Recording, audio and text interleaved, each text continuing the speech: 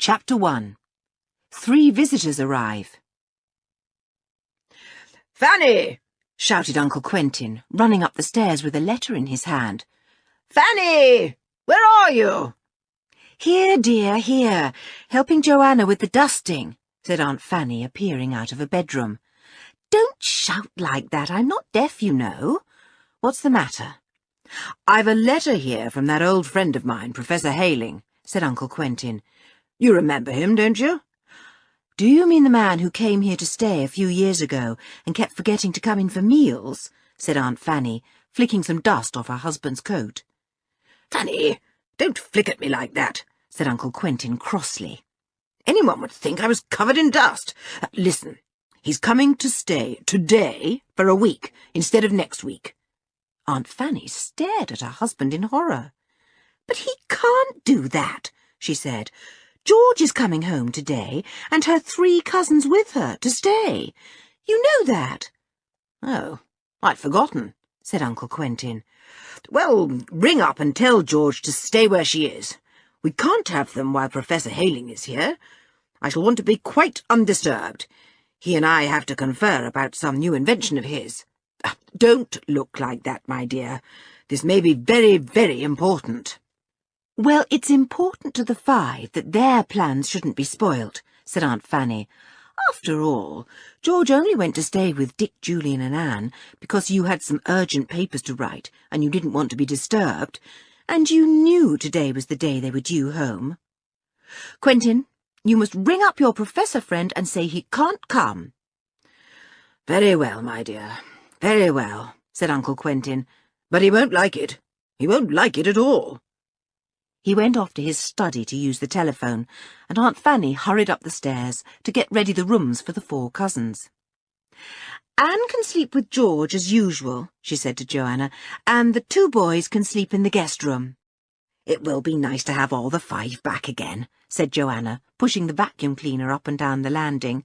"I miss them. And you should see the cakes I made yesterday. 2 whole tins full."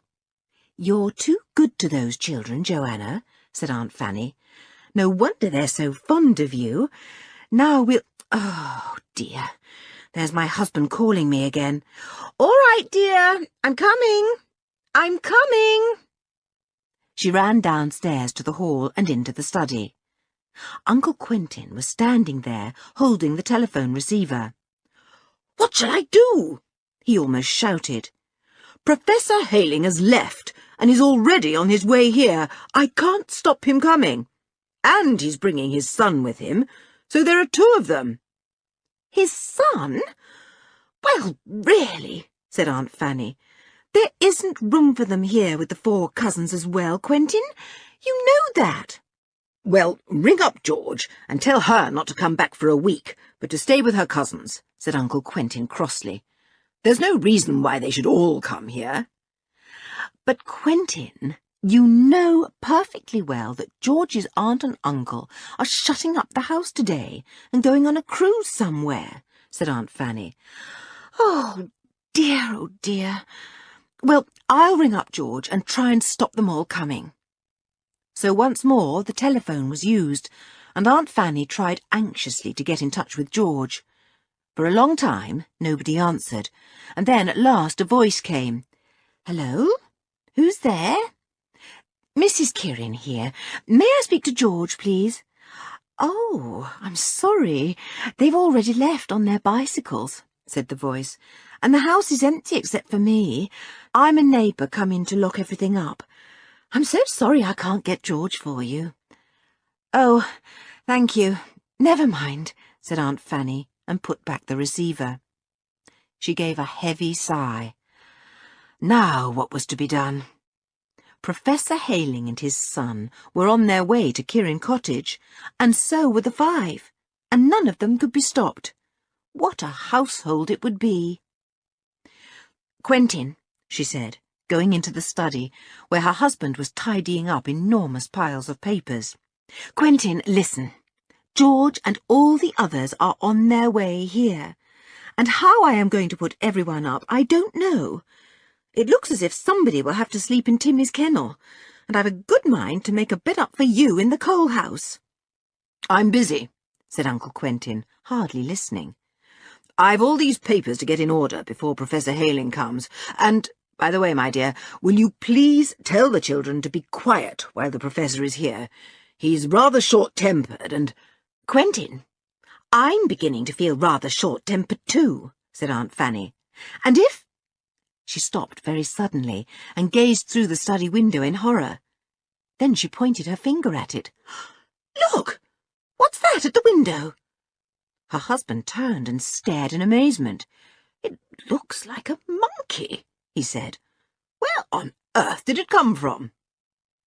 A voice called down the stairs. It was Joanna. There's a car at the door. I think it's your visitors. A man and a boy. Aunt Fanny was still staring in astonishment at the monkey, who was now scratching at the window pane, chattering in a funny little prattle. He pressed his nose to the glass, just like a child. Don't tell me that your friend owns a monkey and has brought him to stay too, groaned poor Aunt Fanny. She jumped as a loud bang came from the front door and went to open it. Yes, there stood Professor Hayling, the man who had so often forgotten to come in for meals when he had stayed at Kirin Cottage years before. And by him was a boy of about 9, with a face a little like that of the monkey now on his shoulder. The Professor strode in, calling to the taxi driver behind. Bring the luggage in, please. Hello, Mrs. Kirin. Nice to see you again. Where's your husband? My word, I've some interesting news to tell him. Ah, Quentin, there you are. Got your papers all ready for me? My dear old friend, said Uncle Quentin, shaking hands warmly. Fine to see you. So glad you could come. This is Tinker, my son, said Professor Hayling, clapping the boy on the back and almost knocking him over. I always forget what his real name is. We call him Tinker because he's always tinkering with cars. Mad on them, you know. Shake hands, Tinker. Where's Mischief? Poor Aunt Fanny hadn't been able to get in a word. The Professor was now in the hall, still talking. The monkey leapt off the boy's shoulder and was on the hall stand, swinging on a hat peg. Really, it's like a circus, thought poor Aunt Fanny. And the room's not prepared yet. And what about lunch? Oh, my goodness, and all the cousins coming as well. What is that monkey doing now? Making faces at himself in the hall mirror. Somehow or other, the visitors were pushed into the living room, and they sat down. Uncle Quentin was so anxious to discuss some mighty problems with the Professor that he actually fetched a great sheaf of papers and immediately spread them over the table. "Not in here, dear. In your study, please," said Aunt Fanny firmly. "Joanna, will you help me take the bags up to the guest room, and we can make up a bed there on the couch for the little boy. There won't be room anywhere else." "What about the monkey?" asked Joanna, eyeing it warily. "Is he to have a bed too?" "He sleeps with me," said Tinker, in an astonishingly loud voice, and suddenly leapt up the stairs, making a most extraordinary purring noise as he went. Mrs. Kirin stared after him in amazement. "Is he in pain or something?" she said. "No, he's just being a car," said his father. "I told you he was mad about cars. He can't help pretending to be one now and again." "I'm a car! A Jaguar car!" yelled Tinker from the top of the stairs. "Can't you hear my engine? Hey, Mischief, come and have a ride!" The little monkey scampered up the stairs and leapt onto the boy's shoulder, chattering in its funny little voice. The Jaguar car then apparently made a tour of all the bedrooms, occasionally giving a very loud honk. "Does your boy always behave like that?" asked Uncle Quentin, amazed. "How do you manage to do any work?" "Oh, I have a soundproof workroom in my garden," said the Professor. "I hope your workroom is soundproof too." "No, it isn't," said poor Uncle Quentin, still hearing the car upstairs. What a boy! How could anyone bear him for more than 2 minutes? And to think he had come to stay! He shut the study door after the professor, but no door could shut out the sound of the small boy honking upstairs. Poor Aunt Fanny was eyeing all the luggage brought in. Why hadn't the professor gone to a hotel? What was life going to be like with the 5 here, and the professor, and a small boy who apparently thought he was some kind of a car all the time, to say nothing of a monkey called Mischief? And where were they all going to sleep? Chapter 2. A Little Excitement. George and her 3 cousins were already on their way back to Kirin. They cycled along the lanes with Timmy, George's dog, loping easily beside them. "Won't it be fun to be at Kirin Cottage again?" said Anne. "It's so lovely to look out of a window and see Kirin Bay, blue as the sky. I vote we go over to the island for a picnic." "You'll like to have your own kennel again, won't you, Timmy?" said George, and Timmy gave her ankle a quick lick and barked. "It's always so peaceful at Kirin Cottage," said Dick, "and your mother's so kind and jolly, George. I hope we shan't upset Uncle Quentin with our talk and fun." "I don't think Father has any very important work on hand," said George. "Anyway, he'll only have you for a week. It's a pity that professor friend of his is coming in a week's time, or you could have stayed longer." "Well, a week is quite a nice long time," said Julian. "Hullo, there's our first glimpse of Kirin Bay. Look, as blue as ever." They were all glad to see the little blue bay and to catch sight of Kirin Island lying there peacefully in the sun. "You're so lucky, George, to have an island all of your own," said Anne. "One that is really and truly yours." "Yes, I am lucky," said George. "I was never so pleased in all my life as the day Mother gave it to me. It's belonged to our family for years, of course, and now it's mine. We'll go over there tomorrow." At last they came to the end of their journey. "I can see the chimneys of Kirin Cottage," said Julian, standing up on the pedals of his bike. "And the kitchen fire is going. I can see smoke. I hope dinner's cooking." "I can smell it," said Dick, sniffing. "I think it's sausages." "Idiot," said the other 3 together, and laughed. They rode up to the back gate and leapt off their bicycles. They put them into the shed, and George gave a shout. "Mother, we're home! Where are you?" She had hardly finished yelling when Anne suddenly clutched her arm. "George, what's that? Look, peeping out of the window there." They all looked, and George shouted in astonishment. "It's a monkey! A monkey! No, Timmy! No, come back! Timmy!" But Timmy too had seen the quaint little face peering out of the window and had shot off to investigate. Was it a small dog or a strange sort of cat? Anyway, whatever it was, he was going to chase it away. He barked at the top of his voice as he galloped indoors and almost knocked over a small boy there. The monkey, terrified, at once leapt onto the picture rail that ran round the room. "You leave my monkey alone, you big bully, you!" cried a furious voice, and through the open door George saw a small boy give Timmy a sharp smack. She raced indoors and gave the small boy a smack as sharp as the one he had given Timmy. Then she glared at him angrily. "What are you doing here? How dare you hit my dog? It's a good thing he didn't eat you up. And what's that creature doing up there?" The little monkey was terrified. It sat clinging to the picture rail, trembling, making a piteous chattering noise. Julian came in just as Joanna arrived from upstairs. "What's all this?" she said. "You'll have your father racing out of his study in a minute, George.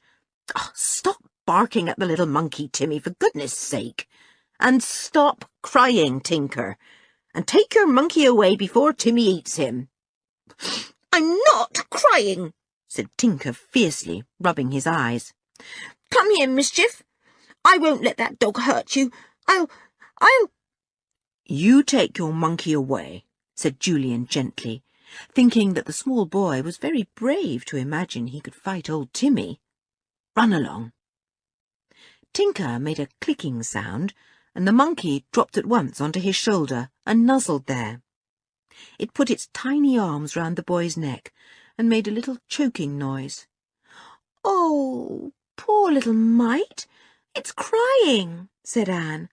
"I didn't know monkeys could cry. Timmy, don't frighten it again, please don't. You mustn't bully tiny things." "Timmy never bullies anything," said George at once, frowning at Anne. "But after all, what do you expect him to do when he comes home and finds a strange boy and a monkey here? Who are you, boy?" "I shan't tell you," said Tinker, and marched out of the room, the monkey still whimpering into his neck. "Joanna, who on earth is he?" asked Dick. "And what is he doing here?" "I thought you wouldn't like it," said Joanna. "It's that professor friend of your father's, George, the one who was coming to stay next week. He telephoned this morning to say he was coming this week instead, and bringing his boy as well. He didn't say anything about a monkey, though." "Are they staying here?" said George in horror. "How can Mother let them? She knew we were all coming today. How mean of her! How—" "Be quiet, George," said Julian. "Let Joanna go on." "Well, they arrived before anything could be done to stop them," said Joanna. "And now your father is shut up in his study with Professor Hayling, the boy's father, and your mother and I are at our wits' end to know where to put you all. The boy and his father, and I suppose the monkey too, are sharing the guest room." "But that's where Julian and Dick were going to sleep," said George, losing her temper again. "I'll go and tell Mother that boy can't stay. I'll—" "Don't be silly, George," said Julian. "We'll manage somehow. We can't go back home because our house will be all shut up now." "You could sleep up in the loft," said Joanna, sounding rather doubtful. "But it's very dusty and terribly draughty. I could put a couple of mattresses up there for you." "All right," said Julian. "We'll make do up in the loft. Thanks, Joanna. Where's Aunt Fanny? Does she mind all this?" "Well, she's a bit rushed," said Joanna. "But you know what your aunt is, always so kind, never thinks of herself. That Professor Hayling just walked into the house as if he owned it, bringing luggage and that most peculiar little boy, and a monkey. Though the monkey seems a nice enough little thing. It came and watched me wash up, and bless me, if it didn't try to dry the plates for me." The kitchen door swung open, and George's mother came in. "Hello, dears," she said, smiling. "I thought I heard Timmy barking. Dear Timmy, wait till you see the monkey." "He's seen him already," said George, scowling. "Mother, how could you take people in when you knew we were coming home today?" "That's enough, George," said Julian, who saw how worried his aunt looked. "Aunt Fanny, we won't be any trouble. We'll keep out of the house as much as we can. We'll do the shopping for you. We'll go across to Kieran Island and keep out of your way. We'll—" "You are kind, Julian," said his aunt, and smiled at him. "Things will be rather difficult, especially as Professor Hayling can never remember to come to meals on time, and you know what your uncle is.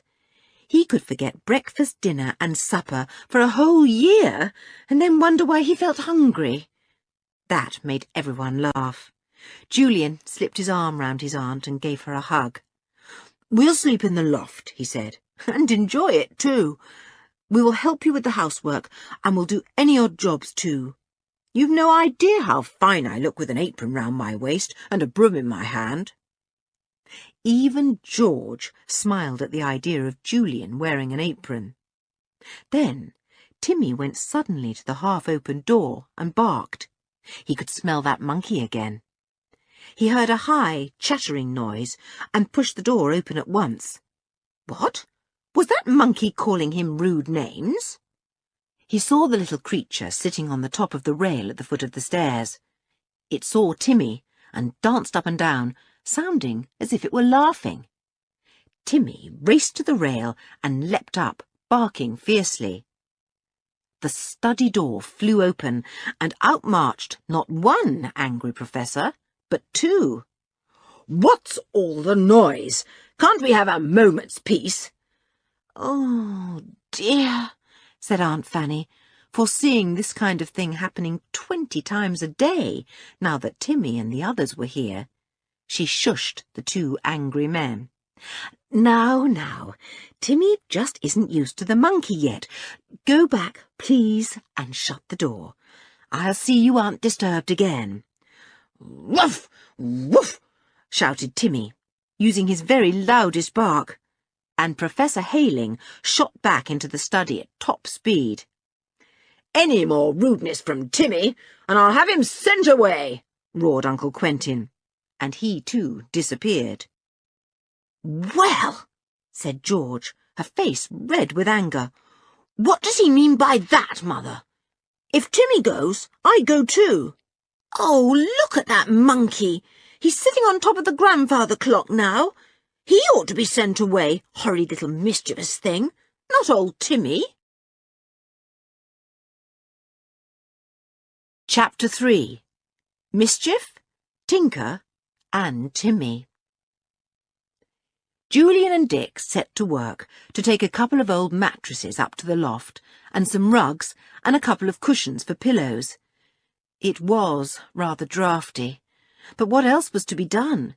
It was still too cold to sleep outside in a tent.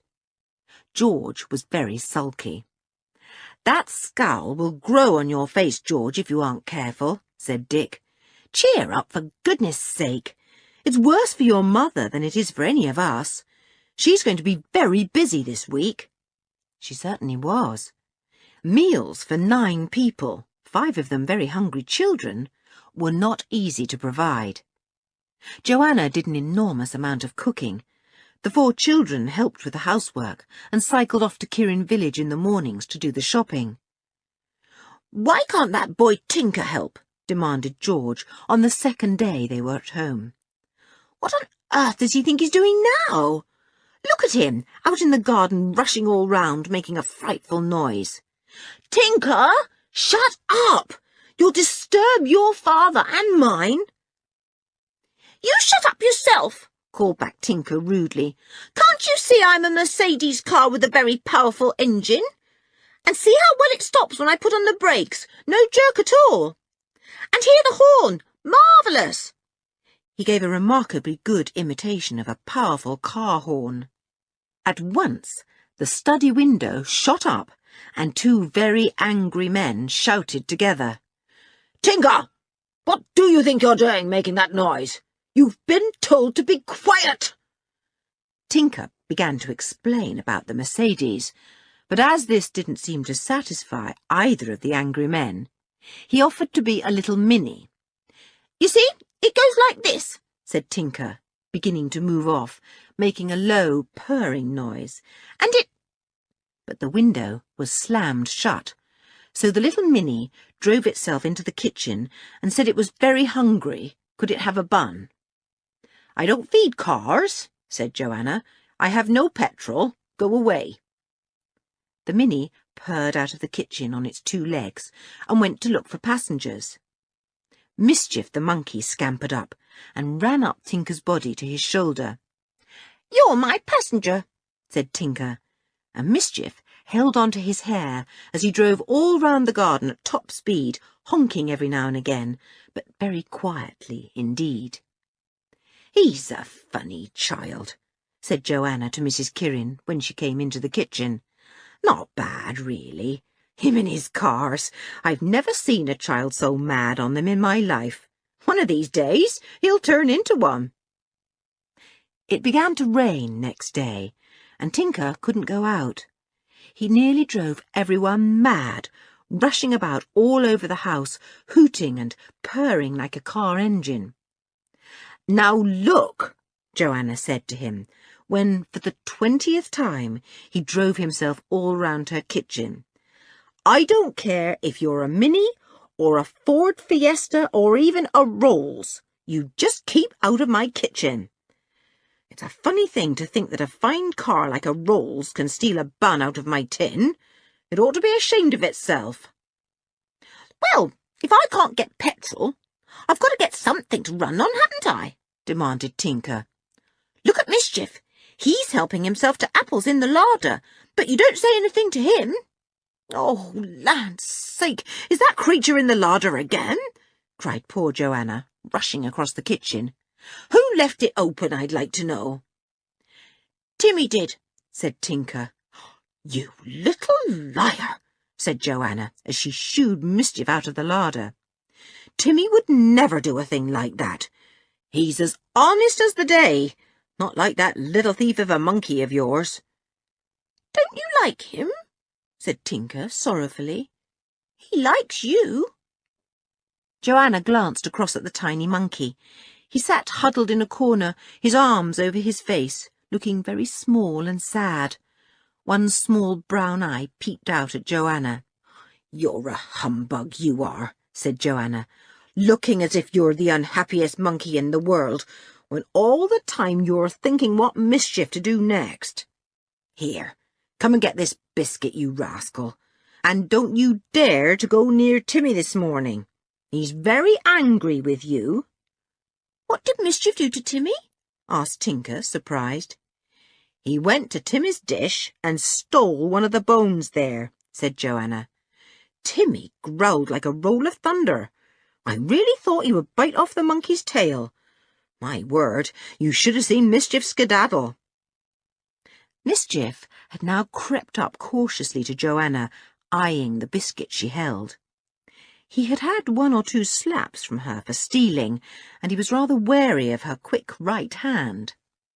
"Here you are. Take the biscuit for goodness sake," said Joanna, "and don't look such a little misery, or I might suddenly find myself giving you another biscuit.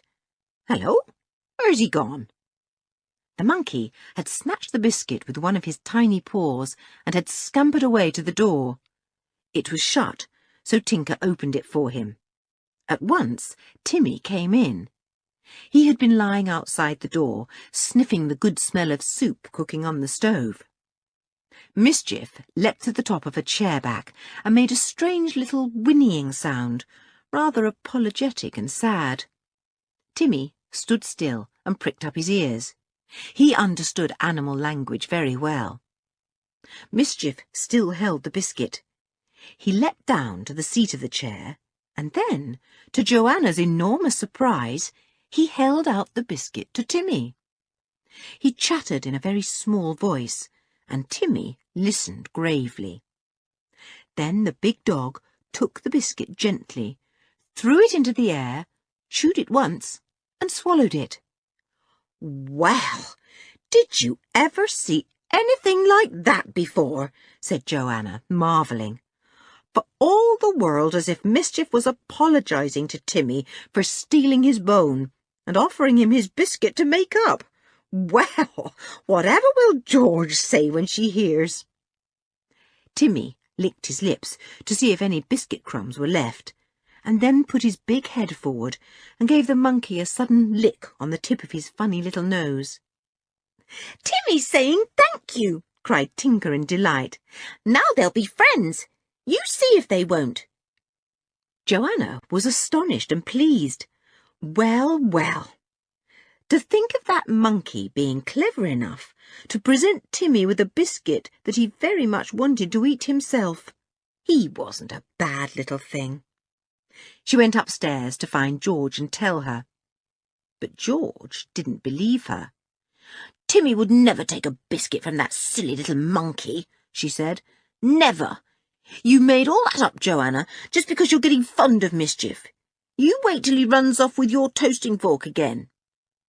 All the same, George went down with Joanna, curious to see if the two animals were becoming friendly.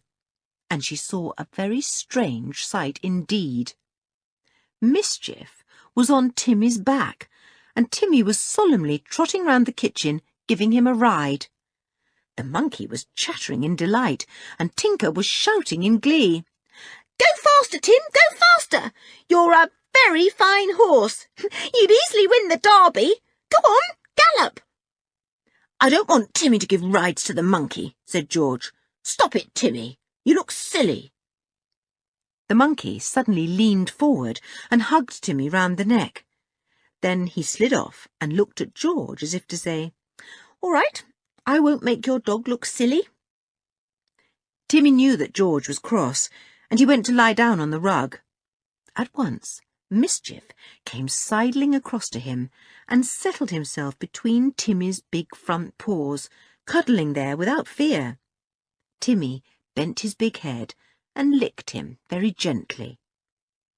Tears came suddenly to Joanna's eyes. That Timmy! He was just about the nicest dog in the whole world. See that, she said to George. Big-hearted and kind that dog of yours is.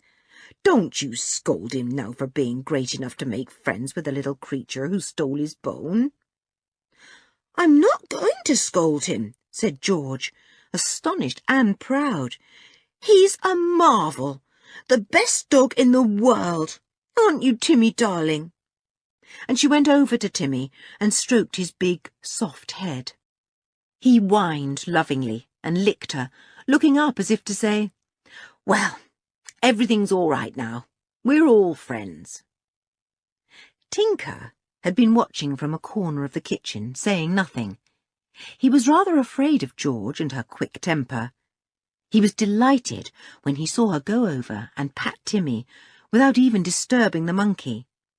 In his joy, he began to honk like a lorry and startled everyone so much that they yelled at him.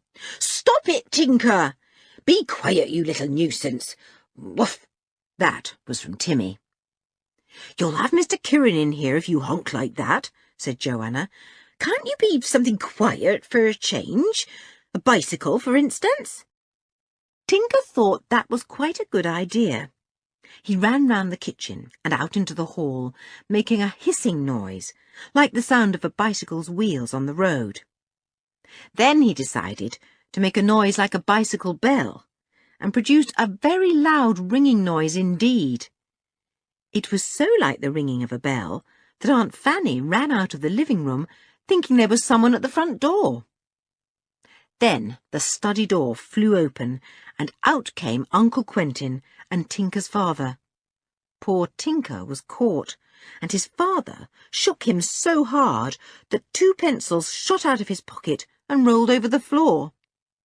Tinker began to yell, and how he could yell! George came out of the kitchen to see what was happening, and Dick, Julian and Anne raced down the stairs. Joanna rushed out into the hall too, and almost sent Uncle Quentin flying. Then George did a very silly thing. She began to laugh. And when George laughed properly, her laugh was wonderful to hear. But neither Uncle Quentin nor Professor Hayling thought it was wonderful. They merely thought it rude. George was laughing at them, and that wouldn't do at all. This is absolutely the last straw, shouted Uncle Quentin, his face red with rage. First this boy ringing bells all over the place, and George encouraging him by laughing. I won't have it. Don't you know that very, very important work is going on here in Kieran Cottage? Work that may bring great benefits to the world? Fanny, send these children away somewhere. I won't have them in the house disturbing us when we are doing such important work. Do you hear? Send them away, and that's my last word. And he and the Professor stalked back to the study and banged the door. Well, now what was to be done? Chapter 4. Tinker has a wonderful idea. Aunt Fanny had appeared during the row and sighed when she heard her husband shouting. Oh, dear, dear, these scientists, who like to do wonderful things for the world and yet often made their own families unhappy. She smiled at George's angry face and took her arm. "Come into the living room, dear, and bring the others with you. We'll have to decide what can be done. Your father really is doing wonderful work, you know, and I must say that Tinker and Mischief and Timmy don't help very much. All right, George, I know it isn't Timmy's fault, but he does have a very loud bark, you know." She took the 5 children and Timmy into the living room. The monkey, scared at the shouting, had gone into hiding and was nowhere to be seen. Aunt Fanny called to Joanna. "Joanna, come and help us to discuss what's to be done. This kind of thing can't go on." They all sat down, looking rather solemn. Timmy flopped down under the table and put his nose on his paws. Where was that little monkey who had given him his biscuit? The discussion began. George spoke first, most indignantly. "Mother, this is our home. Why do we have to go away just because Father wants this scientist friend to stay with him? I have to do holiday homework, and I don't make a row every time Father bangs a door when I'm studying. But if I so much as—" "That will do, George," said her mother. "You ought to understand your father better than you seem to. You are both exactly the same. Impatient, short-tempered, bangers of doors, and yet both so kind, too. Now, let's see if we can find a way out." "I only wish we could stay at my home," said Julian, feeling awkward. "But it's all shut up now that my parents have gone away." "Can't we take tents over to Kirin Island?" said George. "Yes, Mother, yes. I know what you're going to say. It's only the beginning of April and it's far too cold, and all the rest of it, and—" "The forecast for the weather is very bad," said her mother. "Rain, rain, nothing but rain. You can't possibly go and camp in the pouring rain, and row to and fro getting drenched each day. I'd have you all in bed with bronchitis before 3 days had gone. And then what should we do?" "All right, Mother. Have you any good suggestions?" said George, still cross. "Hey, what's that monkey doing?" said Dick suddenly. "Stop him." "He's only poking the fire," said Tinker. "He thinks it's cold in here." "Well, what next?" said Joanna, and took the poker firmly from the monkey's little paw. "Do you want to set the house on fire, you little—" "Monkey?" finished Dick with a grin. "I must say that Mischief is always up to mischief. Can't keep your eye off him for a moment." "Well now, if we can't go to Kirin Island, or back home, or stay here, where can we go?" said Julian, looking serious. "Hotels are too expensive, and which of our friends would like to have 5 of us to stay, plus a wicked little monkey, and a big dog with an enormous appetite?" There was a silence. What a problem! Then, suddenly, Tinker spoke up. "I know where we could go, and we'd jolly well have some fun too," he said. "Oh, and where is this wonderful place?" asked George disbelievingly. "Well, I was thinking of my lighthouse," said Tinker, most surprisingly. And then, as no one said anything, but merely stared at him in astonishment, he nodded at them. "I said my lighthouse. Don't you know what a lighthouse is?" "Don't be silly, please," said Dick. "This is no time for jokes." "It's not a joke," said Tinker indignantly. "It's perfectly true. You ask my father." "But, Tinker dear, you can't possibly own a lighthouse," said Aunt Fanny, smiling. "Well, I do," said Tinker quite fiercely. "You see, my father had some very special work to do that couldn't be done on land. So he bought an old empty lighthouse and did his work there. I went to stay with him. My, it was grand there, with the wind and the waves crashing about all the time." "But surely he didn't give it to you, did he?" said Julian disbelievingly. "Yes, he did. Why shouldn't he if I wanted it badly?" demanded Tinker. "He didn't want it any more, and nobody would buy it, and I wanted it terribly, so he gave it to me on my last birthday. And it's mine, I tell you. Well, I'm blessed, said Julian.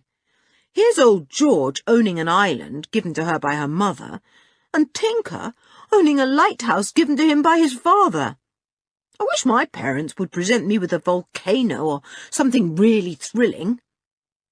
George's eyes shone as she looked at the surprising Tinker.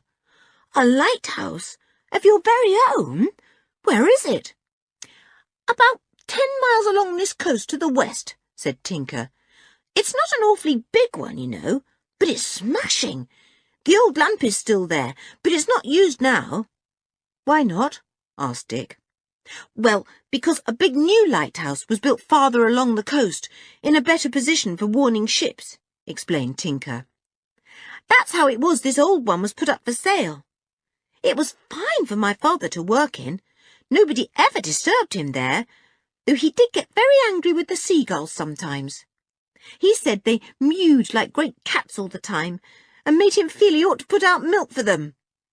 This made everyone burst into loud laughter, and Tinker sat beaming round proudly. How clever he must be to make these children laugh like that. Yes, and even Joanna and Aunt Fanny too. He broke into their laughter by banging on the table. You do believe me now, don't you? He said. It's quite true that the lighthouse is mine. You ask my father. Do let's all go and stay in it till our two fathers have finished their work. We could take Timmy and Mischief too. There's plenty of room. This proposal was so astonishing that no one answered for a few moments. Then George gave him a friendly dig in the chest. I'll come. Fancy living in a lighthouse. I bet the girls at school won't believe that. Aunt Fanny, may we go? Said Anne, her eyes shining too. Well, I don't know, said her aunt. It really is a most extraordinary idea. I shall have to discuss it with your father, and with Tinker's father too. My father will say yes, I know he will, said Tinker. We left some stores there, and some blankets. I say, wouldn't it be grand to run a lighthouse ourselves? The idea certainly appealed to all the five. Even Timmy thumped his tail on the floor, as if he had understood every word. He probably had. He never missed anything that was going on. I've a map that shows where my lighthouse is, said Tinker, scrabbling in one of his pockets. It's rather crumpled and dirty because I've looked at it so often. Look, here's a map of the coastline, and just there, built on rocks, is my lighthouse. It's marked by a round dot. Look. Everyone pored over the grubby map. Nobody had the least doubt but that this was the answer to all their problems. Dick stared at the excited Tinker. How lucky he was to own a lighthouse! Dick had never before met a lighthouse owner, and to think it should be this funny little Tinker. The rocks that the lighthouse is built on used to wreck many ships, said Tinker. Wreckers used to work along that coast, you know. They would shine a light as if to guide ships along the coast and make them go on the rocks. Crash! They'd be broken to pieces and everyone drowned, and the wreckers would wait till the ship was washed up on the shore and then take everything they could from her. The wicked wretches, said Dick, horrified. There's a wrecker's cave there too, where the wreckers stored the things they stole from the wrecked ships, said Tinker. I haven't been very far into it. I'm too scared to. They do say there's an old wrecker or two there still. Oh, nonsense, said Aunt Fanny, laughing. That's probably just a tale to keep children away from dangerous caves and rocks. Well, dears, I really don't see any reason why you shouldn't go to Tinker's lighthouse, if his father agrees. Mother, thank you, cried George, and gave her mother a hug that made her gasp. I say, living in an old lighthouse, it's too good to be true. I shall take my binoculars and keep watch for ships. Well, Julian had better take his record player as well, said Mrs. Kirin. If it's stormy weather, it may be a bit duller than you think, cooped up in a lonely lighthouse." "It will be marvellous!" cried Tinker, and he suddenly became a racing car, tearing round the room at top speed, making a most extraordinary noise. Timmy barked, and Mischief began to chatter loudly. "Shh, shh," said Aunt Fanny. "You'll make your father cross, Tinker, and that will be the end of your fine idea. Switch off your engine, please, and sit down quietly. I'll talk to your father as soon as I can." Chapter 5. Tinker's Lighthouse. Mrs. Kirin thought she might as well go immediately to the study and see if her husband and Professor Hayling could talk about the children going away to this lighthouse of Tinker's. Could it really be true? She knocked discreetly at the closed door. She could hear voices inside the room, but nobody called "Come in." She knocked again. "What is it now?" shouted Uncle Quentin. "If it's you, George, go away and keep away. And if it's Tinker, tell him to go to the garage and park himself there. I suppose it's he who has been making all that row this morning?" Aunt Fanny smiled to herself.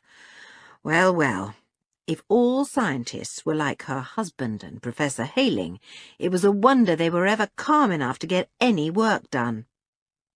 She went away. Perhaps she could bring up the subject of the lighthouse at dinner time.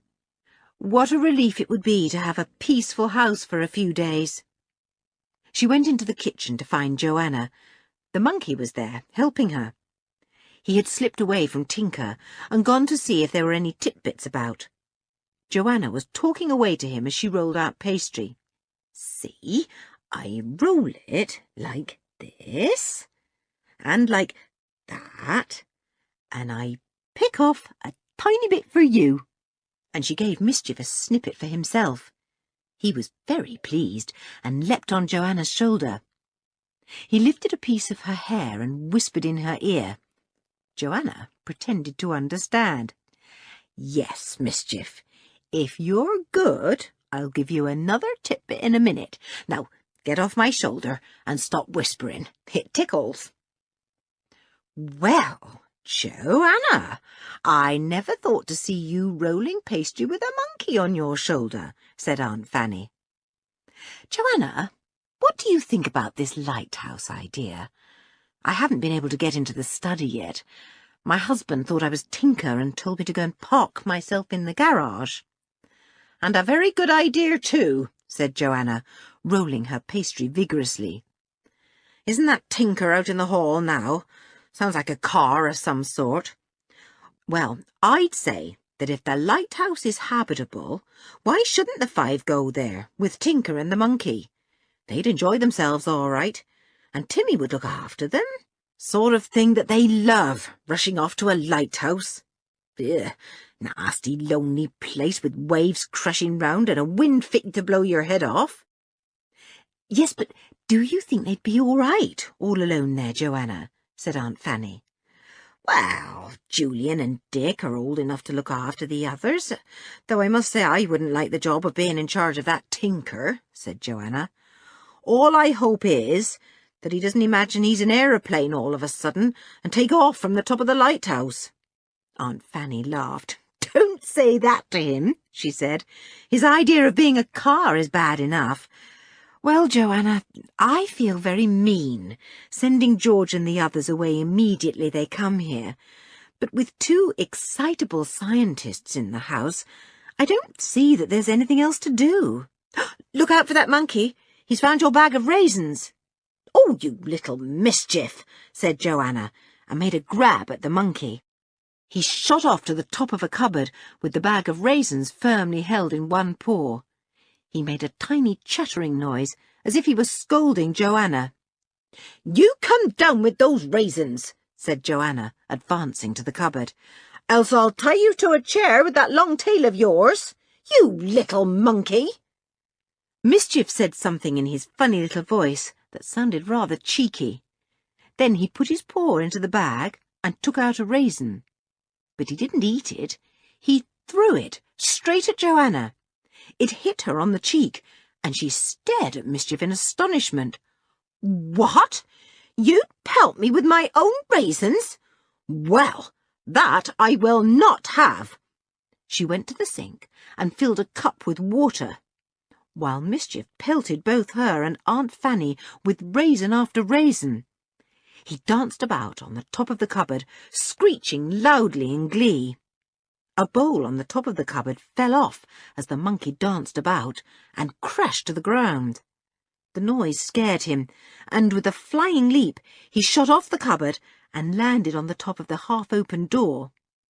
He pelted the two women from there, making the most extraordinary noises. The study door was flung open, and out came Uncle Quentin, followed by the Professor. "What was that crash? What's happening here? How can we what—" It was most unfortunate that Joanna should have thrown the cup of water at Mischief at that moment. He sat there on the top of the door, and the water fell all over him, splashed over the top of the door, and down onto Uncle Quentin's head as he pushed the door open. Joanna was horrified. She disappeared into the scullery at once, not knowing whether to laugh or to make her apologies. Uncle Quentin was astounded to find himself dripping wet. He stared angrily up at Mischief, absolutely certain that it was the monkey who had emptied the water over him. By this time, the five had come out of the living room, wondering what the noise was. "It's old Mischief," said Tinker. "Throwing water, I should think." "Well, actually, I threw the water," began Joanna apologetically, peeping out of the scullery, "because—" "You threw it?" said Uncle Quentin, amazed. "What is happening in this house? Things have come to a pretty pass if you start flinging water at people, Joanna. You ought to be ashamed of yourself. Are you mad?" "Listen, Quentin," said his wife. "Nobody's mad at present, but pretty soon we all shall be if this sort of thing goes on. Quentin, are you listening? I've something important to say to you, and to you too, Professor." The Professor remembered his manners. Please, go on," he said politely, then flinched as a raisin hit him squarely on the head. Mischief had found one on the floor and had taken a pot-shot at the Professor. Dick looked at the monkey admiringly. He really was a very good shot. "What's that little idiot of a monkey throwing?" said Uncle Quentin fiercely, and knew at once when a raisin hit him smartly on the nose. "Get rid of him! Put him in the dustbin! Why have I to put up with monkeys that throw things, and boys that chug about the house like cars gone mad? I tell you, Fanny, I will not have it!" Aunt Fanny looked at him very sternly. "Listen, Quentin, I have something to say. Listen.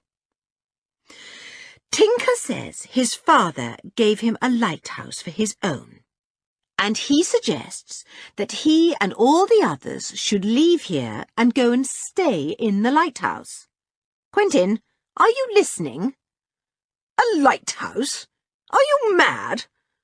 What, that little monkey of a boy says he owns a lighthouse? And you believed him?" said Uncle Quentin, amazed. "Tinker's quite right, as it happens," said Professor Hayling. "I bought a lighthouse to work in when I wanted to get right away from everywhere and concentrate, and when I'd finished I couldn't sell it, so, as Tinker pestered me for it, I gave it to him. But not to live in." "A lighthouse to work in?" said Uncle Quentin, thinking what a truly marvellous idea this was. "I'll buy it from you. "No, Quentin, you won't do anything of the sort," said his wife firmly. "Will you please listen to me, both of you? Professor Hayling, is the lighthouse fit for these five to stay in? And if so, they want to know if they can go there until you two have finished your work here. They're a nuisance to you, and to be quite honest, you're a nuisance to them." "Fanny," said her husband, astonished and angry. "Father, listen. We'll all get out of your way as soon as possible. if you'll say we can go to Tinker's lighthouse," said George, planting herself firmly in front of her father. "Say one word. Yes. That's all we want." "Yes!" shouted Uncle Quentin, suddenly tired of all the argument and longing to get back to his papers with the Professor. "Yes, go to the lighthouse. Go to the Tower of London. Go and live at the zoo, if you like. The monkeys will welcome that mischievous little creature, sitting grinning up there on the cupboard. But go somewhere." "Oh, thank you, Father," said George joyfully. "We'll go off to the lighthouse as soon as we can. Hooray! 3 cheer—" But before she could continue, the study door shut with a bang behind the 2 exasperated men. George bent down, took Timmy's 2 front legs, and proceeded to dance all round the living room with him, shouting, "Hooray! 3 cheers!" over and over again. Aunt Fanny sat down suddenly in a chair and began to laugh. Joanna laughed too. "If we don't laugh, we shall cry," she said. "What a hullabaloo! Well, it's a good thing they'll soon be off. That loft is much too draughty for the boys, you know. Oh, look at poor Julian. He's got such a stiff neck, he can hardly turn it this morning." "Who cares?" said Julian. "We'll soon be off again together, all the 5, and 2 more to keep us company. It will be quite an adventure." "An adventure?" said Tinker, surprised. "But you can't have adventures in a lighthouse.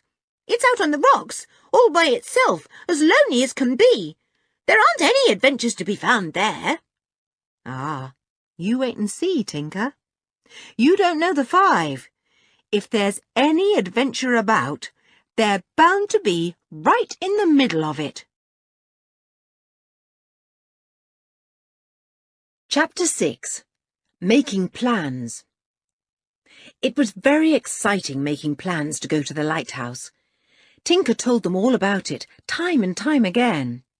"It's very tall, and there's an iron stairway, a spiral one, going from the bottom up to the top, and at the top is a little room for the lamp that used to flash to warn ships away." "It sounds smashing," said George. "What about Timmy, though? Can he climb up a spiral stairway?" "Well, he can live down at the bottom, can't he, if it's too difficult for him to climb up," said Tinker. "Mischief can climb it easily. He simply races up." "If Timmy has to live at the bottom, I shall live there with him," said George.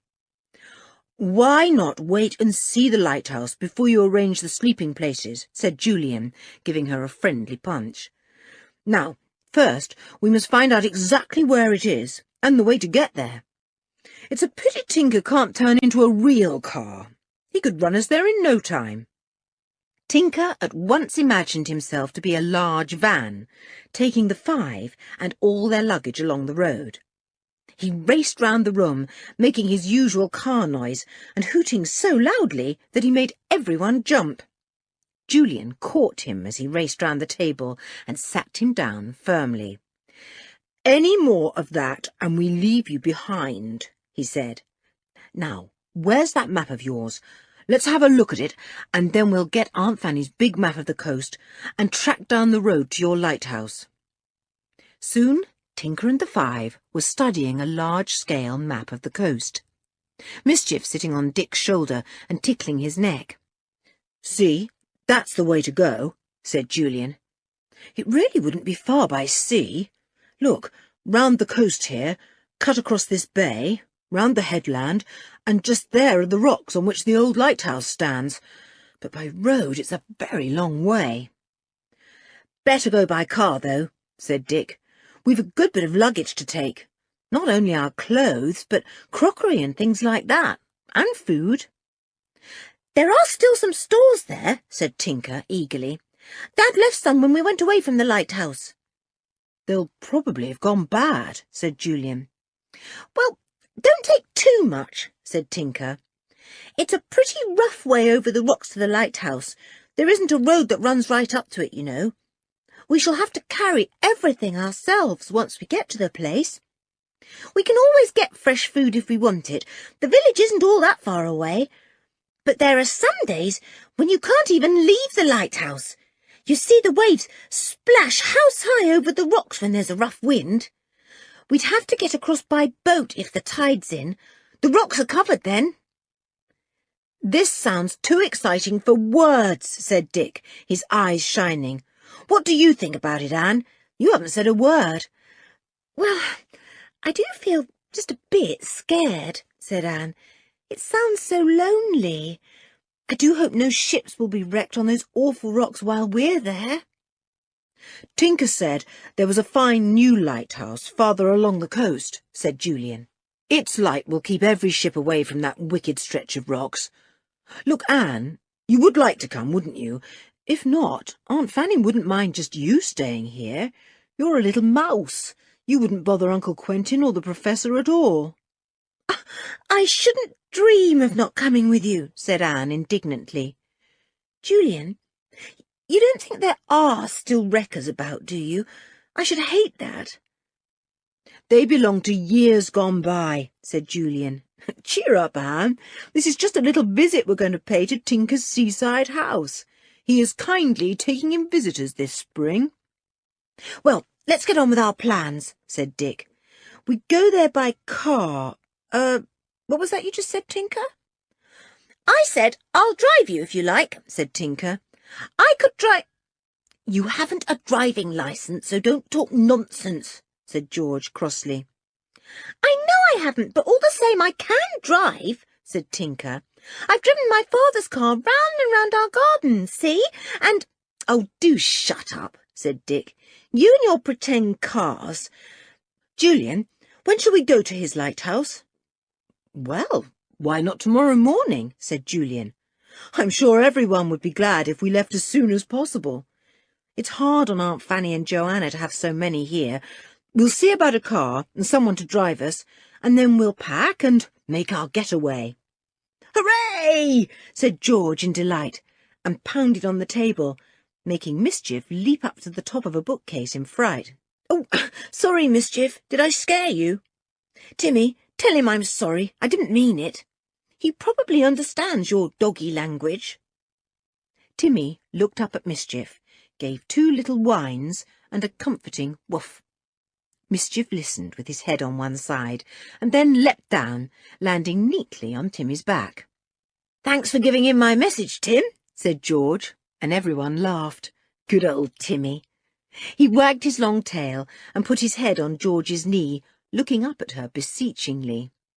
"All right, old thing. I understand your language whether you talk with your voice or your eyes," said George, patting him. "You want a walk, don't you?" "Woof!" said Timmy joyfully, and tore to the door.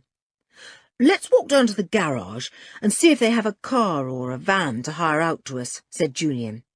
"We'll have to have a driver too, because someone has to take back the car. Come on, Timmy dog." They all set off to the garage in the village. The rain held off for a while, and the sun came out, making Kirin Bay sparkle and shine. "I wish we could have gone to stay on my island," said George, "but it really is too damp to camp out. Anyway, a lighthouse will be nice for a change." The man at the garage listened to Julian's tale of wanting a car to go to the lighthouse. "It's the old lighthouse at Demon's Rocks, not the new one at High Cliffs," he said. "We're going to stay there." "Stay at a lighthouse?" said the man. "This isn't a joke, is it?" "No, it happens to belong to one of us," said Julian. "We have a few things to take there, of course, and we hoped you'd have a taxi tomorrow for us. We'd let you know somehow when we are ready to come back from the lighthouse, and you can send the same car for us then." "Right," said the man. "And you're staying at Kirin Cottage now, you say?" "Oh, your uncle is Mr. Kirin." "Well, I know Master George here, of course, but I wasn't certain who you were. Some funny people order cars, you know." George was pleased to be called Master George. It was nice to be thought a boy. She dug her hands deep down in the pockets of her jeans. "We'd better take a few rugs and cushions," said Julian, "and some sweaters and wind-cheaters. I can't imagine it's very warm in the lighthouse." "There's an oil heater there," said Tinker. I think it was for the lighthouse lamp when it was in use. We can use that for warmth if we're cold. What sort of stores did you and your father leave there? Asked Dick. We'd better order some foodstuffs at the grocer's, and some ginger beer or something, and take it all in the car. Well, there's plenty of tinned food, I think, said Tinker, trying to remember. We left it there in case my father wanted to come back at any time and work again in peace and quiet. It's a pity he didn't fix up with Uncle Quentin to have him there with him, said Julian. Then everyone would have been happy. They went to the grocer's, and Anne tried her best to order what she thought they would need, outside of tinned food. Sugar, butter, eggs. Oh, dear, help me, George. How much shall I order? Don't forget we can go shopping in Demon's Rocks Village, said Tinker. Only it's a bit of a nuisance if there's windy weather. The path over the rocks isn't very safe then. We might have to stay in the lighthouse for a day or two without leaving it. Even a boat might be too risky. It sounds thrilling, said George, picturing them all marooned by fierce storms, waiting to be rescued from peril and starvation. Get some biscuits, Anne, and bars of chocolate, and lots of ginger beer, and a big bottle of lemonade, and Wait a minute, do you know who's paying for all this? Said Julian. I am, so don't ruin me completely. He took out his wallet. Here's £5, he said. That's all I can spare at present. Dick can buy the next lot of food we want. Well, I've plenty of money too, said Tinker, taking out a handful from his pocket. You would have, said George. I suppose your father just hands out money whenever you ask him. He's so vague, he wouldn't know if he paid you 3 times a day. Well, yours seems pretty vague too, said Tinker smartly. He poured the coffee over his porridge this morning instead of the milk. I saw him. And what's more, he ate it without even noticing it was coffee. That's enough, said Julian. We don't tell tales about our parents in public. Tinker, don't you want to take anything for Mischief to eat while we're in the lighthouse? George has bought biscuits for Timmy, and we're going to lay in a supply of bones too. I'll buy Mischief's food myself, thank you, said Tinker, not very pleased at being ticked off by Julian. He gave an order for a packet of raisins, a packet of currants, a pound of apple rings, and some oranges. Mischief eyed all these with very great pleasure. Paws off, said George sharply, as the little monkey slyly slid his paw into the bag of biscuits put ready for Timmy. Mischief jumped onto Tinker's shoulder and hid his face in his tiny paws as if he were ashamed. We'll just buy some more fruit, said Julian, and then I think we'll have enough. We'll take it all round to the garage and put it in the car, ready to take away tomorrow. Tomorrow, said George, her eyes shining. Oh, I hope it comes soon. I can't wait for it. Chapter 7. Off at last. It was very exciting that evening to talk about the next day. The taxi coming to fetch them, the drive round the coast to Demon's Rocks, exploring the lighthouse, looking out over the endless sea and watching the great waves coming in to pound on the rocks. What I'm looking forward to is our first night there, said George, all alone, high up in that old lighthouse, nothing but wind and waves around, snuggling down in our rugs and waking up to hear the wind and waves again. And the gulls, put in Tinker. They cry all the time. You can watch them from the lighthouse top. I wish I had wings like a gull, spread out wide, sitting on the wind as they glide. Sitting on the wind. Yes, that's exactly what they do, said Anne. I just wish their cry didn't sound so mournful, though. Aunt Fanny was half inclined not to let the children go after all.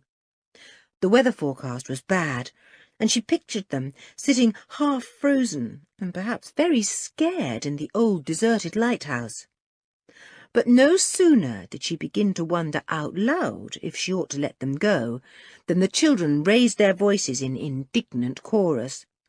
"But we've ordered the taxi, and heaps of food, and Joanna has packed up a big tin of all kinds of things. She even baked a special cake for us." "Mother, how could you think of saying no when you've already said yes?" All right, dears," said Aunt Fanny. "I wouldn't really stop you going, but do send me a card or two, will you? That's if there's anywhere to post one." "Oh, there's a tiny post office in the village," said Tinker. "We'll send a card every day. Then you'll know we're all right." "Very well, but if a card doesn't come, I'll be very worried," said Aunt Fanny. "So please do keep your word. You won't forget your anoraks, will you? And your rubber boots, and—" "Mother, I feel as if you're going to mention umbrellas next," said George. "But honestly, we'd be blown out to sea if we put an umbrella up on Demon's Rocks. Tinker says there's always a gale blowing round the coast there. You can think of us playing snap with our packs of cards and having a fine time in the lighthouse while storms rage round and howl like demons," said Dick. "We'll be sitting snug in our rugs with ginger beer beside us and chocolate biscuits all round." "Woof," said Timmy at once, pricking up his ears at words he knew so well. "Ha! You think you're going to feed on chocolate biscuits, do you, Tim?" said Dick, ruffling the dog's hairy head. "And please don't interrupt the conversation. It's not good manners." "Woof," said Timmy apologetically, and licked Dick's nose. "I think you'd all better go to bed early tonight," said Aunt Fanny. "You've still got some packing to do tomorrow, and you say you've ordered the taxi for 9:30. "We'll be down to breakfast at 8 o'clock sharp," said Julian. "I bet the Professor won't be down till about 11, and forget all about his bacon and eggs." "Tinker, does your father ever have a really hot meal? I mean, it seems to me he either forgets them altogether or wanders in hours late, and then doesn't know if he's having breakfast, dinner, or supper." "Well, I can always eat up everything that's there if I think he's forgotten to come," said Tinker sensibly. "Mischief helps too. You'd be surprised how fond Mischief is of fat bacon." "I'm not a bit surprised at anything Mischief does," said Julian. "I'm just wondering how we're going to put up with his tricks when we're all cooped up in the lighthouse together. We can't send him out into the garden then to work off some of his high spirits. Aunt Fanny, do you know, he took my pencil this morning and scribbled monkey words all over my wallpaper. It's a good thing I can't read monkey language, for I'm sure he wasn't scribbling anything polite." "You're not to say things like that about Mischief," said Tinker, offended. "He's very good-mannered for a monkey. You should see some monkeys I know." "I'd rather not, thanks," said Julian. Tinker was cross. He picked up Mischief and went out of the room. Soon there was the noise of a car out in the hall, one that needed repairing by the sound of it.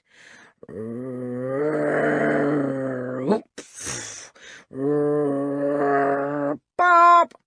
Aunt Fanny rushed to the door. "You know you've been told not to be a car out in the hall. Come back before your father hears you, Tinker. My goodness me, this house will be an entirely different place once it is rid of all the cars that have driven about in it since you came." "I was only being a tractor," said Tinker, surprised. "I always feel as if I must go and be a car when people are horrid to me, or Mischief." "Oh, be your age," said George. "I shall go up to bed," said Tinker, offended again. "Well, that's not a bad idea, seeing that you have to be punctual tomorrow morning," said Aunt Fanny. "Good night then, Tinker dear. Good night, Mischief." Tinker found himself gently propelled to the door.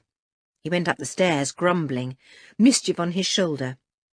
But he soon stopped frowning as he undressed and thought of the next day. Off to the lighthouse, his lighthouse. Ah, that would make George and the others sit up. He snuggled down in bed, with Mischief nestling beside him, one little paw down the front of Tinker's pyjama jacket.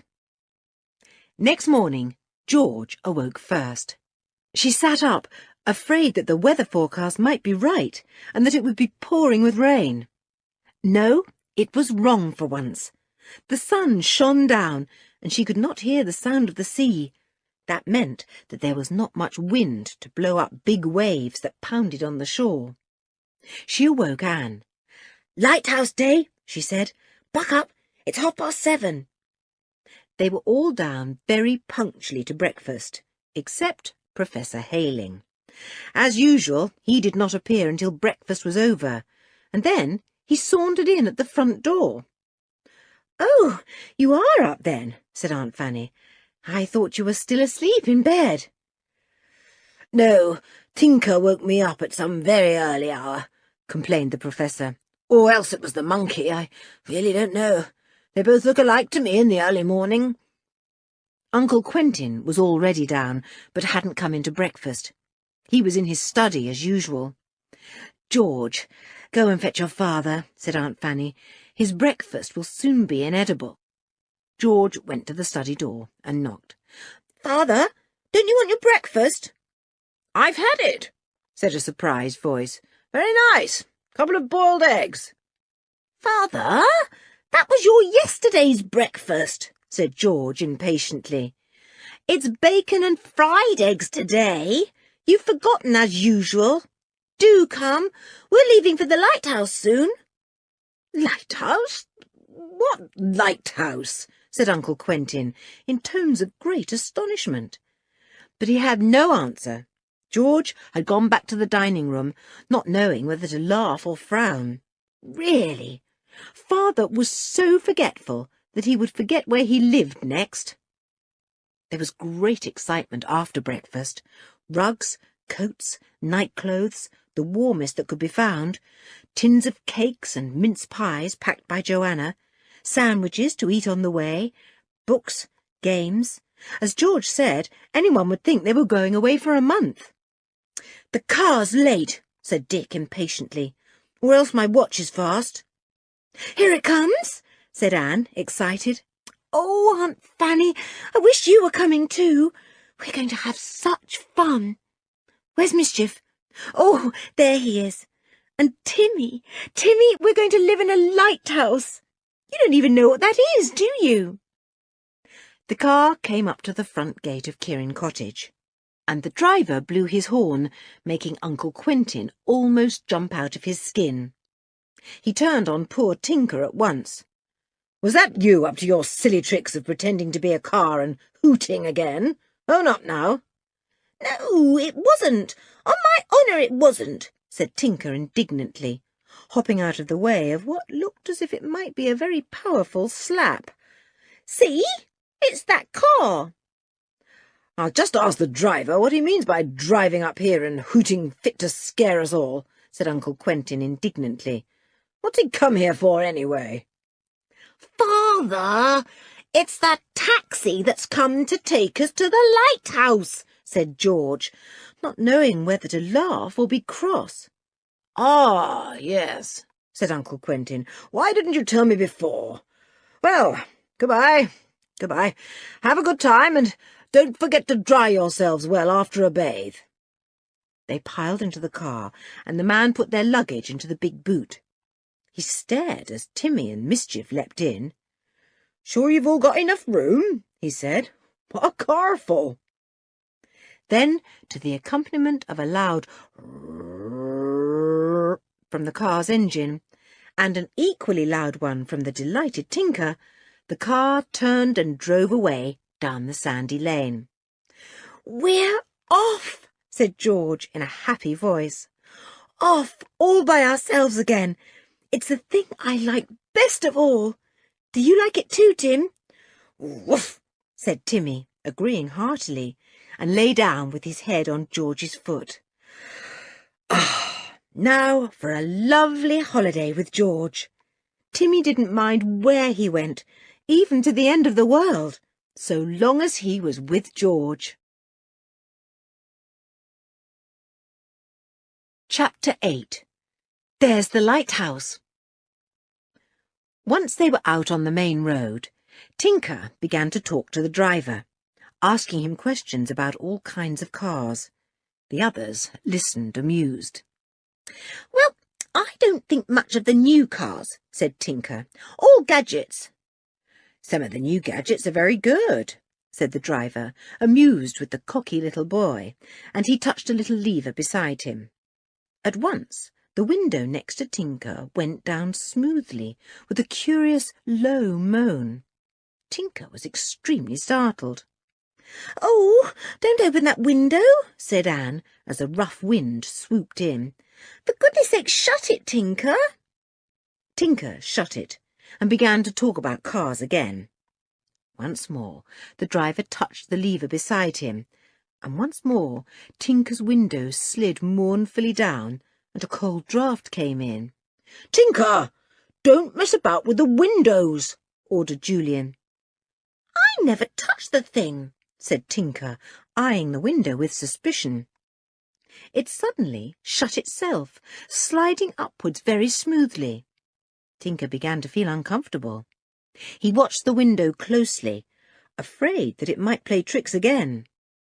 The others, knowing perfectly well that the driver could open and shut any of the windows automatically from his own seat, nudged one another and giggled.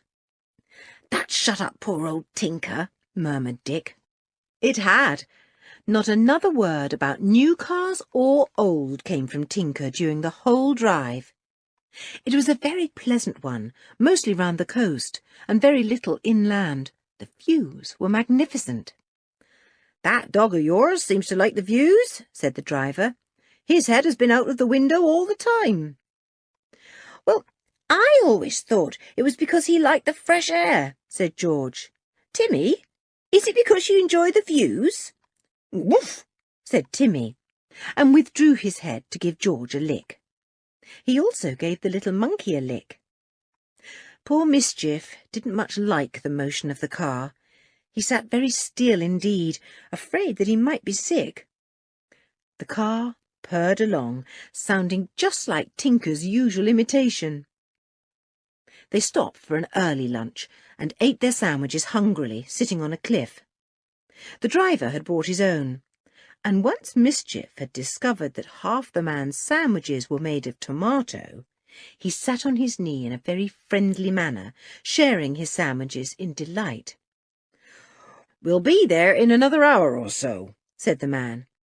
"Where are you staying at Demon's Rocks? The garage didn't tell me." "At the lighthouse," said Julian.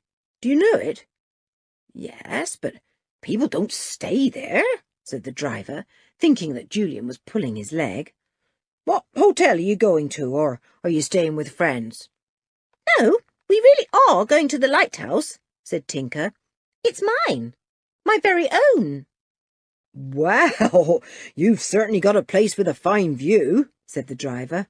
"I was born at Demon's Rocks. My old great-granddad is still in the same cottage where I was born.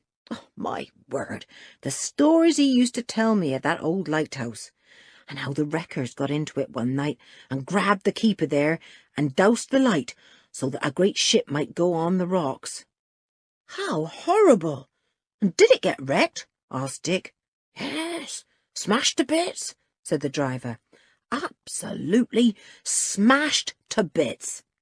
And then they waited for the tide to wash up the wreckage. You ought to look up my old great-granddad and get him to tell you his tales. He might even show you the wrecker's cave." "Oh, we heard about that," said George. "Is it really true? Can we see it? And is there someone in there still?" No, all the old wreckers are gone long ago," said the driver. "As soon as the new lighthouse was built, the wreckers' day was done. It's so powerful, you see, its beams can be seen even in the fiercest storm. The beam from the lighthouse you're going to wasn't very good, but it saved a good many ships all the same." "What's your great-granddad's name?" asked George, making up her mind to look him up as soon as she could. "Where does he live?" "Ask for Jeremiah Boogle," said the driver, carefully skirting a herd of cows. "You'll find him sitting somewhere on the quay, smoking a long pipe and scowling at anyone that comes near him. But he likes children, so don't you be afraid of his scowl. He'll tell you a few tales with my old great-granddad. Well, bless us all, if there isn't another herd of cows coming round the corner. Hoot at them, said Tinker. Ever heard the rhyme about the cow that jumped over the moon, boy? Said the driver. Well, someone hooted when it came by, see? And that's what it did, jumped over the moon. No good driver hoots at cows. It scares them silly and they jump like hares. Look, see that cliff round the curve of the coast there? Well, that's the first bit of Demon's Rocks. We'll soon be there now. Why is it called that? Asked George. Well, the rocks there are so wicked that it was reckoned they could have only been put there by some kind of savage demon, said the driver. Some are just below the water, so they catch the keel of a boat and rip it. Others stick up sharp as sharks' teeth, and there's a great ledge of rocks where a boat can be pounded to bits by the waves. Ah, they're Demon's Rocks, all right. When shall we see the lighthouse? Asked Tinker. We ought to see it soon. Wait till another bit of the coast comes in sight as soon as we get to the top of this hill, said the driver. And just tell that monkey of yours to take his paw out of my coat pocket. I've no more tomatoes there. Behave yourself, mischief, said Tinker, so sternly that the little creature hid its face in its paws and whimpered. Little humbug, said George, there's not a tear in his eye. Oh, look, is that the lighthouse? Yes, that's it, said the driver. You get a good view of it now from this hill. Fine one, isn't it, for an old one? They could build well in those days. That one's made of stone.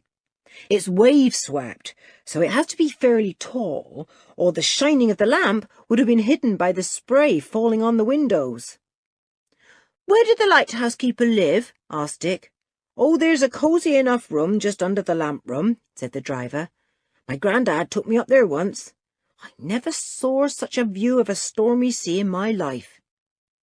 My father lived there all one summer, boasted Tinker.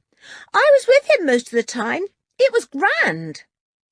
Why did your father want to live in a lighthouse? Asked the driver, curiously. Was he hiding or something?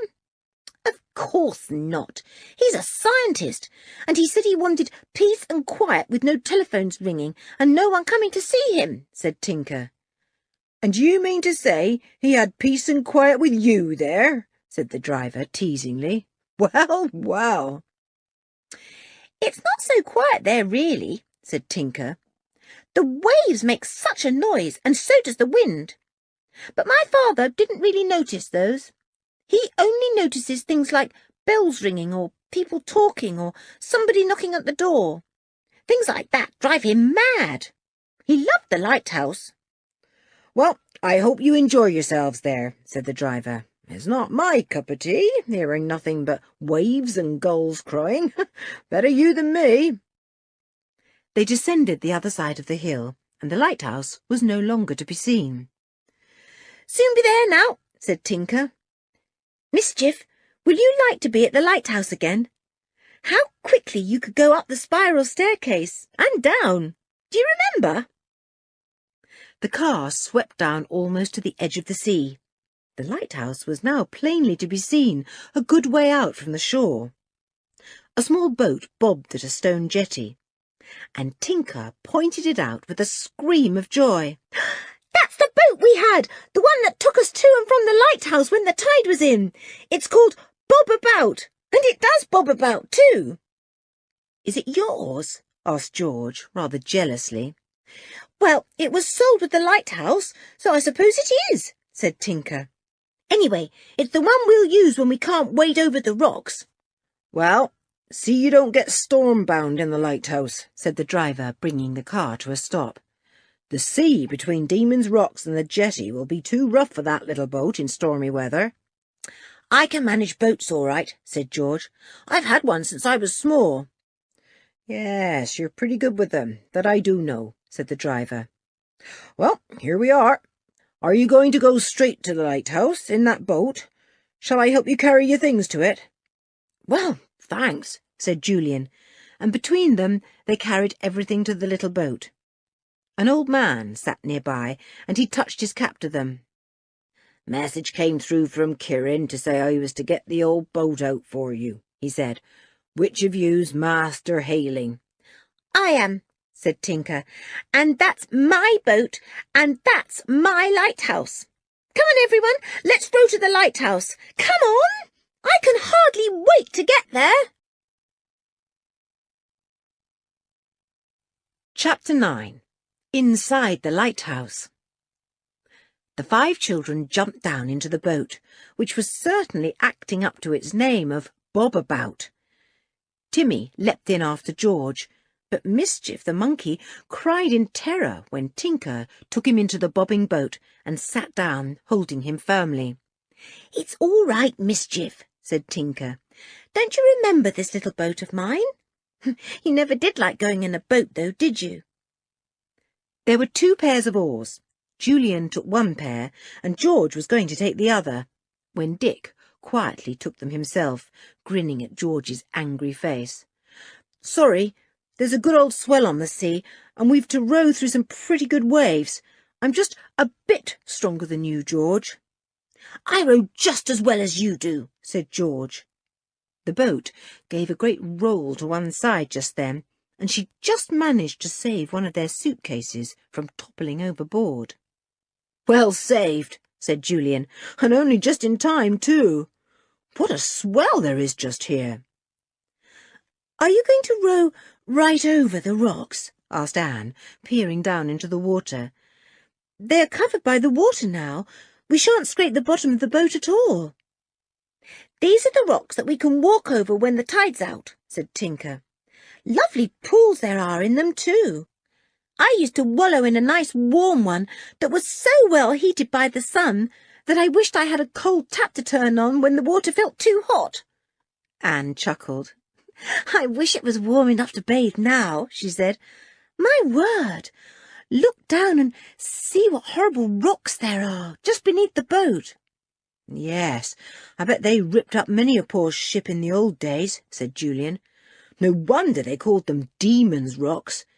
It's a bit of a pull over them, isn't it, Dick?" "Let me have a turn," said George, grabbing at one of Dick's oars. "Nothing doing," said Dick with a grin. "You just look after those bags, old thing." "Is it a very old lighthouse?" asked Anne, as they swung over the hidden rocks, and the lighthouse came nearer and nearer. "It looks old." "Yes, it is," said Tinker. "It's an odd little lighthouse, really, built by a rich man years and years ago. His daughter was drowned in a ship that was wrecked on these rocks, so he built a lighthouse, partly as a memorial to the girl and partly to prevent other shipwrecks." Anne gazed at it. It was sturdily built and seemed very tall to her. Its base was firmly embedded in the rocks below it. Dick thought that the foundations must go very deep down into the rocks to hold the lighthouse firmly in the great gales that must blow in bad weather.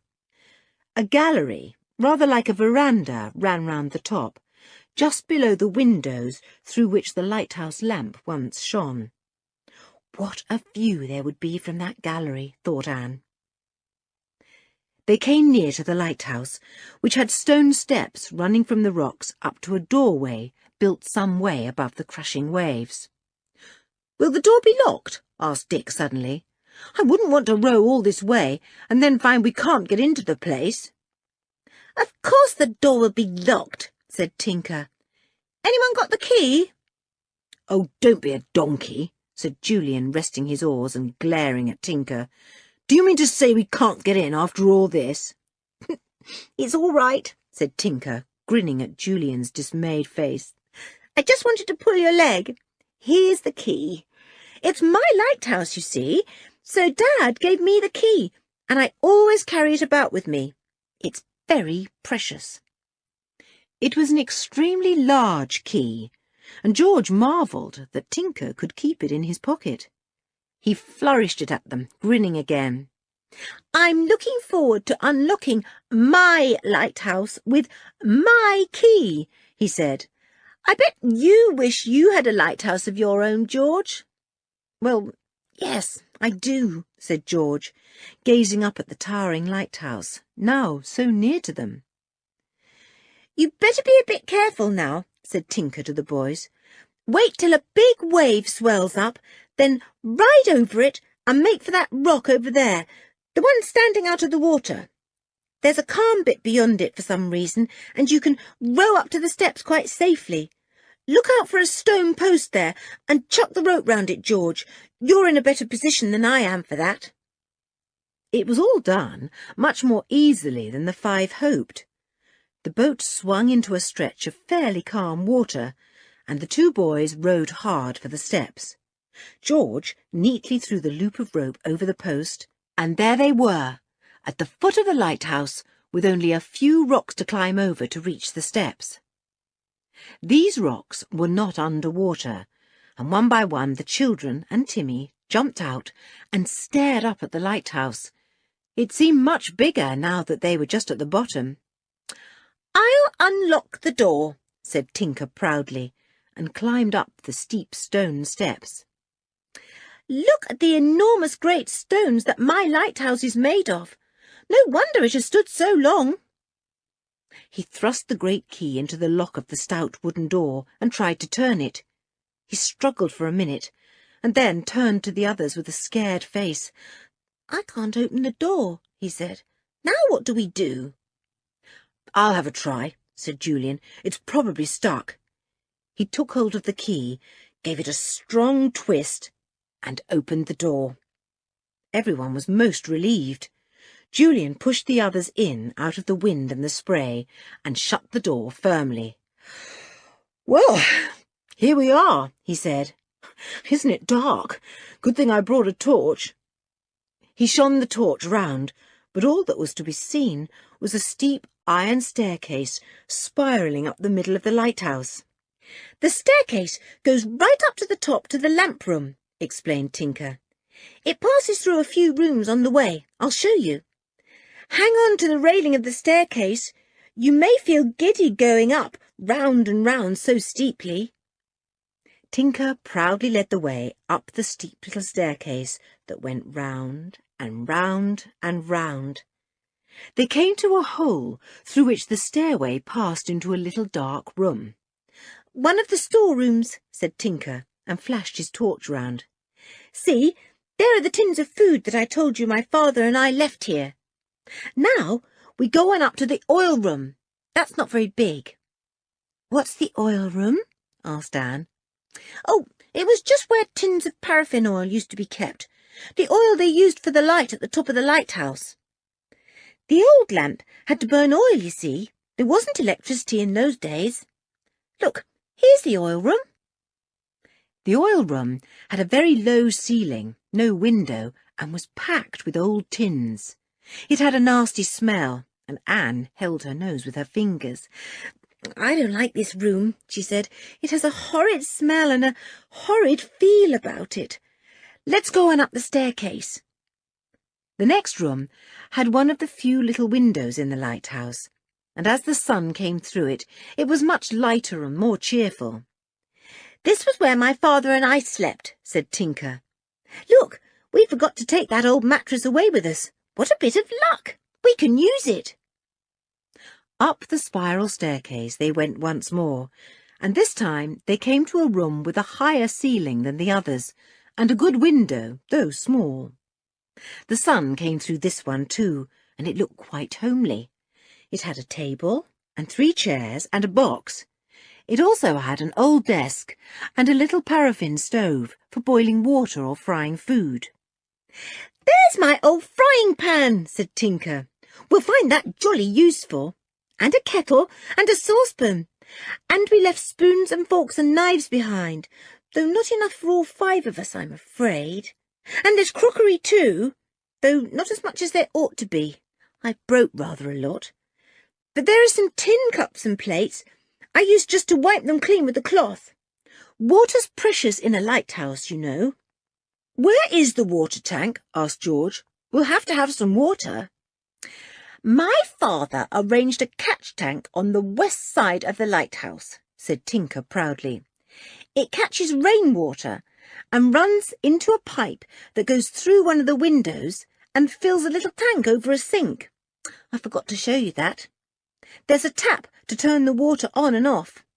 My father's very clever, you know, and a thing like that is as simple as ABC. He didn't want to have to fetch water every day for washing in. Gosh, we did have fun here. Well, it looks as if you'll have some more fun, said Dick. You've plenty of company this time. You must have been jolly lonely before. Oh, well, I had Mischief, said Tinker. And when he heard his name, the little monkey came scampering over to him and leapt into the boy's arms, cuddling into him lovingly. "And what's the next room in this marvellous little lighthouse?" asked Julian. "There's only one more, and that's the lamp room.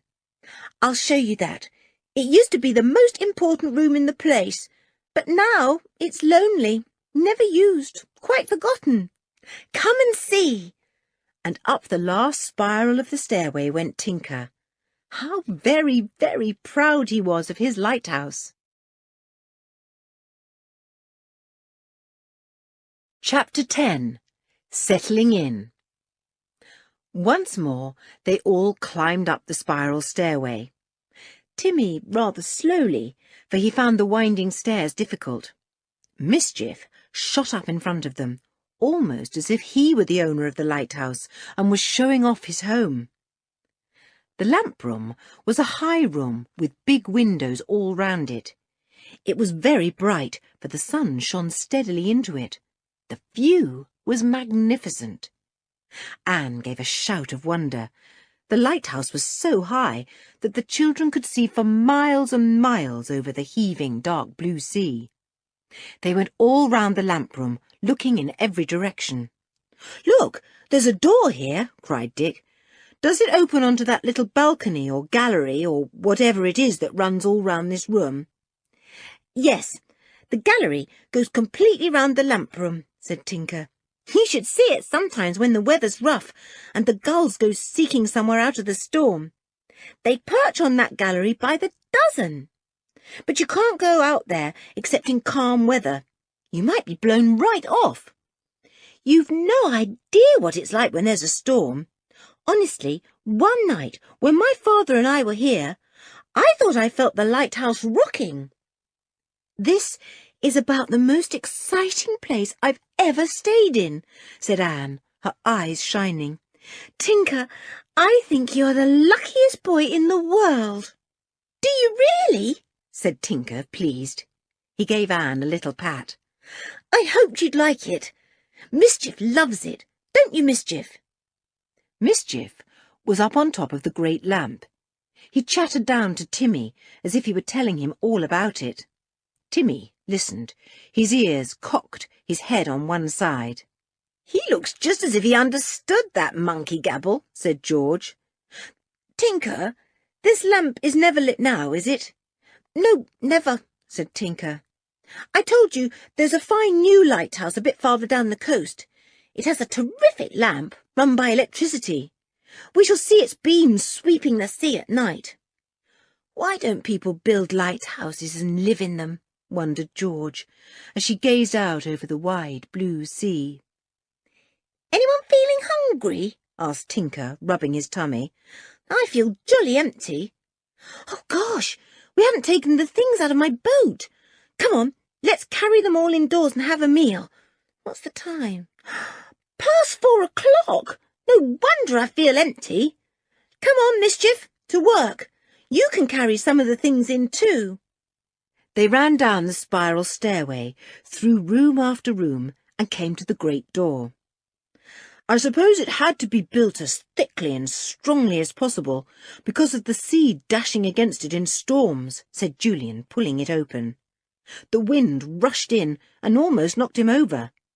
They pushed their way out and climbed back over the rocks to where they had left the boat. It was bobbing gently up and down in the little stretch of calm water. "Hello, Bobabout," said Tinker. "Did you think we were never coming? Got all our goods safely? Good little boat." "Idiot," said Dick, grinning. "Come on, Ju. I'll take half the heavy things, you take the rest. The girls and Tinker can manage the smaller things. Hey, Mischief, what do you think you're doing? Mischief had picked up a parcel or two and was bounding off with them. It's all right. He's used to helping, shouted Tinker. He often goes shopping with me and carries bags and things. Let him help. He likes it. The monkey certainly was very useful. He scampered to and fro with all kinds of little things and chattered happily. Timmy stood staring at him, his tail down, wishing he could use his paws as nimbly as Mischief could. George gave him a loving pat. It's all right, Timmy, darling. Here, take this basket. Timmy took the basket in his mouth by the handle and leapt happily up the steps of the lighthouse. He might not be able to pick up the little things that Mischief so easily managed, but at least he could carry baskets. We'll leave the boat bobbing up and down, said Tinker. It will be quite all right there, tied to the post, unless the sea gets terribly rough. Then we'll have to pull it halfway up the steps. Let's have our meal and unpack before we arrange our things, said Anne. I really do feel very hungry now. What sort of meal shall we have? I feel as if I want something more than a tea-time meal. That's the worst of living in a lighthouse, said Tinker quite seriously. You're awfully hungry, nearly all the time.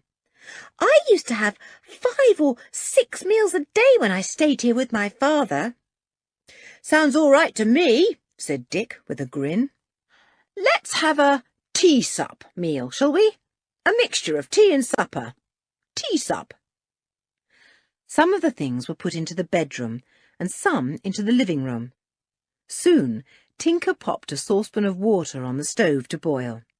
Because of the rainy weather, the little rain catch tank had provided plenty of water for the small inside tank set over the sink, which was most conveniently put in the living room. When Tinker turned on the tap, out came clear rainwater. Magic, said Anne, delighted. I feel as if I'm in a dream. Eggs were put into the saucepan and were soon boiled.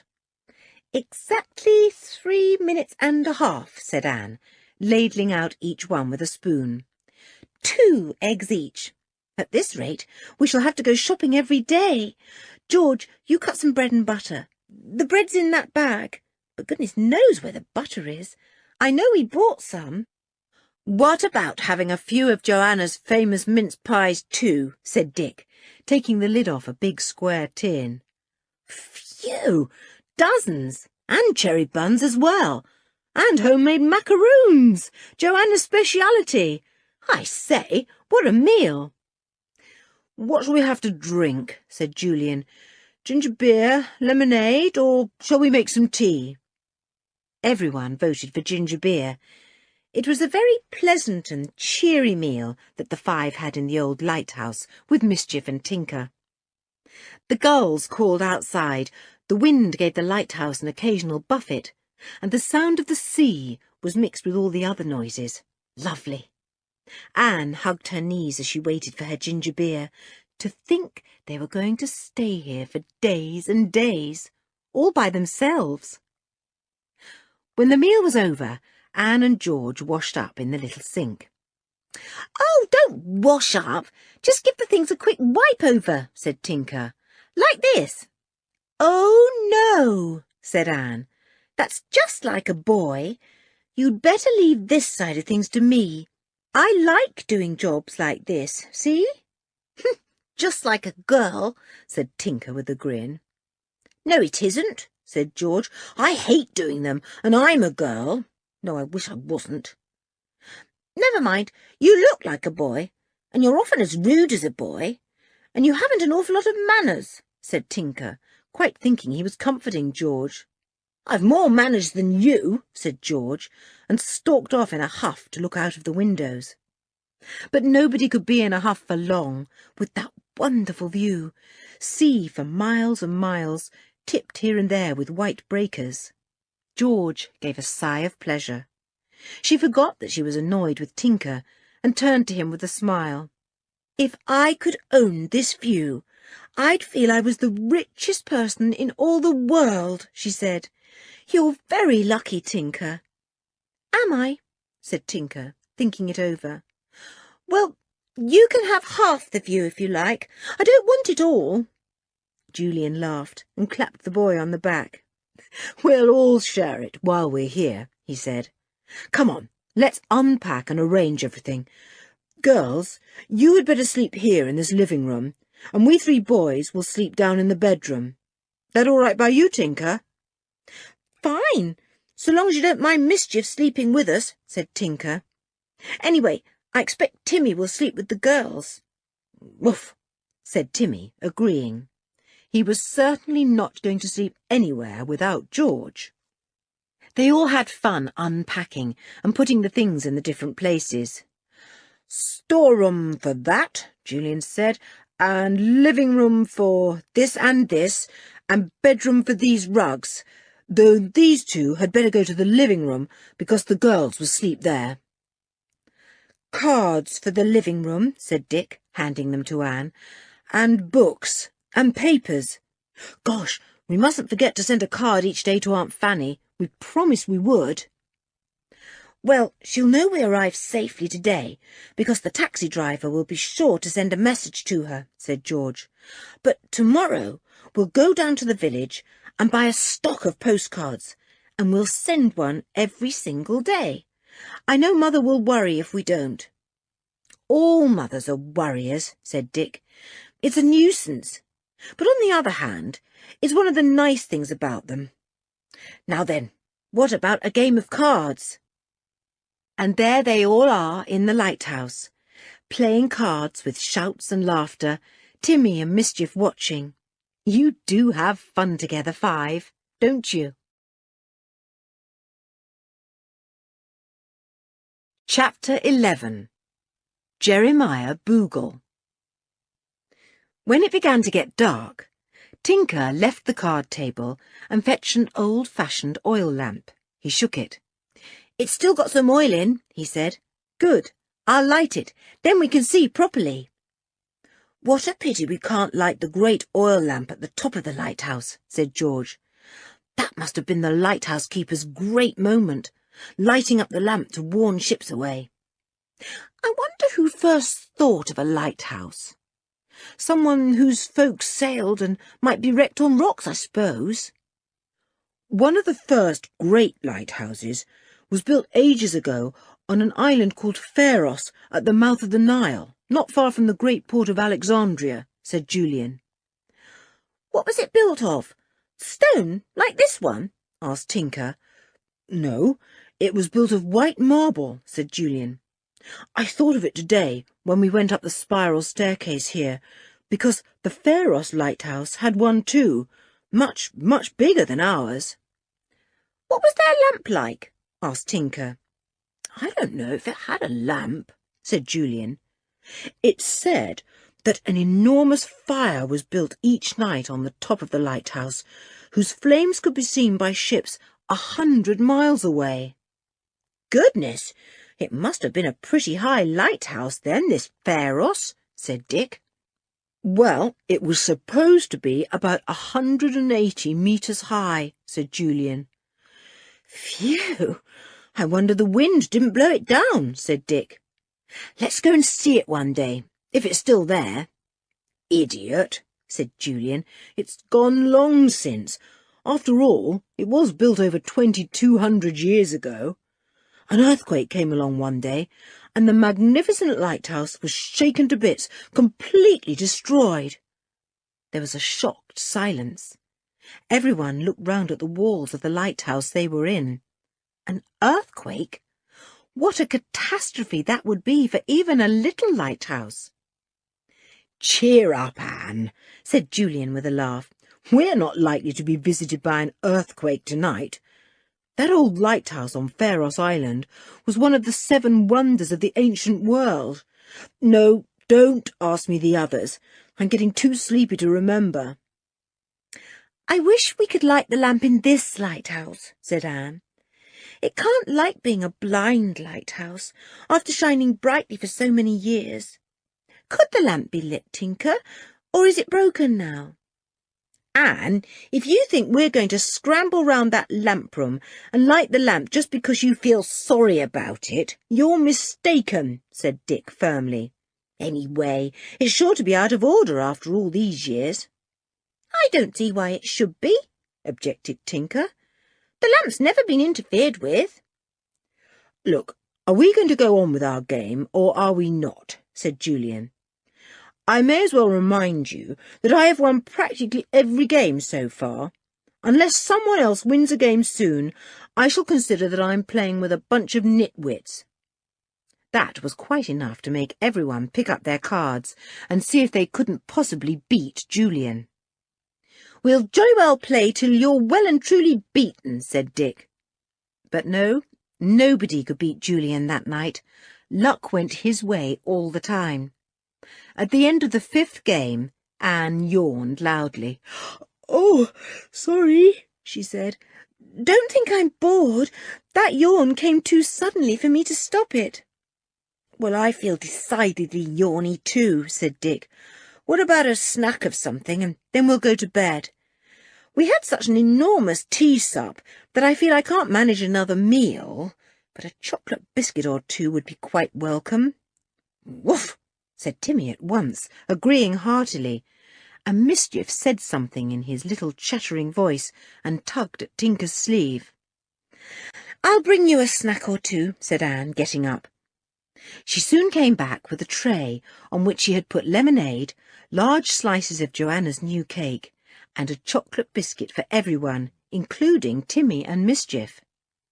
They ate with enjoyment, feeling lazy and comfortable.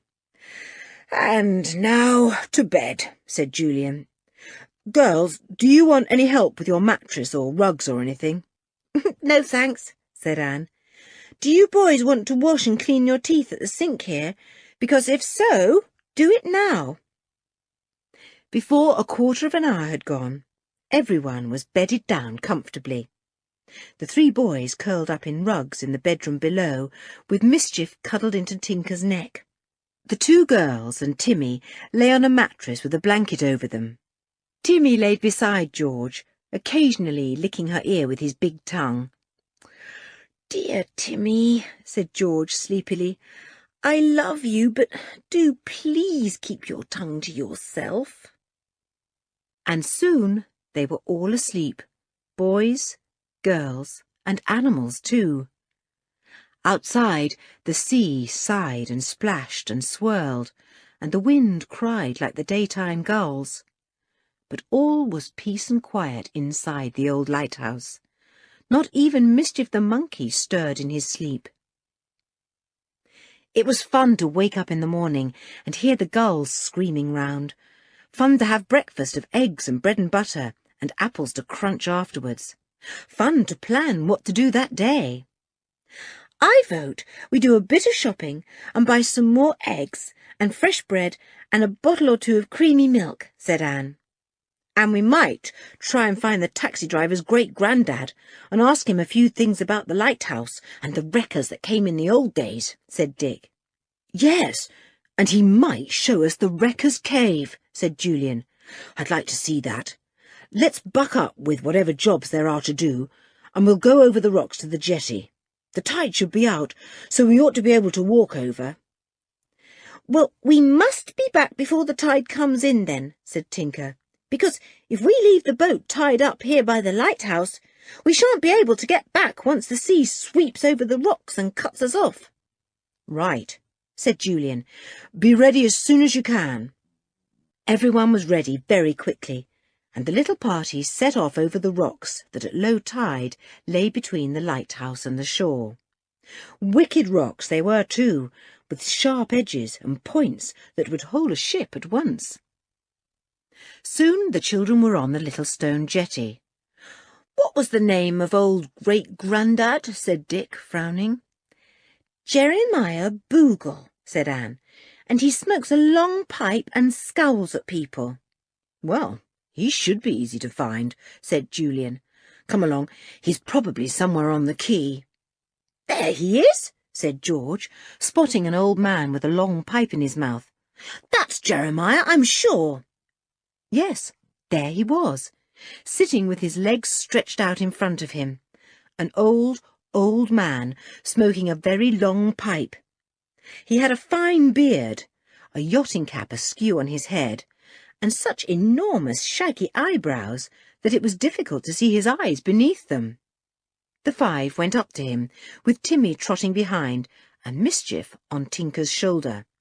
The old man spotted Mischief at once. "Well, well, a monkey," he said.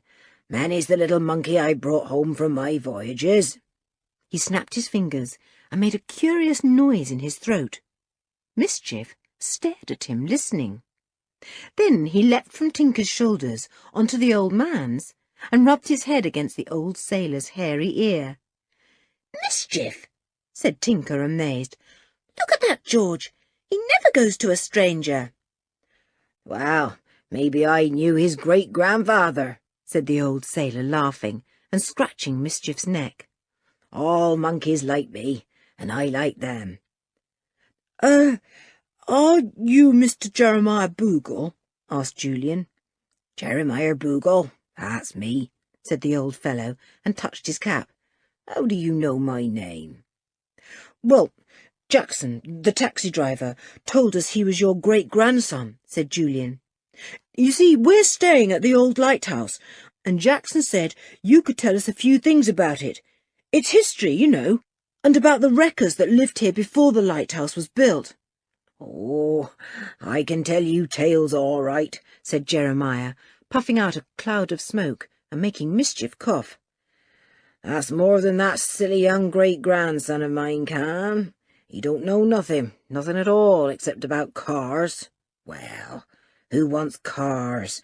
Nasty, smelly, noisy things. That young George Jackson is a ninny." "He's not. He's the cleverest mechanic in the place," said George at once. "There's not a thing he doesn't know about cars." "Cars!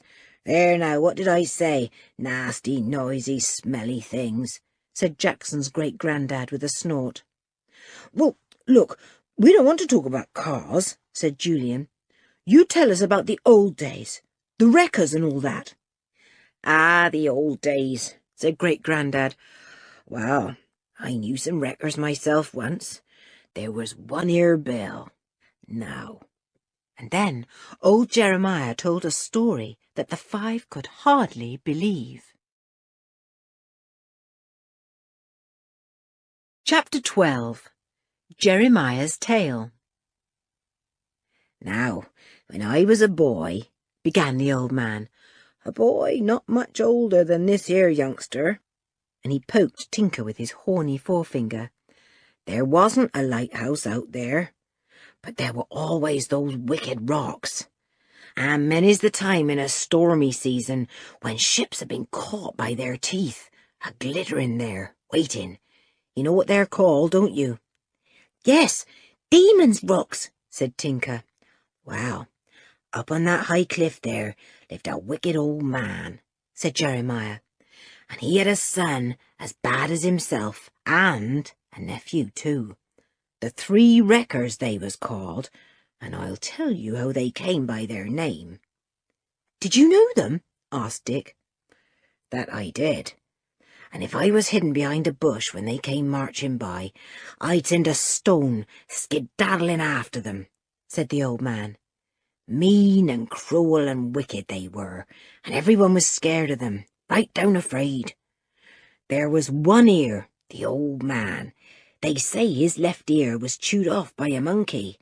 But do I blame that monkey? No, I do not. Not more than I blame your monkey for chewing off the ear of somebody else I know. But I won't mention no names. He might hear me." The old fellow looked over his shoulder as if the man he was thinking of might be about. "Well, there was One Ear, the old man, and there was Nosy, the son, and Bart, his nephew, and not a pin to choose between them for meanness. There was only one thing they was after, and that was money, and a mighty wicked way they chose to get it." The old man stopped and spat in disgust on the pavement. "I'll tell you how they got rich. Oh, yes, I'll tell you. and I'll tell you what happened to them in the end, too. Be a lesson to you and to everyone. Well, now, you see that high cliff away down the coast there? The one with the flagpost and the flag a-waving in the wind? Yes, said everyone, looking at the waving flag. Now, ships mustn't hug the coast beyond that point, said Great-Grandad. If they do, they'll be forced inland by the current and thrown on those rocks down there, Demon's Rocks. And that's the end of them. No ship has ever been able to escape the sharp teeth of those wicked rocks once she's caught in that current. Well, now, to stop the ships going near to the cliff in those days, they flew a flag in the daytime and lit a lamp up there at night. And both said, as plain as could be, beware, keep out, danger. Of course, all sailors knew the flag and the lamp too, and many a one blessed them and took their ships out to sea away from Demon's Rocks. But that didn't suit old One-Ear Bill. He didn't mind a wreck or two. He'd be down on the beach, picking up what he could if a ship came smashing down on the rocks. And would he save a single soul? Not he. There were some people who said he was the demon of Demon's Rocks himself. What a wicked old man, said Anne, horrified. Ah, you're right, missy, said the old fellow. Well, the wrecks didn't come often enough for him and Nosy and Bart, so they put their ugly heads together and thought up as wicked a plan as any man could think of. What was it? Said Tinker, his eyes almost falling out of his head. Well, on a stormy night, he put out the lamp shining brightly on the far cliff, and he and Nosy carried it to that bit of cliff over there, see? And the old man pointed to a jutting out piece nearby. And you know what's just below that cliff, don't you? All round the lighthouse. Rocks! Sharp, horrible rocks! The Demon's Rocks! Said George, horrified. Do you mean to say that One-Ear Bill and the others deliberately shone the lamp there on stormy nights to guide ships straight onto the rocks? Said Julian. Aye, that's exactly what I mean, said Jeremiah Boogle. And what's more, I met old One-Ear Bill myself one dark night when the storms were on. And what was he carrying between himself and Nosy? The lamp. They doused the light, of course, but I'd my own little lantern with me, and I saw the lamp plain enough. Aye, that I did. And when they saw me, they set Bart onto me to push me over the cliff so I wouldn't tell on them. But I got away, and I did tell on 'em. Oh, yes, I told all right. And One-Ear Bill went to prison, and serve him right, the wicked man. But he didn't care, and why should he? He was rich. Rich! But how is he rich? Asked Dick.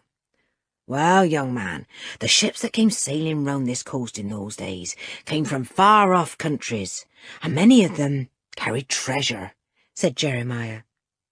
And One-Ear Bill stole so much gold and silver and pearls and other things from the wrecks that he knew he wouldn't need to do another day's work when he came out of prison.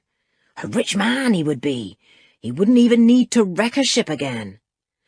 But why weren't the stolen goods taken from him? Said Julian. He'd hidden them, said the old man. He'd hidden them well, too. Not even Nosy his son nor Bart his nephew knew where he'd put them.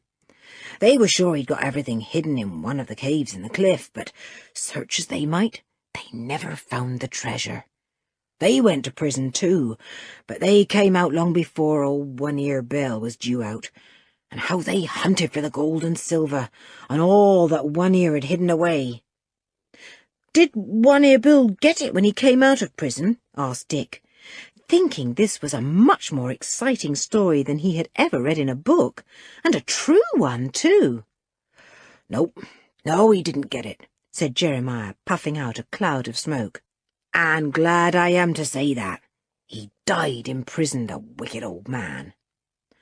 Well then, What happened to the treasure from the wrecked ships? Asked George. Who found it? No one, said the old man. No one at all. It's still there, hidden wherever that old rascal put it. His secret went with him. Bart looked for it, and Nosy too. I've seen him in those caves day after day, and with a lamp night after night. But they never found even a pearl necklace. That was a good joke, that was. They're dead and gone now, but there's relatives of theirs still living in Demon's Rocks who could do with a bit of that treasure. Poor as church mice they are, with 2 children as skinny as ever you'd see. Doesn't anyone even have an idea where the loot from the wrecked ships is? Asked Julian. What about the cave we've been hearing about? The Wrecker's Cave? Oh, aye, we've a Wrecker's Cave, all right, said the old man, knocking out his pipe. And I reckon about 5,000 people have been in it, scouting round, looking into holes and corners, hoping to find what Bart and Nosy never did find. Or maybe 10,000, who knows? I don't mind telling you, I've been there myself, but not a smell of a little gold coin did I ever see. I'll take you there myself one day, if you like, but mind, don't you hope to find anything. It's my belief that One-Ear Bill never did hide his treasure there. He just said it was there to fool Nosy and Bart. We'd love to go and see the cave, said Dick, and George nodded her head in delight. Not to hunt for treasure, of course. It's pretty obvious it's not there now. Maybe somebody did find it and took it away secretly. Maybe, said Jeremiah. All right, young man, you come and tell me when you're ready. I'm sitting here most days, and if you've any nice sweets you don't have any use for, think of me, see? We'll go and buy you some straight away, said Julian. He couldn't help laughing. What kind do you like? Oh, you tell Tom, the sweet shop owner, it's for old Jeremiah Boogle. He'll give you what I like, said the old man. And mind now, don't you go snooping round them old caves by yourselves. You might get lost. It's a proper labyrinth, said Julian, smiling. Right, we'll be careful. The 5 went off, Timmy glad to be on the move again.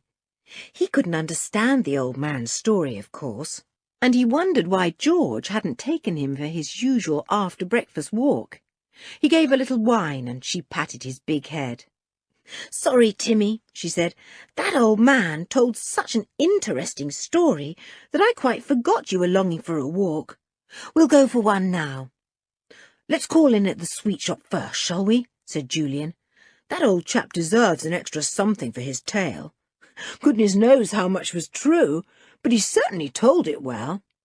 Of course it was true, said George. Why ever should he tell lies? Well, he might have, to get some sweets, you know, said Julian, smiling. I don't blame him. It's a jolly good story. But please don't think there's any treasure still hidden somewhere, George. It's no use believing that. Well, I do believe it, said George defiantly.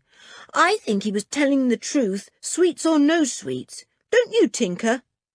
Oh, yes, said Tinker. You wait till you see the caves round here. Whew, there might be any amount of treasure there, and no one would ever know. I did hunt around a bit myself, but those caves are scary, and when I coughed once, my cough came echoing back to me 100 times, and I was so scared I ran for my life and fell splash into a pool. Everyone laughed. Let's buck up and do our shopping, said Dick. And then what about going for a good long walk? Well, I don't want to carry eggs and bread and milk for miles, said George. I say a walk first, and then we'll come back, have ice creams, do our shopping, and go back to the lighthouse. Right, said Julian. Come on, Timmy, we're off for a walk. A walk! Ha! That's the word to set your tail wagging, isn't it? Look at it, Mischief. Don't you wish you could wag your tail like that? Chapter 13. A pleasant morning and a shock. "Where shall we go for our walk?" said George, as they wandered through the village. "Oh, look! There's a tiny little shop with Tom's Sweet Shop written over the door. Let's get the sweets while we remember." So in went Julian and rapped on the counter. A very small man, like a hobgoblin, appeared out of a dark corner. "I want some sweets for Jeremiah Boogle, please," said Julian. "I think you know the kind he wants." "I do that," said Tom, scrabbling about on a shelf. "The amount that old Jeremiah has eaten since I've been here would keep an army going for years. Here you are, young man." "He tells a fine story," said Julian, putting down the money for the sweets. Tom laughed. "He's been going on about Bart and Dozy and all them old folks, I suppose," he said. "He's a funny one, is old Jeremiah. Never forgets a thing, even if it happened 80 or more years ago. Never forgives either. There are 2 folk in this village that he spits at when he passes by them. Naughty old man he is." "What have they done to earn his spite?" asked Dick in surprise. "Well, there's some kin of his old enemy, One-Ear Bill," said Tom. "I reckon he told you about him all right, didn't he?" "Yes, he did," said Julian. "But all that business about the wrecking happened years and years ago. Surely Jeremiah doesn't vent his anger on any descendants of the wicked One-Ear Bill." "Oh, but he does," said Tom. "You see, these 2 fellows he spits at have the job of showing people round the caves here, especially the Wrecker's Cave. And I reckon old Jeremiah still broods about One-Ear's hidden treasure, and is scared in case these 2 chaps ever find it. Find it? It's nearly 70 years since all that happened. Why, that lighthouse over there was built over 60 years ago, after that wrecking business went on. No one will come across any treasure now." "But surely they might," said George. "It depends where it was hidden.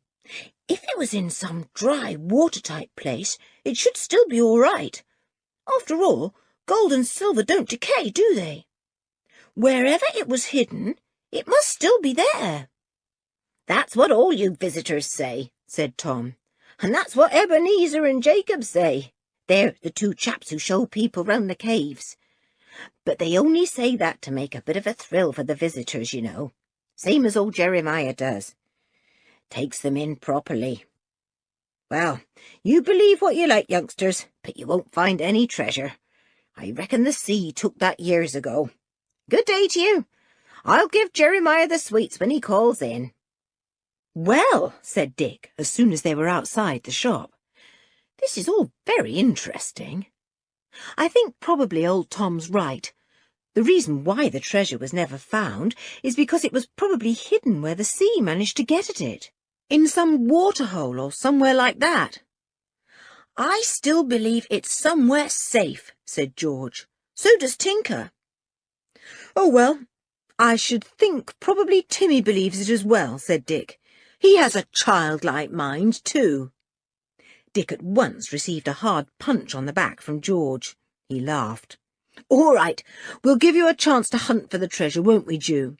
We'll visit the Wrecker's Cave as soon as we can. Let's go up on the cliffs for our walk and see if we can spot where the first old lamp used to be that warned ships to swing out to sea and avoid Demon's Rocks." It was a lovely walk along the cliffs. The celandines and tiny dog violets were out, and clumps of pale yellow primroses were everywhere. The breeze blew strongly, and Mischief held tightly to Tinker's right ear, afraid of being blown off his shoulder. Timmy enjoyed himself thoroughly, bounding along, tail flourishing happily, sniffing at everything. They came to the flag post set high on the cliff, its great red flag waving vigorously in the breeze. A notice board was beside it. George read it.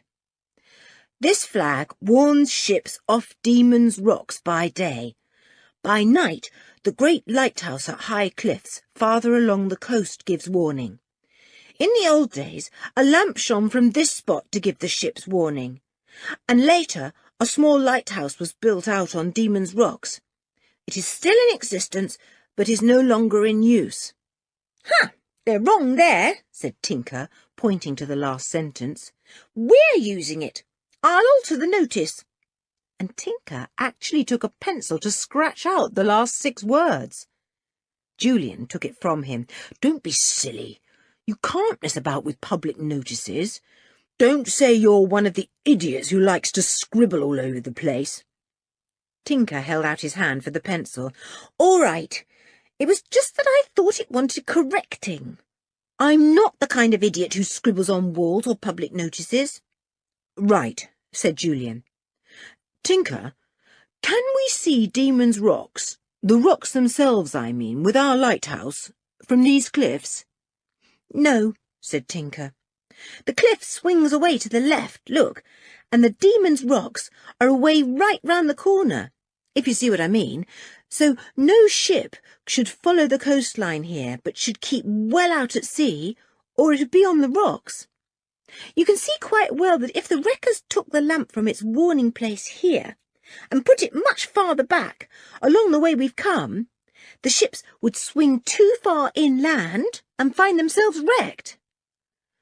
"I think I should have hated old One-Ear Bill as much as old Jeremiah does," said George, imagining the beautiful ships being ground to pieces all those years ago, just because of a greedy man who liked the pickings from wrecks. "Well, we'd better go back," said Julian, looking at his watch. "We've some shopping to do, remember. Better buck up, too. It looks like rain all of a sudden." He was right. It was pouring by the time they reached the village. They crowded into the little shop that said morning coffee and ordered a cup each and buns. The buns were so nice that they bought some to take back to the lighthouse with them. Then Anne remembered postcards. "We must buy some," she said, "and send one off today. Better get some now and write one and post it while we're here." Dick slipped out of the coffee shop and returned with a packet of very gaudily coloured cards. "Some of them show the lighthouse," he said. "We'll send one of those. And you choose a card to send to your father too, Tinker." "It would be a waste," said Tinker. "He wouldn't even bother to read it." "Well, send one to your mother," said Anne. "I haven't one," said Tinker. "She's dead. She died when I was born. That's why my father and I always go about together." "I'm very, very sorry, Tinker," said Anne, shocked. The others were sorry too. No wonder Tinker was so wild. No mother to teach him anything. Poor Tinker. Anne felt as if she wanted to buy him every bun in the shop. "Have another bun, Tinker," she said, "or an ice cream. I'll pay. Mischief can have one too." "We're all going to have another bun each, and an ice cream," said Julian. "Timmy and Mischief too. Then we'll do our shopping and go home. Home to the lighthouse. That sounds grand, doesn't it?" They wrote 3 cards, one to Uncle Quentin and Aunt Fanny, one to Joanna, and one to the Professor. "Now they'll know we're safe and happy," said Anne, sticking on the stamps. The rain had stopped, so they went to do their shopping. Fresh bread, more butter and eggs, 2 bottles of milk, some fruit, and a few other things. Then off they went down to the little jetty. "Tide will soon turn," said Julian, as they jumped down from the jetty to the rocky little beach. "Come on, we'll just have time to walk over the rocks to the lighthouse. Please don't drop the eggs, Tinker." They made their way over the rocks, jumping over little pools here and there, and avoiding the slimy strands of seaweed that in places covered the rocks. The lighthouse seemed very tall as they came up to it. "It's tiny compared to the great new one away at High Cliffs," said Tinker. "You ought to go over that. The revolving lamp at the top is magnificent. Its light is so powerful that ships can see it for miles." "Well, this little lighthouse looks nice enough to me at the moment," said Dick, climbing up the stone steps to the strong wooden door. "Hello, look, 2 bottles of milk on the top step. Don't tell me the milkman's been." "He used to call when my father and I were here," said Tinker. Only when the tide was out in the morning, though, because he hasn't a boat. I suppose he heard we were all staying here and came to see if we wanted milk, and left 2 bottles when he found we were out. He probably yelled through the letterbox, and when we didn't answer, he just left the milk on chance." "Sensible fellow," said Dick. "Get out your key, Tinker, and unlock the door." "I don't remember locking it behind us when we went out this morning," said Tinker, frantically feeling in all his pockets. "I must have left it in the lock on the inside of the door. Let's see now.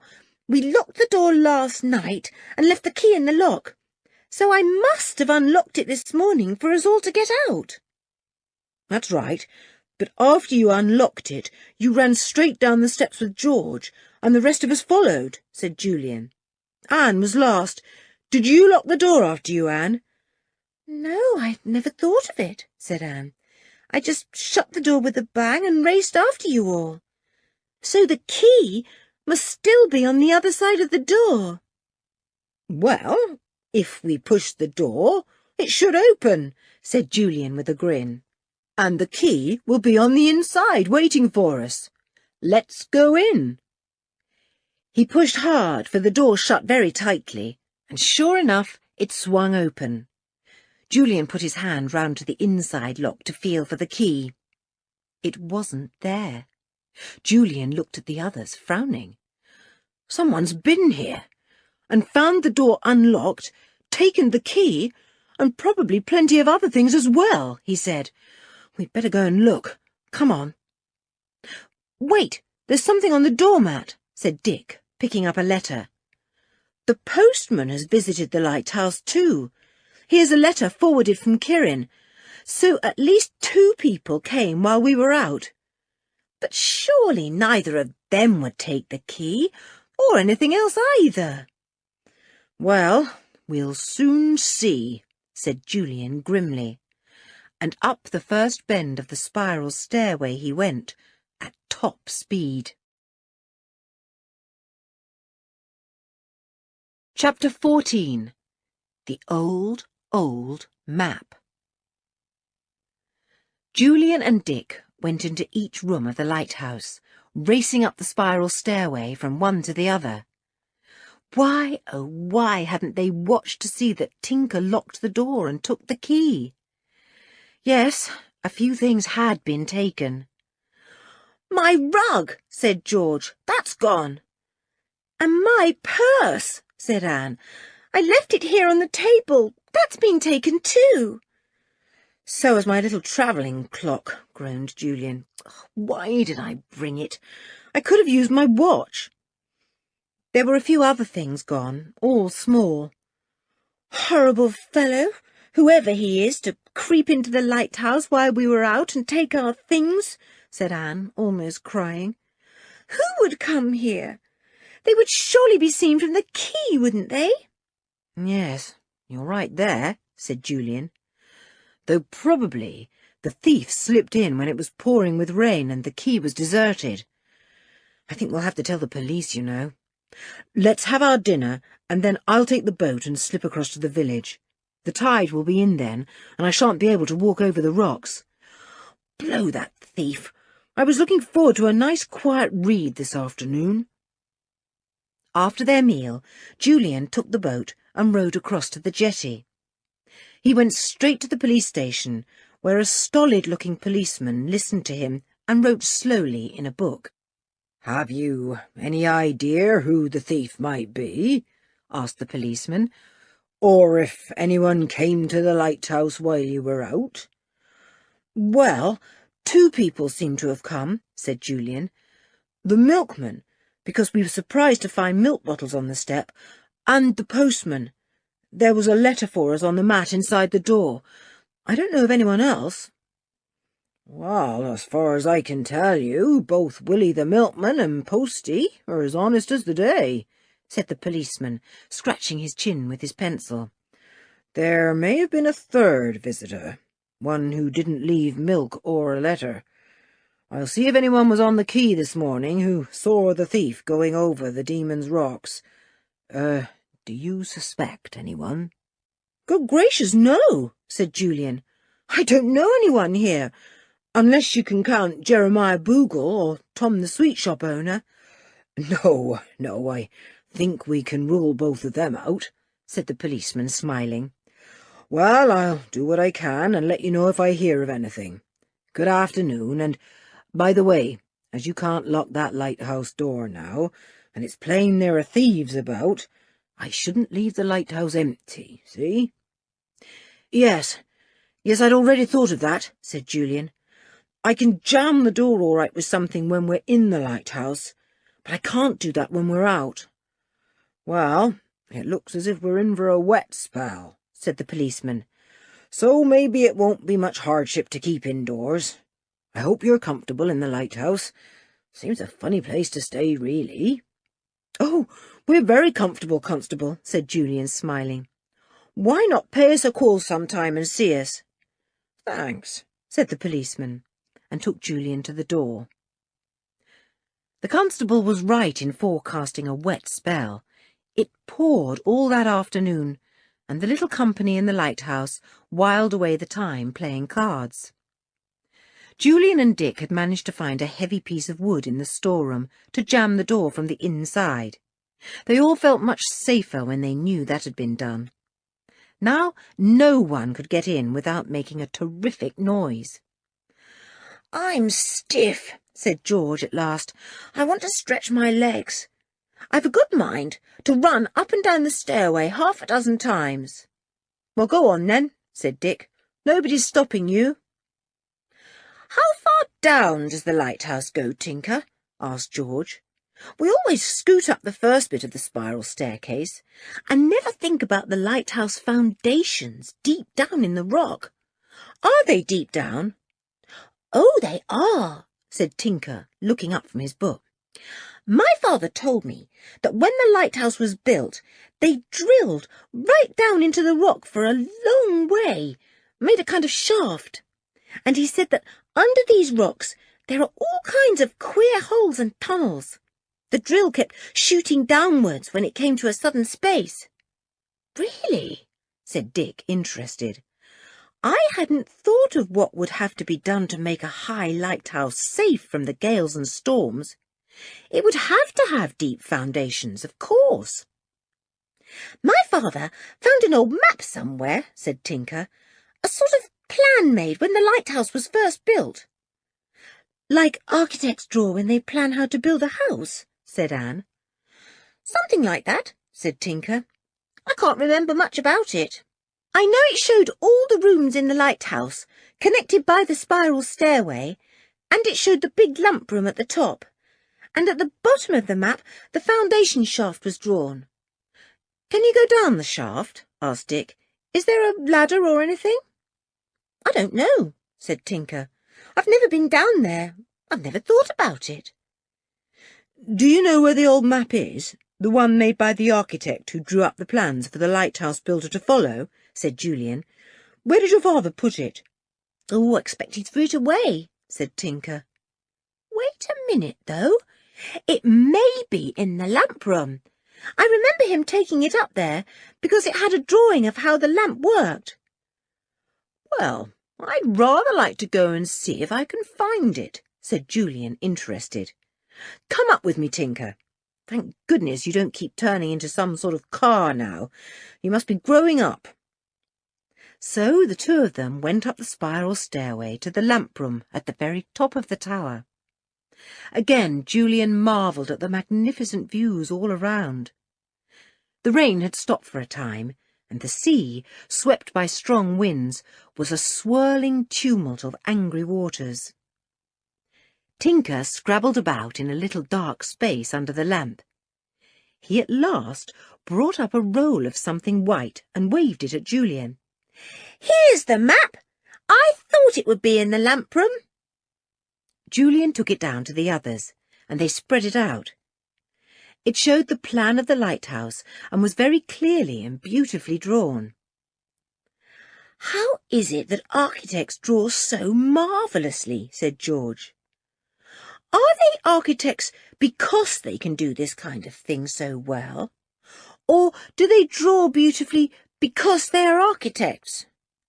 A bit of both, probably, said Julian, bending over the finely drawn plan. Ah, here are the foundations. Look, my goodness, they do go down a long way into the rock. Great tall buildings like this always have deep, strong foundations, said Dick. Last term at school, we studied how— Let's not talk of school, said Anne. It's already looming in the distance. Tinker, can anyone get down into this foundation place?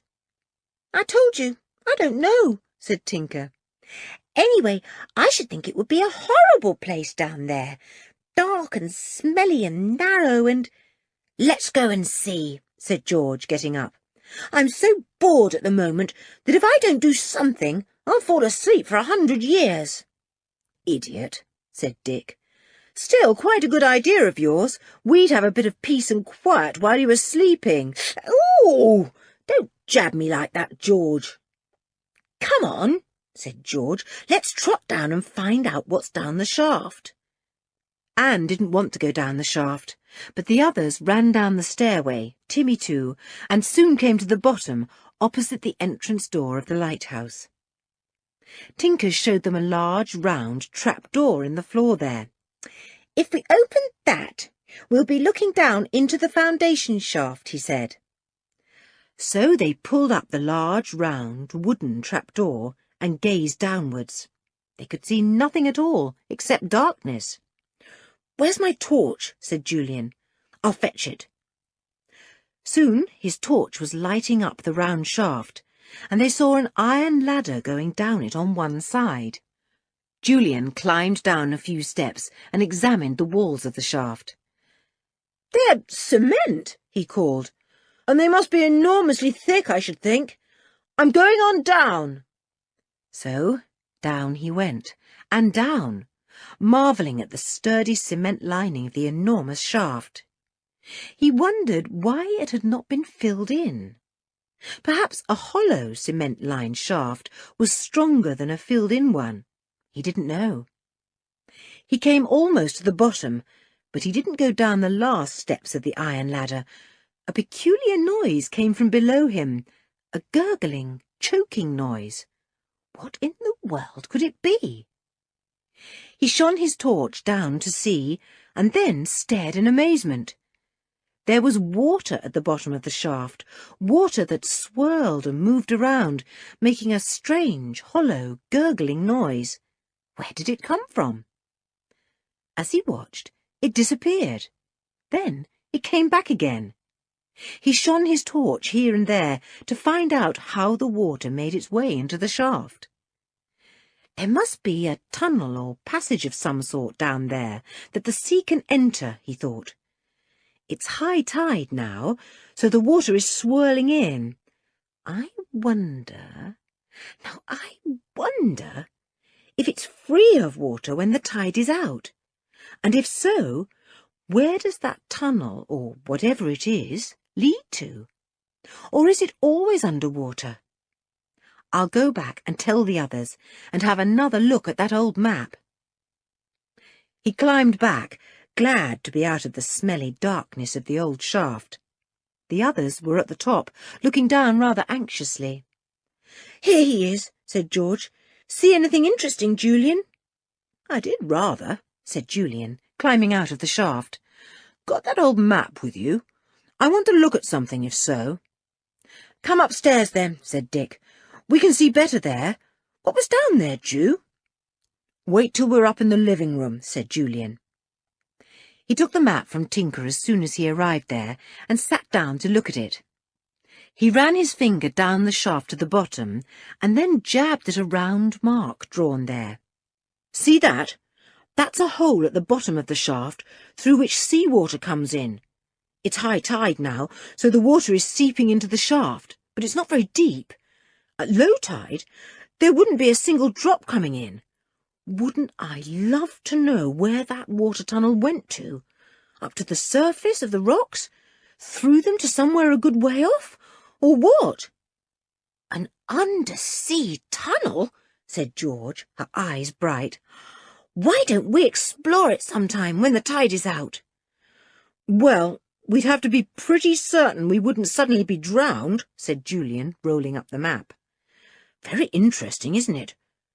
I suppose the hole was left in case the constant push of water there, when the tide was in, might undermine the foundations. Better to have the shaft half full of water than eaten away by constant tides. Well, began Anne, and then suddenly stopped in fright. A very loud voice came up the stairway and made everyone jump violently. Anyone at home? Hey! Anyone at home?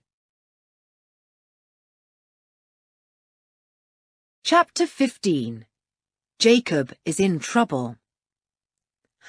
Who's that shouting like that? Said Anne fearfully. It can't be the robber, can it?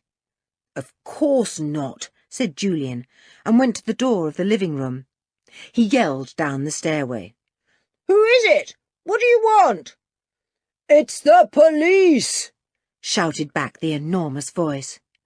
Oh, come on up then, said Julian, relieved. Footsteps could be heard coming up the iron stairway, accompanied by loud puffs and pants. Then a policeman's helmet appeared, followed by his shoulders and the rest of him.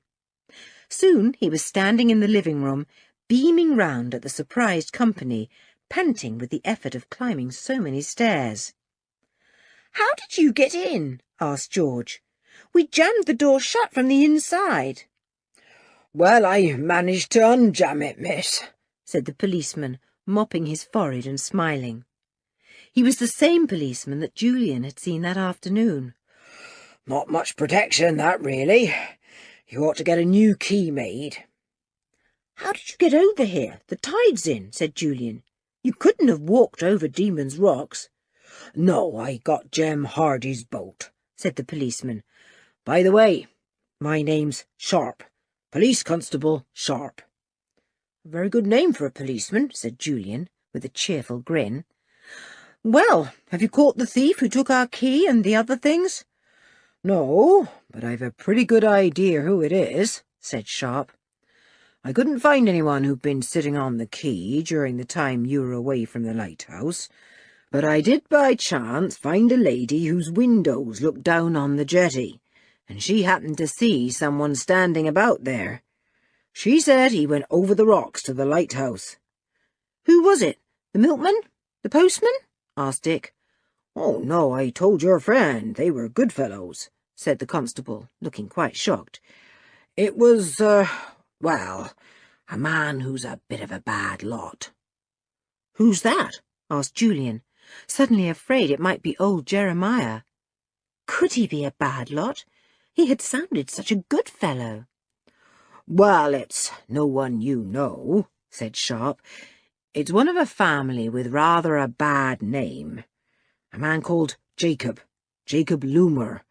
He comes of a family that used to do a bit of wrecking and—" "Wrecking? Old Jeremiah was telling us of long-ago wreckers," said Dick.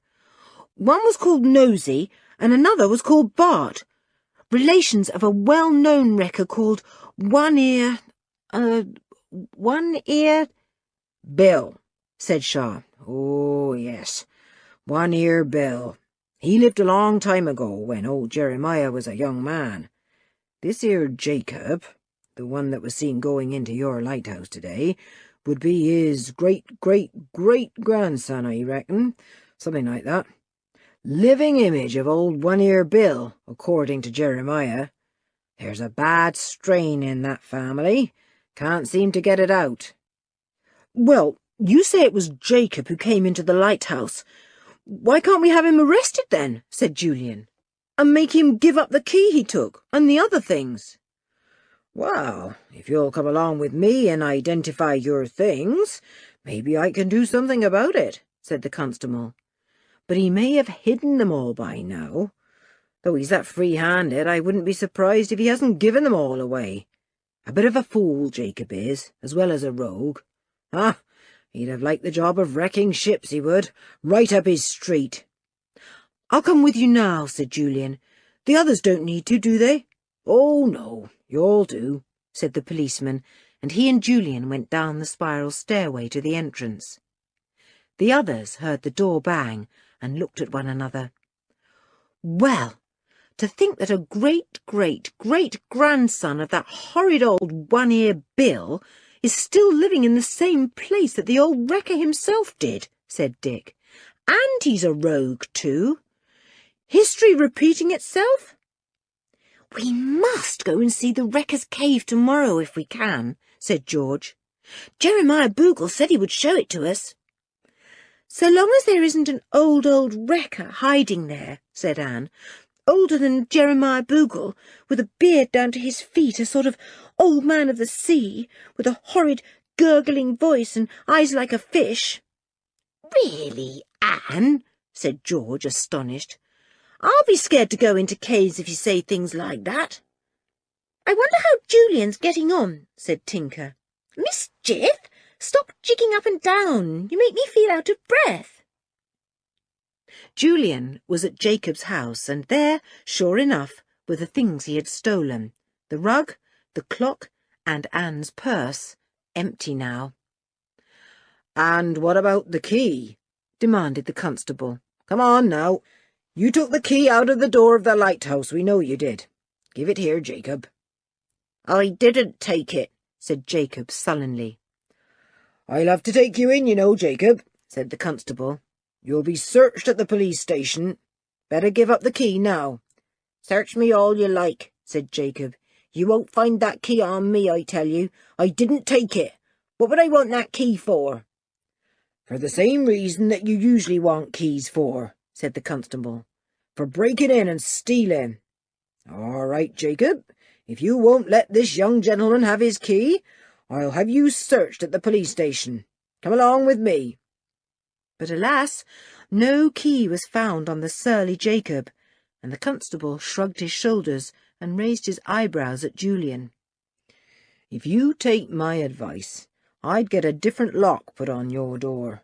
Jacob's got your key somewhere. He'll be at the lighthouse again as soon as he sees you all go out. Bah, said Jacob rudely. You and your keys. I tell you, I didn't take it. There wasn't a key there. Come along with me, Jacob, said the constable. He turned to Julian. Well, that's all. We'll have his house searched. The odds are that he's hidden the key somewhere. He's an artful dodger, this one. Julian went back to the lighthouse rather worried. It might take a few days in a little place like this to have a new lock put in. In the meantime, they would either have to keep themselves prisoners in the lighthouse or leave a front door that anyone could open. The others listened excitedly to his tale when he went back. They were glad to have the rug, the clock, and the purse again, though Anne was sad that all her money was gone. "We'll have to get a new lock and key," said Julian. "After all, this lighthouse has only been lent to us, and it's our responsibility to look after it and all it contains. It's a good thing it was only our things that were taken, not Professor Haling's." "It's getting rather late," said Anne, jumping up. "We haven't had our tea yet. I'll get it. Anyone feel like buns with butter and jam?" Everyone did, and soon Anne produced a large plate of delicious-looking buns. They talked as they drank their tea and ate the buns. "I vote we go and find Jeremiah Boogle tomorrow and see if he's heard of the robbery, and if he has anything interesting to say about it," said George. "And also, we really must get him to show us the wrecker's cave," said Julian. "By the way, what were the names of the two men who have the job of showing the visitors round the caves? I'm pretty sure one was Jacob." "You're right, it was. And the other man was called Ebenezer," said Dick. "Well, let's hope Jacob is locked up or out of the way somewhere when we go to see the caves. We shall get some black looks from him if not." "Well, we can give him some back," said George, putting on a terrific scowl and making Timmy give a sudden whine. She patted him. "It's all right, Timmy. That scowl wasn't for you." "We'd better go to the caves tomorrow morning, when the tide will be more or less out," said Julian. "And I'd better see if I can find a locksmith here who can give us a new lock and key quickly." "Why not slip out now?" said Dick. I'll come with you for a bit of fresh air. Want to come, girls?" "No, I'd like to finish my book," said Anne, and George said the same. Tinker was playing with Mischief, and he didn't want to come either. "Well, you and the lighthouse will be safe with Timmy and Mischief to look after you," said Julian, and down the stairway he went, with Dick close behind him. The locksmith promised to come and look at the door in the next day or two. "Can't leave my shop just now," he said. "Nobody to see to it. It'll take me a few days to do the job for you, I'm afraid." "Oh, blow," said Julian. "We've already had a thief in the lighthouse. We don't like to go out and leave it empty now." They rowed back to the lighthouse, shut and jammed the door as best they could, and went up to the girls. Timmy gave them an uproarious welcome, and Mischief took a flying leap from a chair back onto Dick's shoulder. "No lock or key for a few days," said Dick, sitting down and tickling the delighted little monkey. "I did want to go and see the caves tomorrow, especially the famous Wreckers one, but we can't possibly leave the lighthouse empty." "Woof," said Timmy at once. "He says, why not leave him behind and let him guard it?" said George solemnly, and Timmy at once said "woof" again. They all laughed. Dick patted Timmy and ruffled the fur behind his ears. "Dear old Tim! All right, you guard the lighthouse. You shall have a very special bone for a reward." "That's settled then. We leave Timmy here on guard, and we all go off to the caves," said Julian. "Well, one of the brothers who show visitors round will be missing tomorrow, I fear. Jacob will not be there." "I bet we'll get some skulls from the other brother. What's his name now? Ebenezer," said Anne. "We'll have to be careful that we don't get pushed into a deep pool of water." "Dear me, yes," said Julian. "One never knows. We'll certainly be on our guard." Chapter 16. Down in the Caves. Next morning, George awoke with a jump. Timmy was pushing her gently with his nose. "What is it, Tim?" said George. Timmy gave a bark and ran to where the spiral stairway led downwards. "Go down and tell the boys what it is you want," said George sleepily. So down the stairway went Timmy, and into the room where the boys were sleeping. He trotted in and nudged Julian with his nose, but Julian was so fast asleep that he didn't stir. Timmy pawed at him, and Julian awoke with a jump. He sat up. Oh, you, Tim. What on earth do you want? Is anything wrong with the girls?" "Woof," said Timmy, and ran to the spiral stairway. He disappeared down it, barking. "Blow, he's heard someone," said Julian, yawning. "Well, if it's Ebenezer or Jacob— no, it can't be Jacob, of course. I'll tell him what I think of people who steal." He unjammed the door of the lighthouse and opened it. On the step stood 2 milk bottles. "Well, really, Timmy, fancy waking me because the milkman came," said Julian, taking in the bottles. "Good old milkman. I wonder if he had to come by boat. The sea's pretty high this morning. But I suppose he could just about have waded over the rocks." At breakfast, the 5 remembered that they meant to see the caves that morning. They had a very fine meal of fried bacon, bought the day before, and eggs, with buttered toast and marmalade to follow. Anne had made some good hot coffee, and they all enjoyed themselves immensely. Mischief made himself a real nuisance by putting a paw deep in the marmalade jar, and then, when smacked, running all over the place, leaving sticky marmalady marks everywhere. "We'd better all take a wet rag with us as we go about the room," said Anne in disgust. "He's run over the table and desk and everything. Bad Mischief! I do so hate feeling sticky." Mischief was sad to feel himself in disgrace, and leapt onto Tinker's shoulder, putting his sticky paws lovingly round the boy's neck.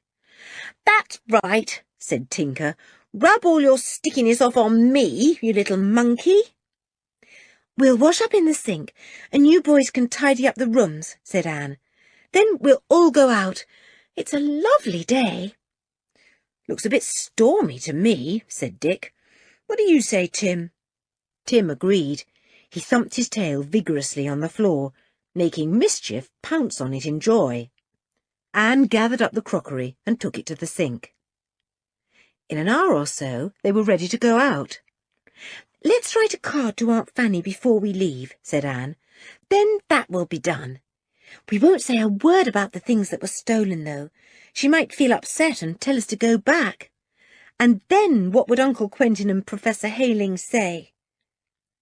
"I bet they're having a wonderful time, arguing all day long, working out figures and studying papers," said Julian. "And I'm pretty certain that Aunt Fanny will have to call them to a meal at least 20 times before they arrive at the table." Anne wrote the postcard and put on a stamp. "Now I'm ready," she said, standing up. Timmy ran to the top of the stairs, glad that everyone seemed to be on the move at last. He did so love a walk. "Darling Timmy," said George, "I'm afraid you'll have to be left behind to guard the lighthouse. You see, we haven't a key, and we can't jam the door from outside. So please, Timmy dear, stay behind, on guard. You know what that means, don't you? On guard." Timmy's tail went right down. He gave a small whine. He did so hate being left out of anything, especially a walk. He pawed gently at George, as if to say, "Do please change your mind." "On guard, Timmy, now," said George. "The lighthouse is in your charge. Don't let anyone in. You'd better lie on the mat just inside the entrance." Timmy ran slowly down behind Julian and the others, looking very mournful indeed. "Now, lie there," said George, and gave him a pat on the head. "We'll take you out again soon, and then one of us will stay to guard the lighthouse. But this time we all want to go out. On guard." Timmy lay down on the mat and put his head on his paws, his brown eyes looking up at George. "Dear old Faithful," she said, ruffling the hair on his head. "We won't be very long." They slammed the door and went down the lighthouse steps. The tide was still out far enough for them to be able to wade over the rocks to the jetty.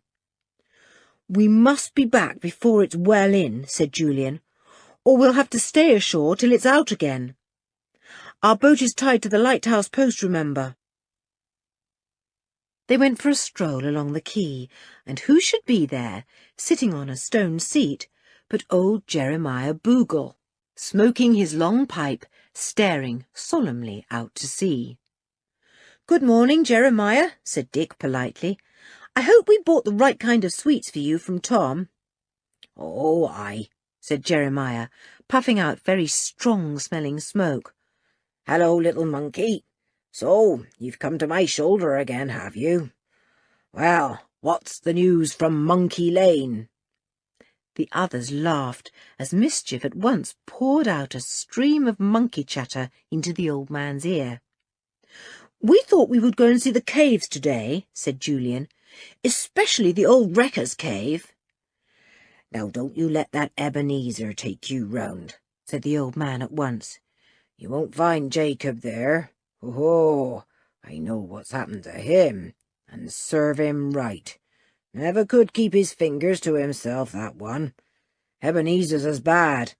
He could steal the buttons off your coat and you'd never know. Now look, what about me showing you the caves?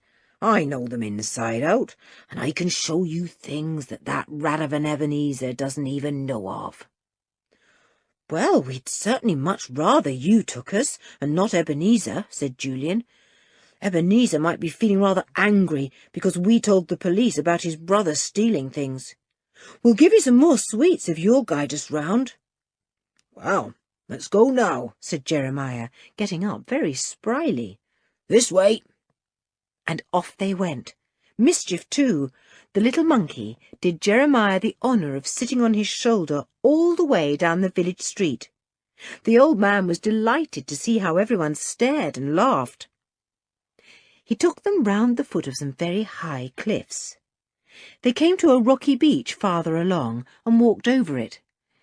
"There's the entrance," said the old man, pointing to a large hole in the cliff nearby. "That's the way to the caves. Got a torch?" "Yes, we brought one each," said Julian, patting his pocket. "Do we have to pay to go in?" "No. People give Ebenezer a tip, 50 pence or so if he shows them round, or Jacob when he's there," said Jeremiah. "I'll deal with Ebby, though. Don't you waste your money on that scoundrel." The hole in the cliff led to the first cave, which was a big one. Lighted lanterns hung here and there, but gave very little light. "Mind your step now," warned Jeremiah. "It's really slippery in places. This way, through this old arch." It was cold and damp in the cave, and the children had to go carefully and avoid the puddles left by the sea. Then suddenly Jeremiah turned a corner and went in a completely different direction. Down and down and down they went. "Hey, we're going towards the sea now, surely," said Julian in surprise. "Do the caves go under the sea then, not away back into the cliff?" "That's right," said Jeremiah. "This is a real rocky coast, and the way we're taking leads down a tunnel under the rocks, and then into the caves deep underground. See the rocky roof over our heads? Well, if you listen, you can hear the sea now, mumbling and grumbling over it. That roof is the bed of the sea." That was a very strange thought indeed, and rather alarming. Anne gazed fearfully up at the rocky roof overhead and shone her torch on it, half expecting to see a few cracks leaking salt water from the sea rolling over the rocky roof. But no, there was a little moisture shining on it, but that was all. "Are we soon coming to the wrecker's cave?" asked George. "Mischief! Stop making those noises. There's nothing to be scared of."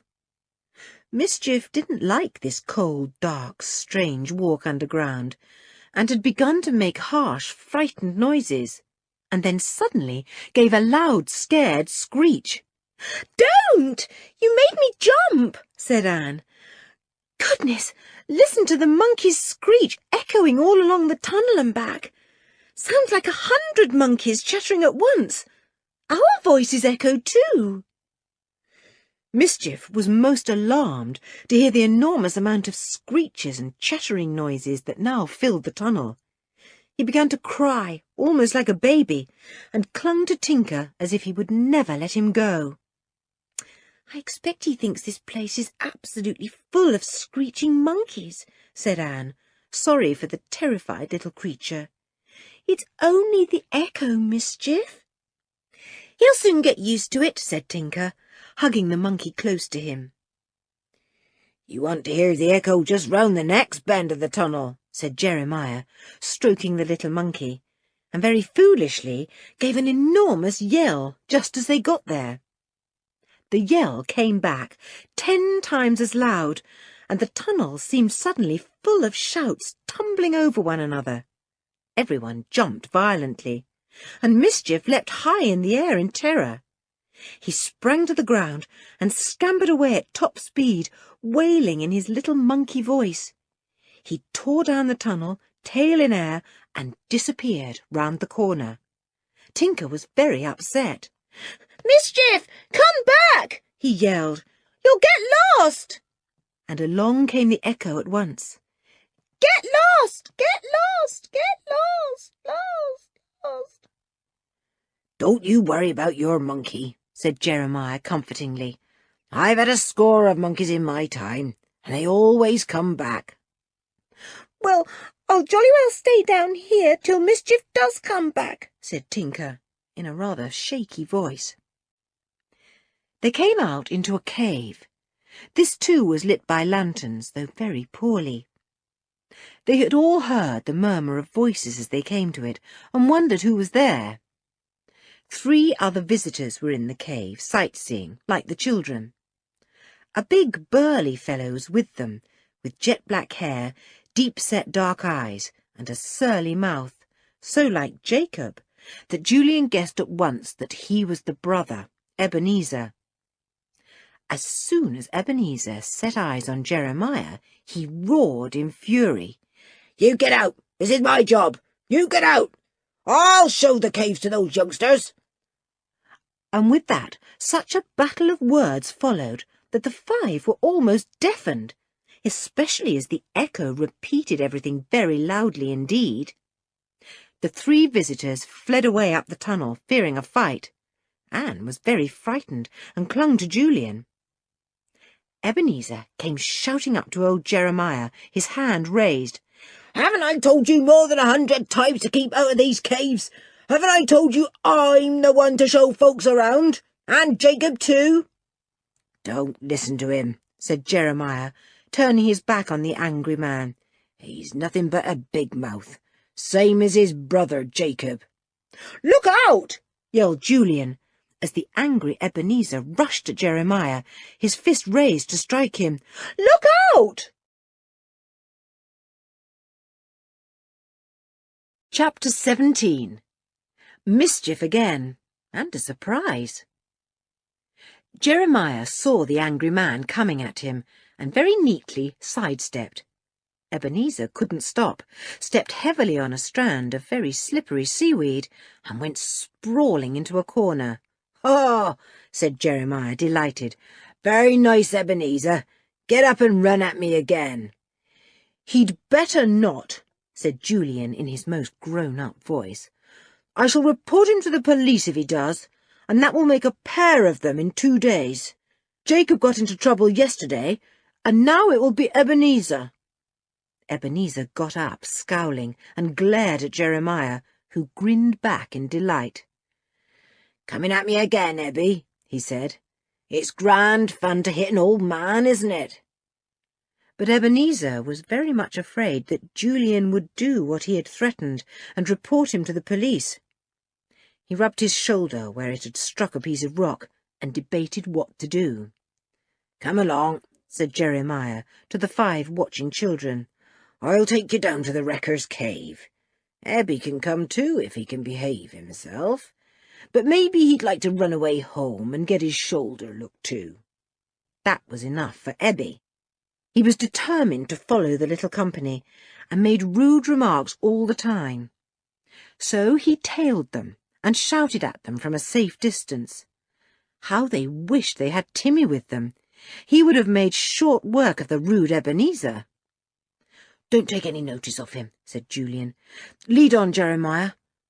My word, isn't it dark in this tunnel? Good thing we all brought good torches." The tunnel came to an end at last, and opened out into an extraordinary cave. The roof was unexpectedly high, and the irregular sides were ridged with shelves of rocks. On the shelves were dirty old boxes, a crate or 2, and some sacks. "What in the world are those?" asked Dick, shining his torch on them. "Well, young sir, they're just what they look like. Ordinary boxes and sacks," said Jeremiah, "put there by Ebenezer and Jacob to fool people. They tells everybody they're what the old wreckers got out of ships they wrecked years ago. Anyone that believes those lies deserves to be fooled. They're all from Ebby's backyard. Seen them lying there myself." His hoo-hooing laugh echoed round the cave, and Ebenezer made an angry growling noise, rather like a dog. "I'm not going to fool these kids," said Jeremiah. "You and your sacks and boxes. I know where the old things are. The real old things. Oh, yes, I do." "They're no better than the sacks and boxes there, wherever they are," said Ebby in a growling voice. "You're lying, old Jeremiah. You don't know nothing." "Take us on farther," said Dick. "There must be more caves. I think this is exciting.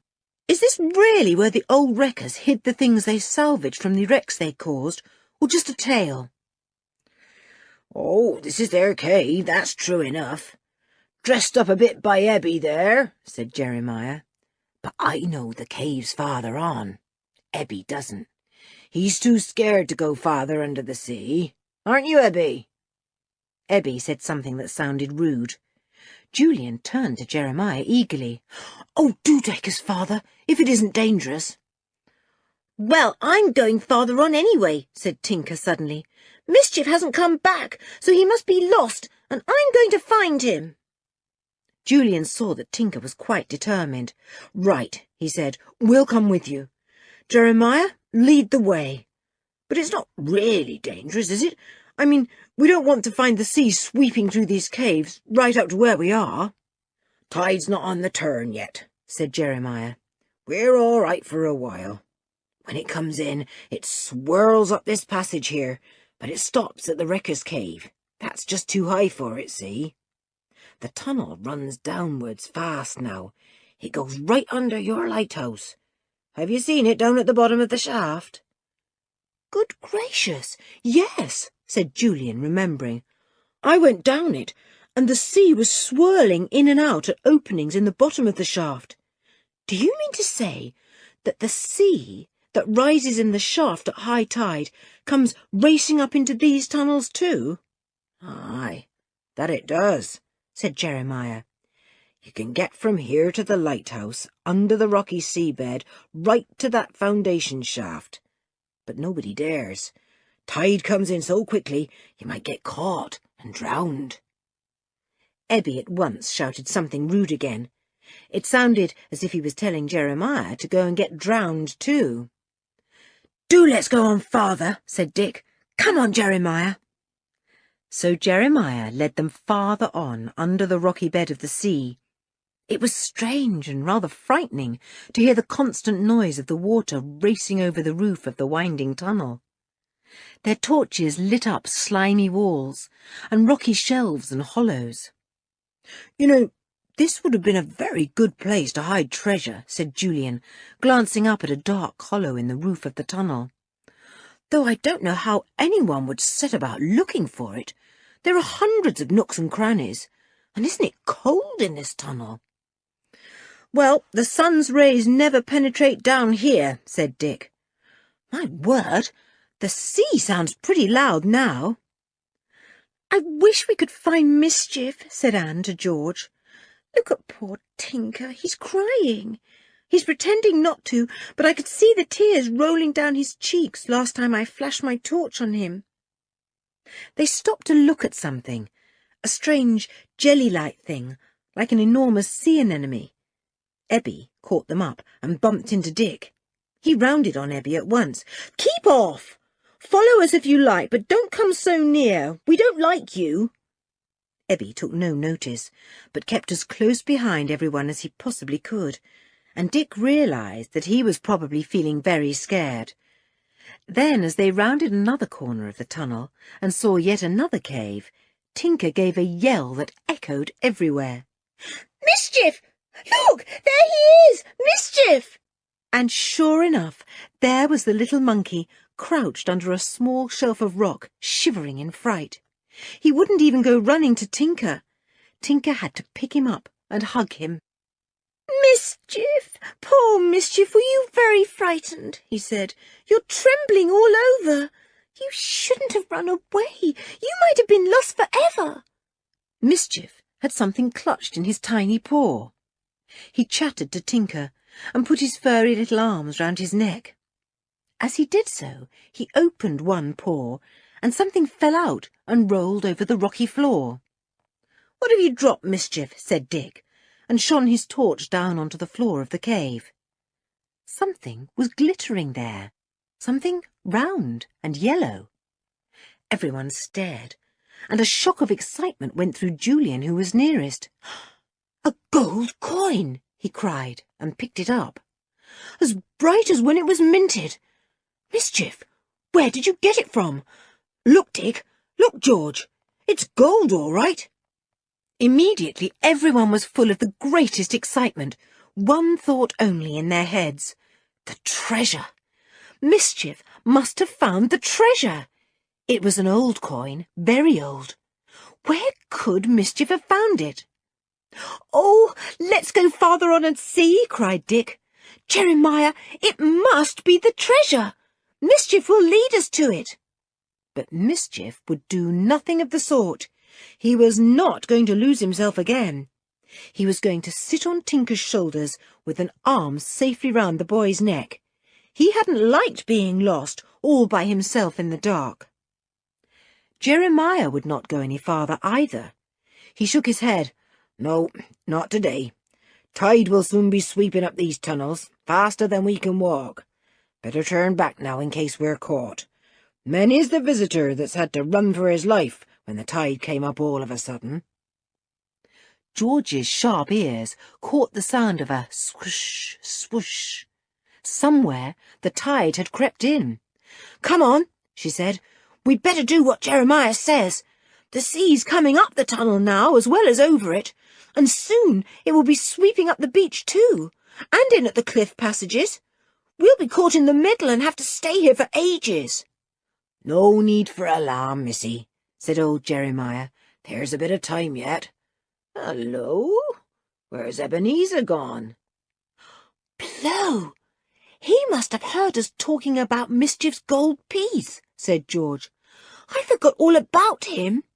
Now he knows that Mischief has found a gold coin, he'll feel sure that the treasure may be somewhere down here, and he'll look for it as soon as ever he can. Why didn't we keep quiet about it?" "I forgot he was standing near us," groaned Dick. "Well, I suppose the whole of Demon's Rock's village will know by now that a monkey has found the treasure, and hordes of sightseers will swarm down here, hoping to find it. It must have been put in a pretty dry place, surely, for that coin to be so bright and untarnished." "Buck up. We'd better go back as quickly as possible," said Julian. "Look at old Jeremiah. He's too thrilled for words. He's planning to find the treasure himself at the earliest possible moment." "Well, I vote we have a shot at it ourselves tomorrow," said Dick, excitement welling up in him at the thought. "Good old Mischief! You're better than any detective." Then away up the tunnels they went, making all kinds of plans. What an excitement! Chapter 18. Back in the lighthouse and an exciting talk. Old Jeremiah was as excited as the others, but he said very little.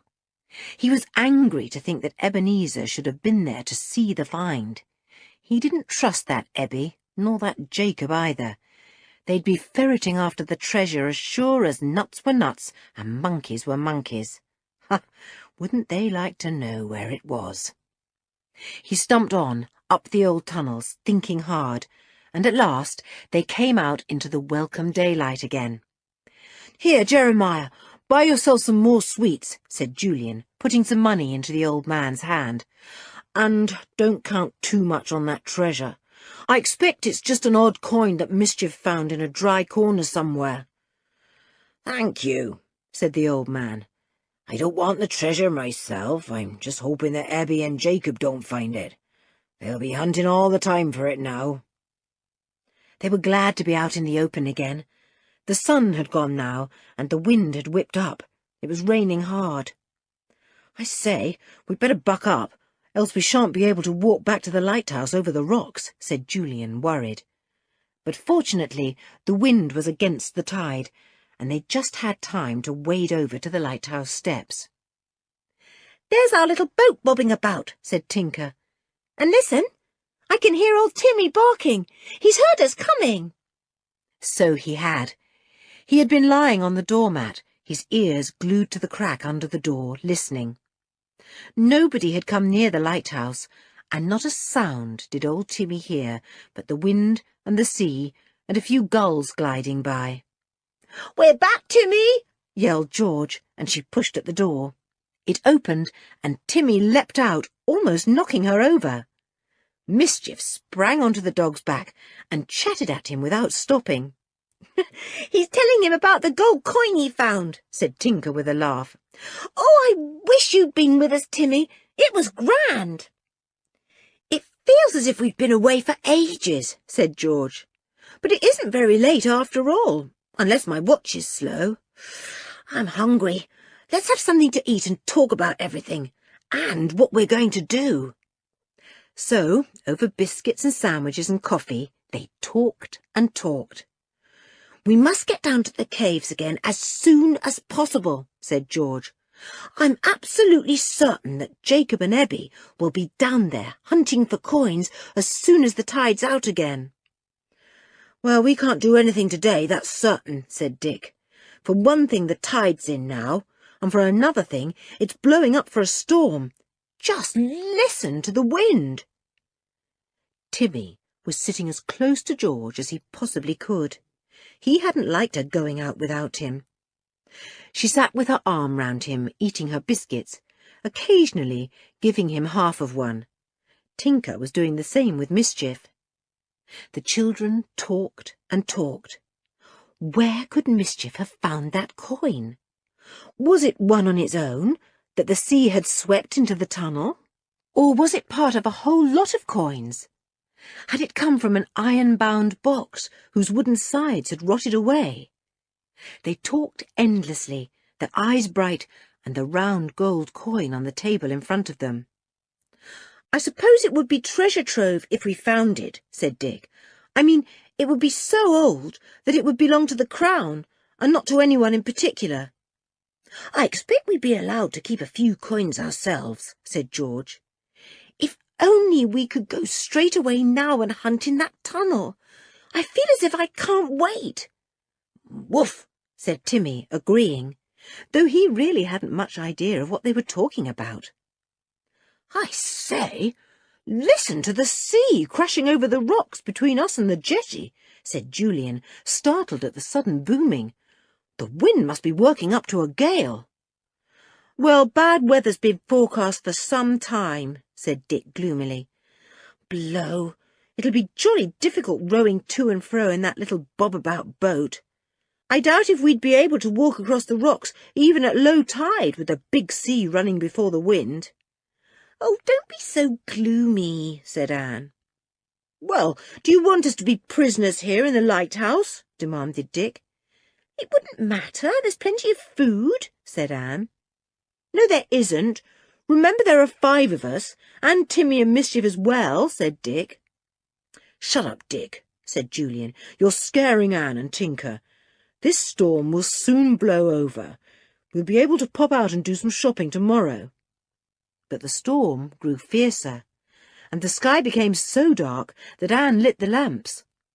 Rain slashed against the lighthouse, and the wind made a loud howling noise that made Timmy growl deep down in his throat. Anne went to look out of the window. She felt frightened when she saw the great waves that came surging over the rocks below. Some of them broke on the rocks, and the spray flew so high that it spattered the window out of which she was looking. She drew back in alarm. "Do you know what hit the window then? It was spray from a great wave." "Phew," said Julian, and went to the window himself. What a wonderful sight! The sea was grey now, not blue, and it raced along towards the shore, great waves curling over into white manes, spray flying. Out to sea there were angry waves too, topped with white, which turned into spray as the strong wind caught them. Only a few gulls were out, screaming in excitement, allowing the wind to take them along on their great white wings. "Well, I certainly wouldn't mind being a gull today," said Dick. "It must be a wonderful feeling to ride on a storm. No wonder they are screaming in joy." "Eew, eew, eew, eew," cried the gulls, sounding like cats mewing in hunger. "I'm sorry for the ships out in this," said Julian. "Goodness, think of the sailing ships in the olden days. Caught on this rocky coast in a wind like this. It's almost a hurricane." "And think of that wicked old one-eared Bill gloating when he saw a ship sailing nearer and nearer the rocks," said George. "And even taking the warning lamp out of its place on the cliff and bringing it near here to make sure that any ship out that night would make straight for the rocks. Crash!" "Don't," said Anne. I hate to think of things like that. Let's have a game, said Julian. Where are the cards? Move that lamp a bit closer to the table, Dick. It's getting so jolly dark. Now, no more talk of wrecks. Think of something cheerful. Teacup, for instance. The treasure, and... You know, I think it would be quite easy to find the treasure, said Dick, bringing the lamp close to the table. Mischief is a very clever little thing. I'm sure he would remember where he found that coin and lead us straight to the place. It might have been just an odd coin, dropped by the man who hid the hoard, said Anne. It might, but wherever it was found, I think we can safely say that the main hoard wouldn't be very far away, said Dick. Well, if we do go hunting, we'll have to go when the tide is well out, said Julian. I don't really fancy scrabbling about in those caves and tunnels under the rocky seabed, when I know that somehow or other, when the tide is coming in, the water gets under the seabed as well as on it. Dick sat frowning, thinking out something. Ju, he said at last, you remember the direction we went in as soon as we were underground this morning? We went leftish all the way, didn't we? Yes, we did, said Tinker at once. I had my little compass with me. Look, it clips to my wristwatch, and we went sharp west all the time. Towards the lighthouse, that would be, said Julian, and drew a quick plan. See, here's the lighthouse, say, and just here is the entrance into the cliff, where we first went. Here's the path we took, curving right back to the sea again, under the rocky beach. Here it goes. And that's a cave, see? Then more tunnel and caves, the way always curving sharply to the left. A bit farther on, and we'd have been almost under the lighthouse, said Dick in amazement. That's right, said Julian. And maybe in the old days, before this lighthouse was built, and the ships were sent crushing on the rocks on which it now stands, there was a tunnel down from those lighthouse rocks that joined up with the tunnel we were in this morning, so that the wreckers would find it very easy to stow away anything valuable they found in a wrecked ship without being seen. Phew! You mean they waited till the ship smashed up, then waded over the rocks as we do, took what they could find, and disappeared down a tunnel there to hide it. And came out the other end, said Anne. George stared at Julian, and her eyes were bright. Maybe the tunnel is still somewhere in these rocks, she said. Somewhere down at the edge of them, because we know the sea gets into the tunnel. Julian, let's look for it tomorrow. I think you're right. There may be a hole in the rocks here somewhere that drops down into the tunnel we were in. Nobody wanted to play a game after that. They felt much too excited. They studied Julian's plan again and again, glad that Tinker's little compass had shown him so clearly that morning that the undersea passages had led due west to the lighthouse rocks. "Do you suppose that everyone has forgotten the old hole?" said Dick. "Nobody has told us anything about it, not even Jeremiah. Do you think it may have been blocked up?" Julian frowned, thinking hard. "Well, yes, it may have been," he said. "It is odd that Jeremiah didn't say anything about it. Anyway, we'll have a good hunt tomorrow."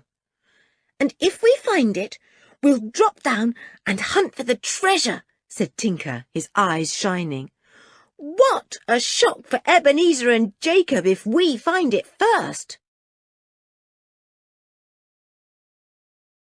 Chapter 19. A Nasty Shock.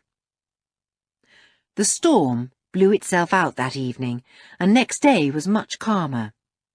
The sky still looked angry, and rain fell now and again, but it was possible to get out of the lighthouse door in the morning and go down the steps onto the rocks. "Shall we go shopping first, or look for the hole?" said Julian. "Look for the hole," said Dick promptly.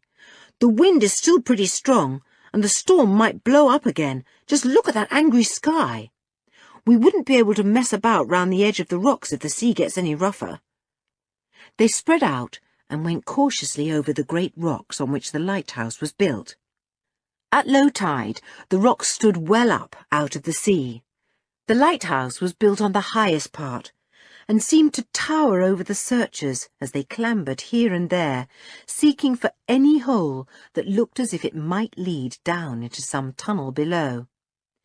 "Here's a hole," called Anne suddenly, and they all clambered over to her in excitement, Timmy too. Julian looked down to where Anne was pointing. "Yes, it does look a likely one," he said. "Big enough to take a man, too. I'll climb down and see." He slid down the hole, holding on to projecting pieces of rock as he went.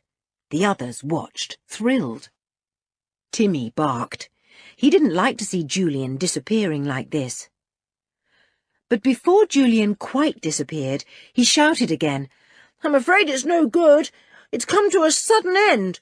I'm standing on firm rock, and though I've felt all round with my feet, there's no opening anywhere. It's a dead end."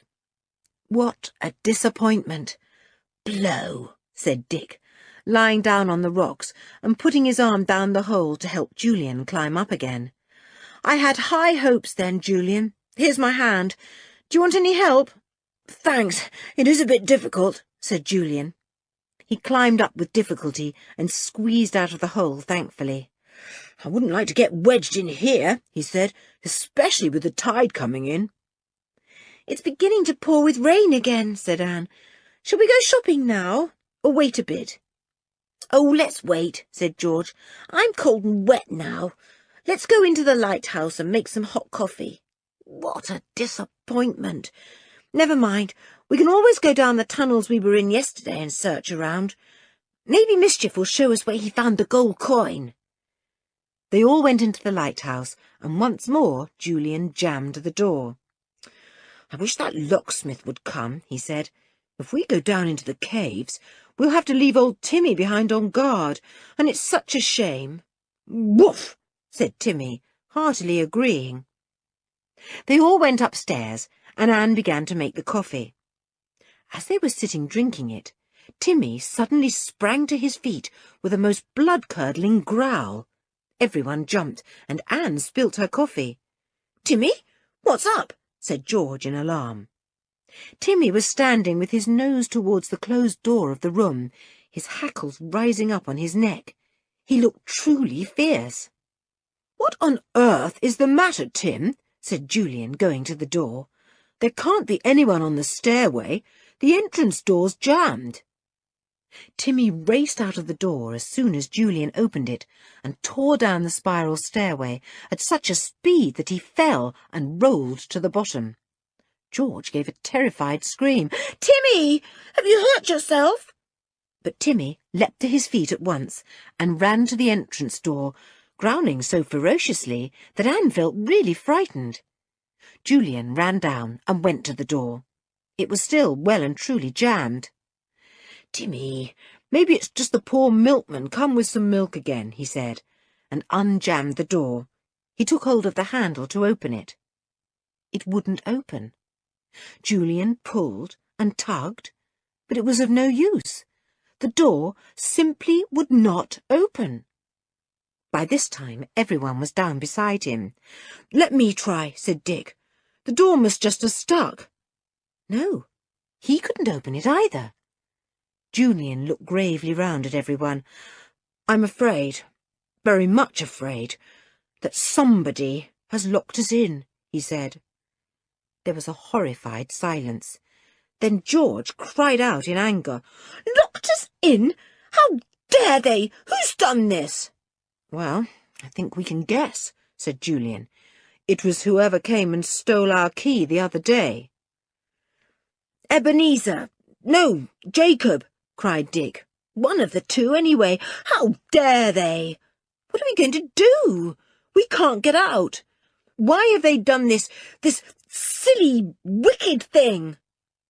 "I'm afraid it's because they think we might go looking for the treasure and find it," said Julian, his face grave. "We felt sure that Mischief might remember where he had found the gold coin and lead us there, and I'm pretty sure they think the same. So this is their way of making sure they have time to find the treasure before we do." "They're wicked! They're wicked!" cried George, taking hold of the handle of the door and pulling it violently. "We're prisoners!" "Don't pull the handle off, old thing," said Julian. "That wouldn't help at all. Let's go upstairs and talk about it. We'll have to think of some way out of this unexpected difficulty." They went soberly upstairs again and sat down in the living room. Yes, they were certainly prisoners. "What are we going to do?" said Dick. "We're in a real fix, Julian." "Yes, you're right," said Julian, looking worried. "We can't get out of the lighthouse, that's certain. On the other hand, how can we get help? No telephone. Shouting would never be heard. Can't use our boat.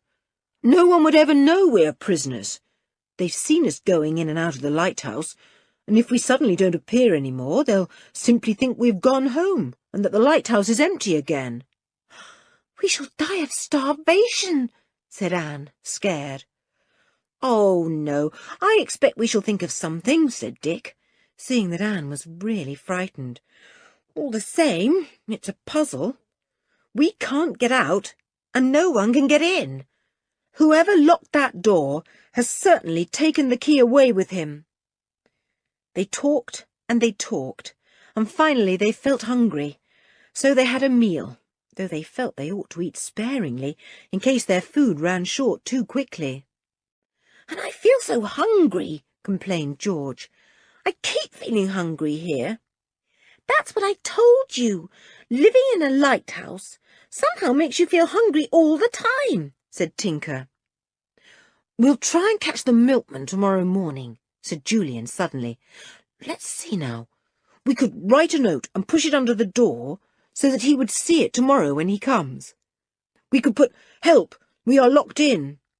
"It would blow away," said George. "You know it would." "We could pin it down our side, and then it wouldn't," said Anne. "Half of it would stick out under the door." "Well, it's worth trying," said Dick, and immediately wrote out the note on a large sheet of paper. He shot downstairs to pin it to the mat, and shoved half the paper underneath, so that it stuck out on the other side of the door. He ran back upstairs. "I don't for a moment think that the milkman will come across the rocks in this weather," he said. "They'll be almost impassable. Still, we'll hope for the best." There didn't seem anything else to do. The evening came early, for the sky was dark again, and the wind once more got up and howled dismally. Even the gulls decided that it was no longer a good idea to glide to and fro. They played games that evening and tried to laugh and make jokes, but secretly everyone was worried. Suppose that the stormy weather went on, and nobody guessed that they were locked in the lighthouse, and the milkman didn't bring any milk, and didn't see the note, and they ate all their food, and— "Cheer up, everyone," said Julian, seeing the dismal looks around the table. "We've been in worse fixes than this." "Well, I don't think we have," said Anne. "I just can't see any way out of this one." There was a rather long silence, during which Timmy sighed heavily, as if he too was worrying. Only the monkey seemed cheerful, and went head over heels at top speed round the room, sitting up for laughs at the end. But nobody laughed. Nobody even seemed to notice him. Mischief felt very sad, and crept over to Timmy for comfort. "There is one idea that might be a good one," said Julian at last. "It's been running round in my head for a while, and I'm not sure whether it's possible or not. Anyway, it's one we might try tomorrow, if help doesn't come." "What?" asked everyone at once, and Timmy lifted his head and whined, as if he too quite understood. "Well, do you remember that I went down that foundation shaft," said Julian, "and saw the water swirling at the bottom? Now, do you suppose it's at all possible that that shaft was bored down through a natural hole, and that the lighthouse builders chose to put the foundation shaft there because there was a ready-made shaft they could use, a fine hole going right down through the rock. And they made the hole into a cement-lined shaft, strong and everlasting, so that the lighthouse would never be at the mercy of the waves and wind, but would stand firm, whatever happened. This was a new idea to everyone, and it took a little while to sink in.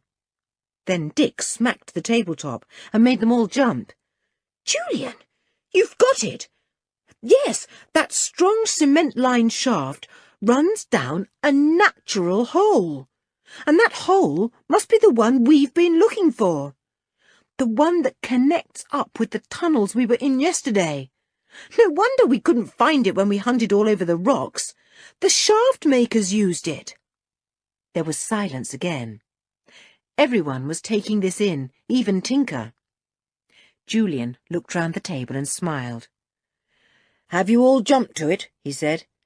"If that is the hole we were looking for, what about one of us going down that iron ladder again to the bottom and finding out if it does lead into the tunnel we were in yesterday?" "And walking through it and up the passage and coming out through the cliff entrance we used yesterday," said George. "Julian, what an absolutely wonderful idea! We could escape that way. What a shock for Ebbie and Jacob! We'll do it somehow. We'll do it!" Chapter 20. Down the shaft and into the tunnel. It was a most exciting idea to think that the iron ladder in the great cement-lined shaft might possibly lead to the tunnel they had been into yesterday. Julian had seen water swirling at the bottom when the tide was in. Possibly, if they went down it when the tide was going out, there would be no danger of being trapped. The storm was very fitful now. Sometimes it came back again, and then the wind blew so hard that it seemed as if the buffeted lighthouse must fall. Rain fell in torrents that night, and during the dark early hours of the morning, when the tide was in, great waves pounded over the rocks, sending spray almost over the top of the lighthouse. Julian awoke and looked out of the bedroom window in awe. "I hope there's no ship out anywhere near here tonight," he said, and then gave a sudden exclamation. "What's that? Something swept right across the sky." "It's the beam from the new lighthouse at High Cliffs," said Dick. "I saw it last night. It must have a very powerful beam, mustn't it, to show even on a night like this?" They watched for a little while, and then Julian yawned. "Let's try to go to sleep," he said. "We thought we were going away for a nice little holiday, and bang! We're in the middle of something again." "Well, let's hope that we come out of it all right," said Dick, settling down in his rugs once more. "I must say that I feel a bit cut off from civilization at the moment. Night, Julian." In the morning, the storm was still about, and the wind was terrific. Julian ran down to the entrance door to see if the milkman could possibly have come and had seen their message for help. But no, the paper was still half on their side, flapping on the mat. Obviously, the milkman hadn't dared to cross the rocks that morning, either on foot or by boat. Dick had looked out of the window to make sure that their boat was still safely moored to the post, and to his surprise and distress, it was no longer there. Tinker was very upset. "Where's my little boat gone? Has somebody stolen it?" "Maybe. Or possibly the storm broke the mooring rope and the boat was smashed to pieces on the rocks," said Julian. "Anyway, it's gone. Poor old Tinker, what a shame." Tinker was very sad, and Mischief tried to comfort him, doing all sorts of silly tricks to make him laugh. But Tinker wouldn't laugh. He really was right down in the dumps. They had a rather sparse breakfast and were very silent. Anne cleared away and washed up, and then Julian called them all together. "Well, now we must decide about this descent down the shaft to what we hope will be the tunnel we were in," he said. I'm going down myself." "Toss for it," said Dick at once. "There's no reason why I shouldn't go, is there? Or what about us both going, in case one gets into trouble and needs help?" "Not a bad idea," said Julian, "except that there won't be anyone to look after the girls and Tinker." "Woof!" said Timmy indignantly, standing up at once. Julian laughed and patted him. "It's all right, Timmy. I just wanted to see if you thought you could guard them well. All right, Dick and I will go down the shaft. The sooner the better. We simply must go while the tide is out. What about now, Dick?" Solemnly, they all went down the spiral stairway to the entrance door, where the trap was that opened onto the great shaft. Julian pulled up the lid and gazed down into the blackness. He shone his torch down, but he could not see the bottom. "Well, here goes," he said, and lowered himself down into the shaft, his feet seeking the rungs of the iron ladder. "Keep cheerful, girls. We'll get through the tunnels and passages and to the entrance in the cliff, and fetch help for you in no time at all." "Julian, please take care," said Anne in a shaky voice. "Please, please do take care." Down went Julian, his torch now held between his teeth. After him went Dick. The girls shone their own torches down the shaft, but soon the boys were so far down that they could not be seen. Only their voices came up now and again, sounding very hollow and peculiar. "We're at the bottom!" shouted Julian at last. "It's rock, and there's no water at present. We've a clear way to follow. I crawled out of the hole at the bottom, and there's some kind of tunnel there, all right. We're off now, crawling out and into the tunnel. Cheer up, all of you. See you soon." And then the peculiar hollow voice stopped, and the girls and Tinker heard nothing more.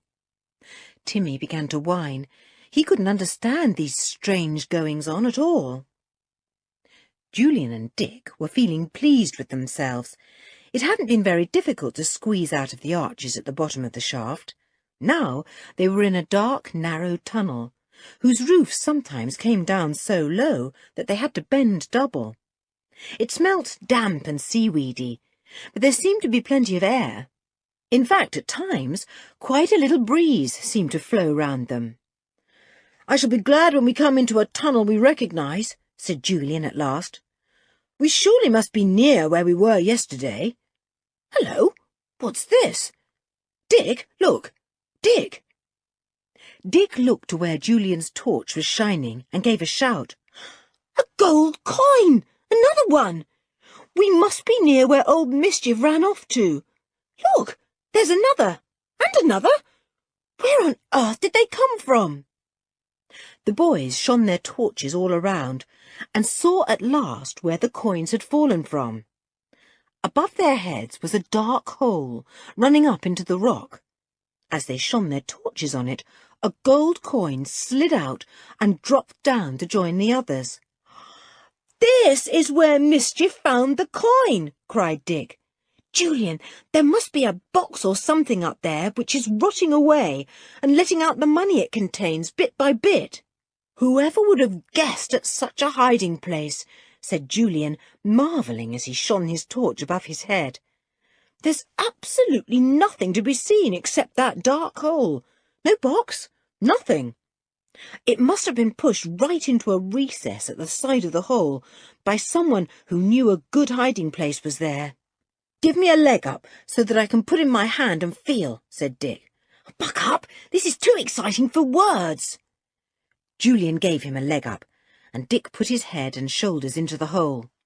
He felt to one side, nothing, felt to the other side, and his hand came across something hard and cold. An iron band, perhaps? He ran his hand over it and touched something soft and crumbly. Old wood rotting away, maybe. Possibly a wooden chest, only held together by the iron bands. He scrabbled about and Julian gave a sudden shout. "Hey, you've showered me with money! Phew! I never saw so many gold coins in my life." "Julian, I think there's more than one box or chest up there," said Dick, jumping down and looking at the big heap of shining coins at his feet. "There may be a fortune there. Talk about treasure trove. Look, let's not disturb anything else up that hole. No one knows about it except ourselves. Better gather up these coins, though, just in case that awful Ebbie takes it into his head to come down this way." So they filled their pockets with the coins and then made their way onwards again. To their joy, they soon recognised one of the tunnels they had been in before. "Plain sailing now," said Dick joyfully. "We'll soon be out, and then we'll get the locksmith to pick the lock of the lighthouse so that we can get in." "Shh!" said Julian suddenly. "I think I can hear something." They listened, but went on again, thinking Julian was mistaken. But he wasn't. As they turned a dark corner that led into a cave, someone leapt at them. Julian went down to the ground at once, and Dick followed. He just had time to see that Ebenezer was there with someone else. Jacob, perhaps? As Dick fell, gold coins spilled out of his pocket. Ebenezer gave a cry and bent down to them at once. Julian tried to take his chance and slip by him, but the other man caught him and sent him spinning backwards. "Where did you find that money? You tell us or you'll be sorry," shouted Ebenezer, and the echo came back at once. "Sorry, sorry, sorry." "Run, Dick!" panted Julian. "It's our only chance." He gave Ebenezer a terrific shove, which sent him into the other man. Yes, it was Jacob, who must somehow have escaped from police custody. And then he and Dick were off at once, running as fast as they could, back along the way they had come. "You come here!" yelled Ebenezer, and they heard him pounding after them. "Hurry!" panted Dick. "If only we can get to the shaft, we're all right." But alas, they took the wrong turning, and soon found themselves in a cave they had never seen before. Ebenezer and Jacob blundered past without seeing them. "Better stay here a while," said Julian. "Let them get a good way off." So they stayed still and quiet, and then at last ventured out of their hiding place and tried to find their way back to the right path. "You know, if we get lost down here, we're done for," said Julian. "And once the tide flows in, we shall be in a pretty poor way. Somehow we've got to get out through the cliff-way or back to the shaft. Hang on to me, Dick. We mustn't get separated, whatever happens." They stumbled on, not really knowing whether they were going in the right direction or not. They seemed to go through endless tunnels and caves. What a labyrinth there was in that great stratum of rocks. Then they heard voices. "That's Ebbie's voice, and Jacob's too," whispered Julian. "They're coming this way. Hide here and keep still." So they hid quietly and listened to Ebbie and Jacob. "Those boys have got to come back here," said Ebbie. "We'll wait, but make a sound." "We'll have to make a dash for it and hope for the best," whispered Julian. "Come on, we'll be caught by the tide soon if we're not quick." They both made a sudden rush and passed the surprised Ebbie and Jacob at a run. Then down the tunnel beyond them they went as fast as they could, bumping their arms and legs and heads against the rocky walls, but holding their torches steadily in front of them. On they went, and behind them, breathing heavily, came Ebbie and Jacob. "I think this must be a bad dream," panted Dick. Julian, look! There's water coming along this tunnel. The tide's coming in." "Come on," said Julian. "I feel as if the shaft isn't far away now. I seem to know this tunnel and this cave. Come on, Dick, we haven't a minute to spare. We've got to get to the ladder." "Look, there's the shaft," yelled Dick at last. "Come on, we shall just about be able to squeeze under the arch at the bottom. Hurry, Julian, the water's up to our ankles now." They reached the shaft and squeezed under the small archway that let the water run through from side to side over the rocky bottom of the shaft. They began to mount the ladder, and then stopped to hear if there were any sounds from Ebbie or Jacob. They heard yells, "Ebbie, come back! Tide's flowing in!" And then they heard Ebbie's angry voice. "I'm coming! They gone farther down, and they won't like it. They'll be drowned before they get much farther." Dick grinned. "Come on, Jew, up we go. I can see the light through the trap door at the top. The girls have left it open, bless them." And soon the two boys were clambering out of the trap door, with Timmy barking madly and licking their necks, and the girls and Tinker too excited for words.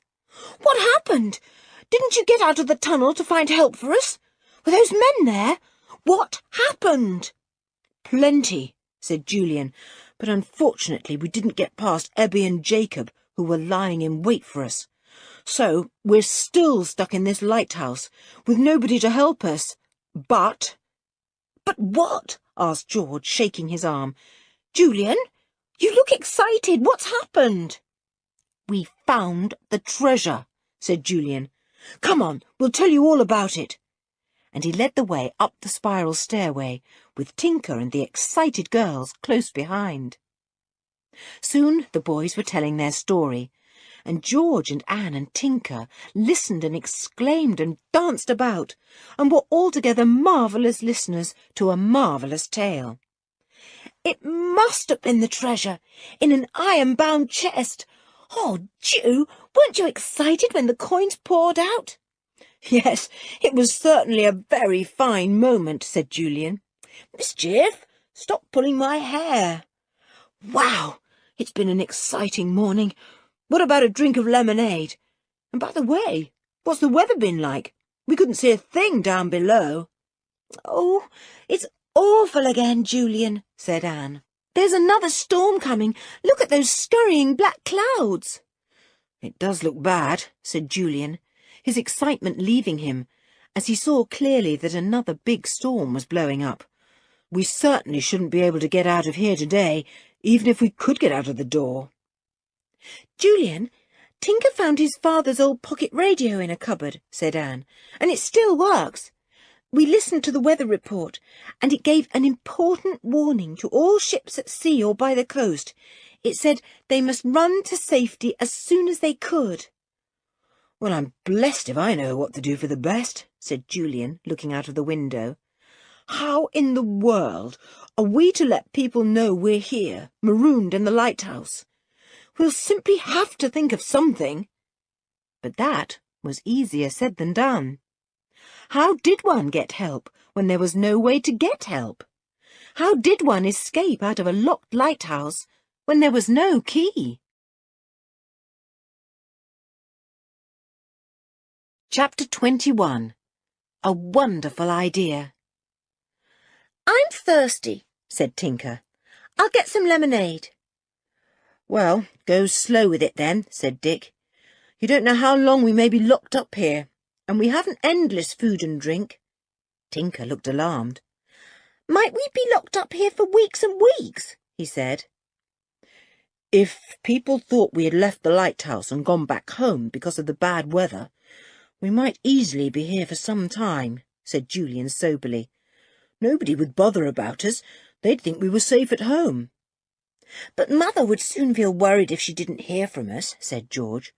"We said we'd send her a card each day, you know, and if she doesn't have one for a day or two, she would be sure to get worried and send someone over here." "Hurrah for mothers!" said Dick, relieved. "All the same, I don't fancy a week or so here with hardly anything to eat. We'll have plenty of one thing, though, and that's rainwater." "There must be some way out of this," said Julian, who had been sitting silent, frowning at his thoughts. "Can't we get a message out somehow?" "Are there any flags here, Tinker, that we could wave out of the window?" "No," said Tinker. "I've never seen any. What about a white tablecloth? We've one of those." "Yes, that would do," said Julian. "Fetch it, Tinker." Tinker pulled it off the table and gave it to Julian. Julian went to the window and looked through the glass, which was misted with spray. "I don't expect anyone will notice a tablecloth being shaken out of this window," he said, "but I'll try it. My word, the window's hard to open. It seems to have stuck." He opened it at last, and immediately an enormous gust of wind came in, and everything went flying. Papers, books, carpets, chairs fell over, and poor Mischief was blown from one side of the lighthouse room to the other. Timmy barked in fright and tried to catch the flying papers as they went by his nose. The tablecloth disappeared at once. Julian managed to close the window again after a terrific effort, and once more the room became peaceful. "Phew!" said Julian. "I didn't guess there was such a gale outside. I should think that tablecloth is about 5 miles away by now. The gulls will get a surprise when it comes flapping along in the sky." George couldn't help laughing at that, frightened though she was. "Oh, Julian, it was a jolly good thing you didn't fly off with the tablecloth. My word, what a gale! I wonder the lighthouse stands it." "Well, we do feel a buffet now and again," said Dick. "There, did you feel that? It was either a wave bumping into the rocks or spray forced against us. I distinctly felt the lighthouse shake a little." "Rubbish," said Julian, seeing Anne's scared face. "Don't make silly jokes like that." "You're quite sure that the lighthouse can't be blown down?" said Anne in a small voice. "Dear Anne, use your common sense," said Julian. "Would it have stood for all these years if it hadn't been strong enough to stand against storms far worse than this?" "Mischief is feeling frightened too," said Tinker. "He's gone and hidden, look." "Well, long may he stay there," said Julian. "At least he's not trying to open the biscuit tin or delve into the bag of sweets. I should just like to know how many of our sweets he's eaten up to now." Whoosh! That was an extra big gale of wind that buffeted the lighthouse and made Timmy stand up and growl. Rain pattered against the window, sounding as if someone was throwing pebbles. Julian was very worried. It really did look as if the stormy weather was going on and on. It might quite well continue for a few days, and their food certainly would not last long. There were still some tins left, and they had plenty of water, of course. The rain saw to that. But somehow they were all always so hungry. "Cheer up, Julian," said George. "You do look grim." "I feel it," said Julian. "I cannot for the life of me think of any way to escape from here, or even to get help.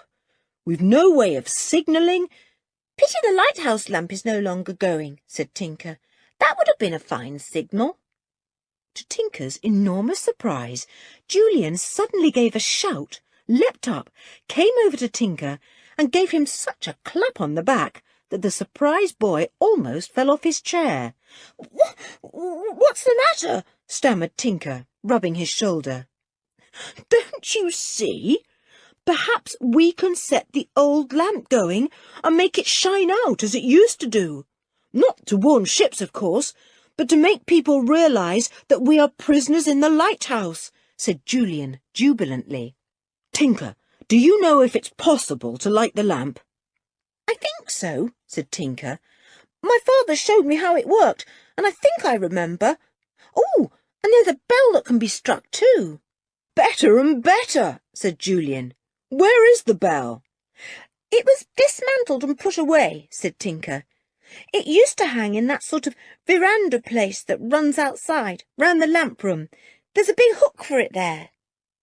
"Oh, it hung in that outside gallery, did it?" said Julian. "Well, that means that one of us would have to go out there in the wind and hang it up. Not too good. There must be a 90-mile-an-hour gale up there. Anyway, let's get the bell and have a look at it." The great bell was down in the storeroom, covered up. It was made of brass, and once had had a hammer that struck it at intervals, worked by some simple machinery. but the machinery was in pieces, no good at all. "We'll take the bell upstairs," said Julian. "Gosh, it's heavy as lead. Dick, I'll want your help." Between them, the two boys carried the heavy bell up to the living room, and Tinker brought up the old hammer that used to strike it. Julian and Dick held up the bell by its loop of iron. "Hit it with the hammer, Tinker," said Julian. "See if it still sounds loudly." Tinker struck it hard with the hammer, and at once a great deep clang filled the room from side to side, making Timmy jump almost out of his skin. He and Mischief left the room at top speed and fell down the spiral stairway together. All the others jumped too and stared at one another in awe. The sound of the bell went booming round and round the room, filling their ears so that they had to shake their heads to try and get rid of the sound. Julian at last clasped the ring of the bell with both his hands, and the sound died away. "What a wonderful bell!" he said in awe. "Look how old it is too. See, it says, 'Cast in 1896. If only we could get it hung up in its place on the gallery. The sound of it would go right to the village and beyond. I wonder how many ships heard it in the old days, booming out every now and again as the hammer struck it." Tinker raised the hammer again, but Dick stopped him. "No, you saw how scared Timmy and Mischief were. They'll probably jump through a window, glass and all, if we sound the bell again." "We'll wait till we think the wind has died down a bit, and then try to hang the bell," said Julian. "Now, let's look at the lamp. Will it want oil, Tinker?" "It may do, though I think there's some still in it, left when the lighthouse was closed down," said Tinker. "But there is plenty down in the storeroom." "Good," said Julian, feeling decidedly more cheerful. "Now, if the gale dies down at all, we'll try to hang the bell.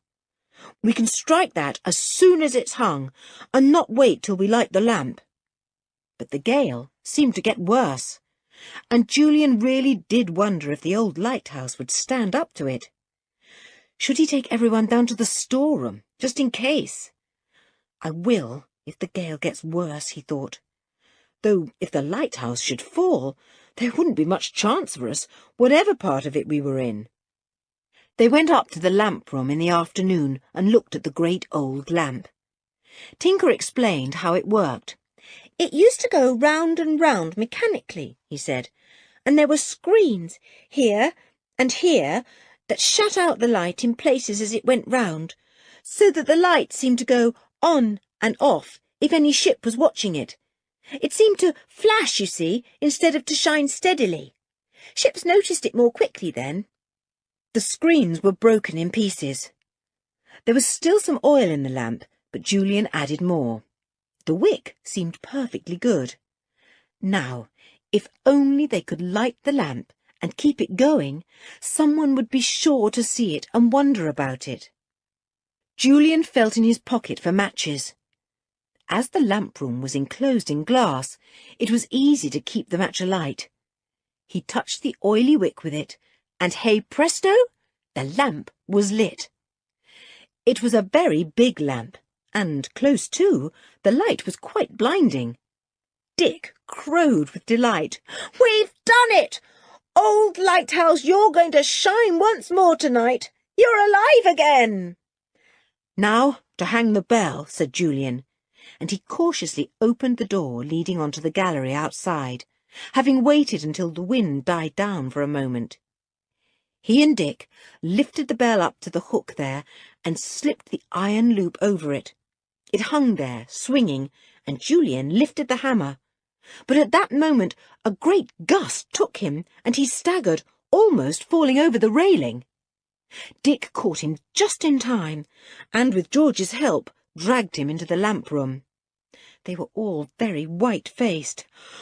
"That was a narrow escape," said George, her hands shaking and her body trembling. "We'll have to be careful if we go out onto the gallery again. Perhaps we'd better rely only on the lamp." "I vote we all go down and have some hot tea," said Julian, thankful for his escape. His legs felt shaky as he went down the stairs. He was not surprised. Julian was seldom scared, and it was peculiar to have legs that suddenly gave at the knees. However, everyone soon recovered when they were drinking hot tea and eating ginger biscuits. "I wish it was dark, so that we could see how bright the light is from the lamp when it shines," said Dick. "It will be dark very quickly today." It was. So dark that the light streaming from the old lamp at the top of the lighthouse was brilliant. It cut a shining path through the night, gleaming yellow. And through the roar of the sea went a great clanging, as Julian, with Dick holding on to him, struck the old bell hanging in the gallery. "Listen," said George, her hand on Timmy's collar. "Listen! Boom, boom, boom. Tim, that bell must feel happy tonight. It's found its voice again." Boom. Has anyone heard that old bell on this stormy night? Has anyone seen the light from the old lamp? Boom. Chapter 22. The End of the Adventure. Down in the village of Demon's Rocks that night, people drew their curtains, made up their fires, and sat down in their armchairs. They were thankful not to be out in the wind and the rain.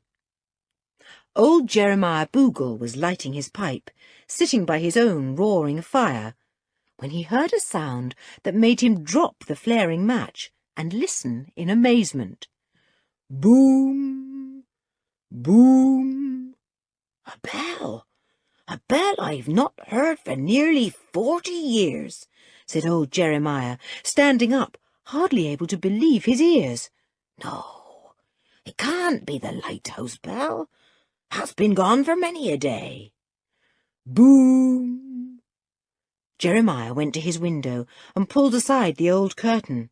He stared out and could not believe his eyes. He gave a yell. "Milly!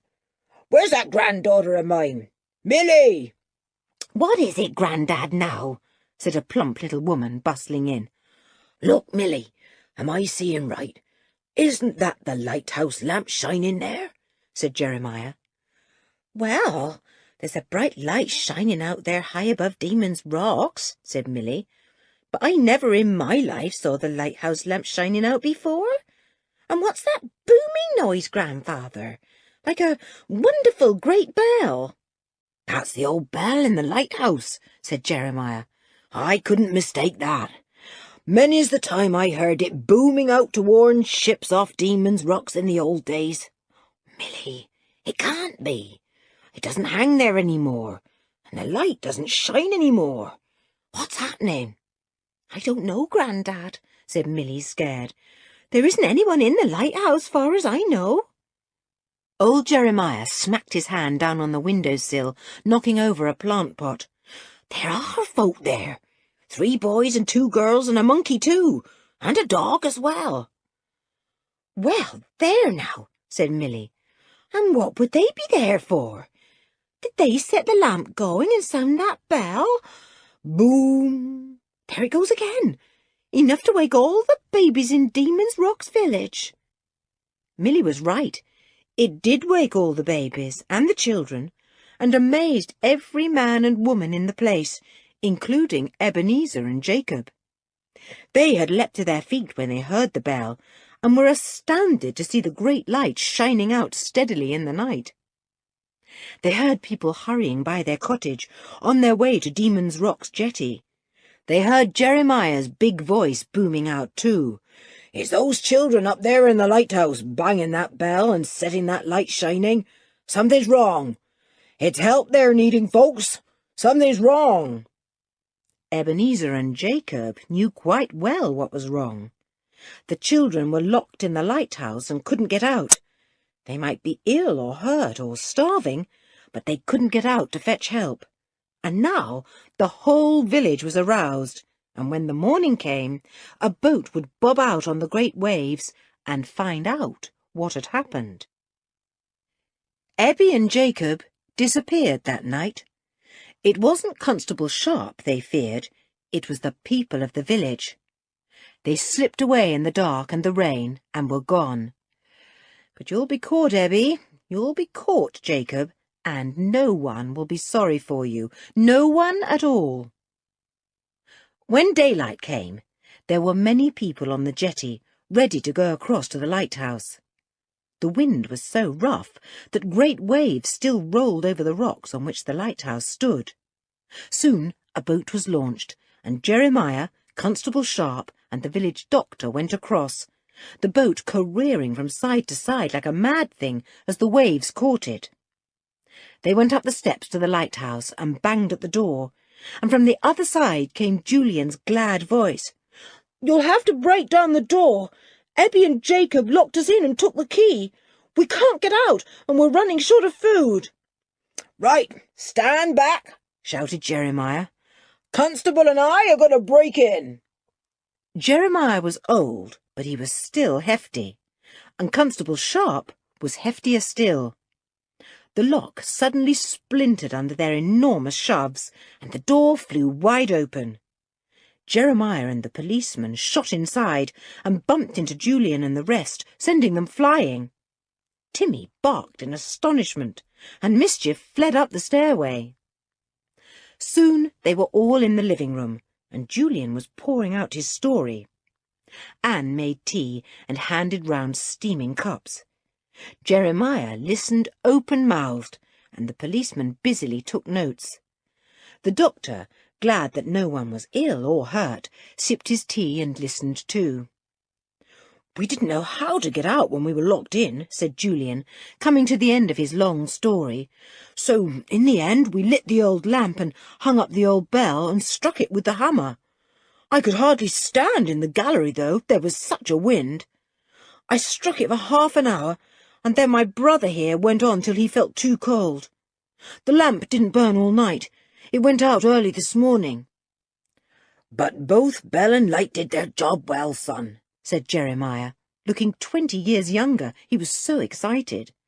"Ah, to think that old lamp shone again, and that old bell sounded. I thought I must be dreaming." "We'll be after that Ebenezer and Jacob," said the policeman, shutting his notebook.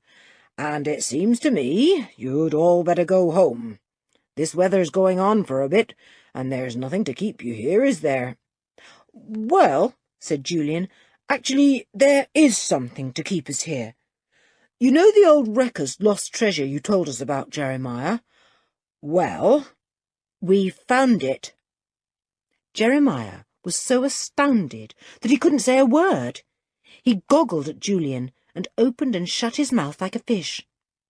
Julian took some golden coins out of his pocket and showed them to the policeman and the doctor and to Jeremiah. "There you are," he said. "We know where there are thousands of these. They're in iron-bound boxes and chests down in one of the tunnels in the rock. What do you think of that? We can't leave here till we've given the treasure into the hands of the police. It belongs to the Crown, doesn't it?" "Yes, it does," said Constable Sharp, gazing at the bright gold coins. "But you'll get a fine reward, all of you will. Where's this treasure? I'd better get it straight away." "Well, you have to go down the foundation shaft of the lighthouse," said Julian gravely, but with a twinkle in his eye, "and crawl under the archway at the bottom, and then make your way down the tunnel, but be careful the sea doesn't catch you, and then, when you come to—" The policeman stopped scribbling down what Julian was saying and looked startled. Julian laughed. "It's all right. Dick and I will fetch it ourselves today and give it to you, complete with every single gold coin," he said. "We don't need to go down the shaft. There's another way in, the way you took us, Jeremiah. We'll go this morning for a last excitement, and then home. Perhaps you would kindly telephone Kirin Garage for a car to fetch us at 12 o'clock, Constable." "Oh, good," said Anne. "An adventure is always exciting, but I've really had enough at the moment. This was such a bad weather one. Oh, Constable, look out! That monkey has pulled out your whistle." So he had, and what is more, he blew it. Beep! Jeremiah almost jumped out of his skin, and Mischief received a slap that almost made him jump out of his skin too. "Goodbye, Jeremiah," said Julian. "It's been fine meeting you, and thanks for coming to rescue us. We'll see you again some day. Come along, Constable. We'll go and find the treasure with you now." "I don't think I'll come," said Anne, who really didn't like dark, smelly tunnels and caves. "I'll do the packing." "Timmy and I will help you," said George, who knew that Anne wouldn't like to be left alone in the lighthouse. The boys went off with Jeremiah, the doctor, and Constable Sharp, rowing over the rocks to the jetty. The doctor and Jeremiah said goodbye at the jetty, and the three boys and Mischief took Constable Sharp to find the treasure. They had to push their way through quite a crowd of people who had collected on the quay, anxious to know why the light had shone out from the lighthouse in the night, and why the bell had sounded. "Make way, please," said the policeman politely. "Everything is all right. These children were locked in the lighthouse and couldn't get out. Make way, please. There's no need for any excitement." "No, that's all over now, isn't it, Ju?" said Dick.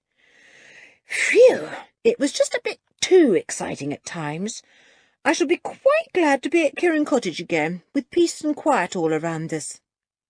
"You've forgotten that Uncle Quentin and his friend will still be there," said Julian with a grin. "There'll be plenty going on while they're around. I'm afraid they won't be at all pleased to see us back." "Oh, yes, they will, Julian, especially when they hear the exciting story you have to tell. You'll have some fun showing round a gold coin or two. Timmy is to have one hung on his collar as a reward for guarding you so well. How proud he will be! Well, goodbye to you all. Goodbye, Julian and Dick, and a good journey home. Goodbye, Anne and George, and Tinker too, and Mischief, you funny little monkey. And goodbye, dear old Timmy, best of friends. How we wish we had a dog like you. See you all again some day."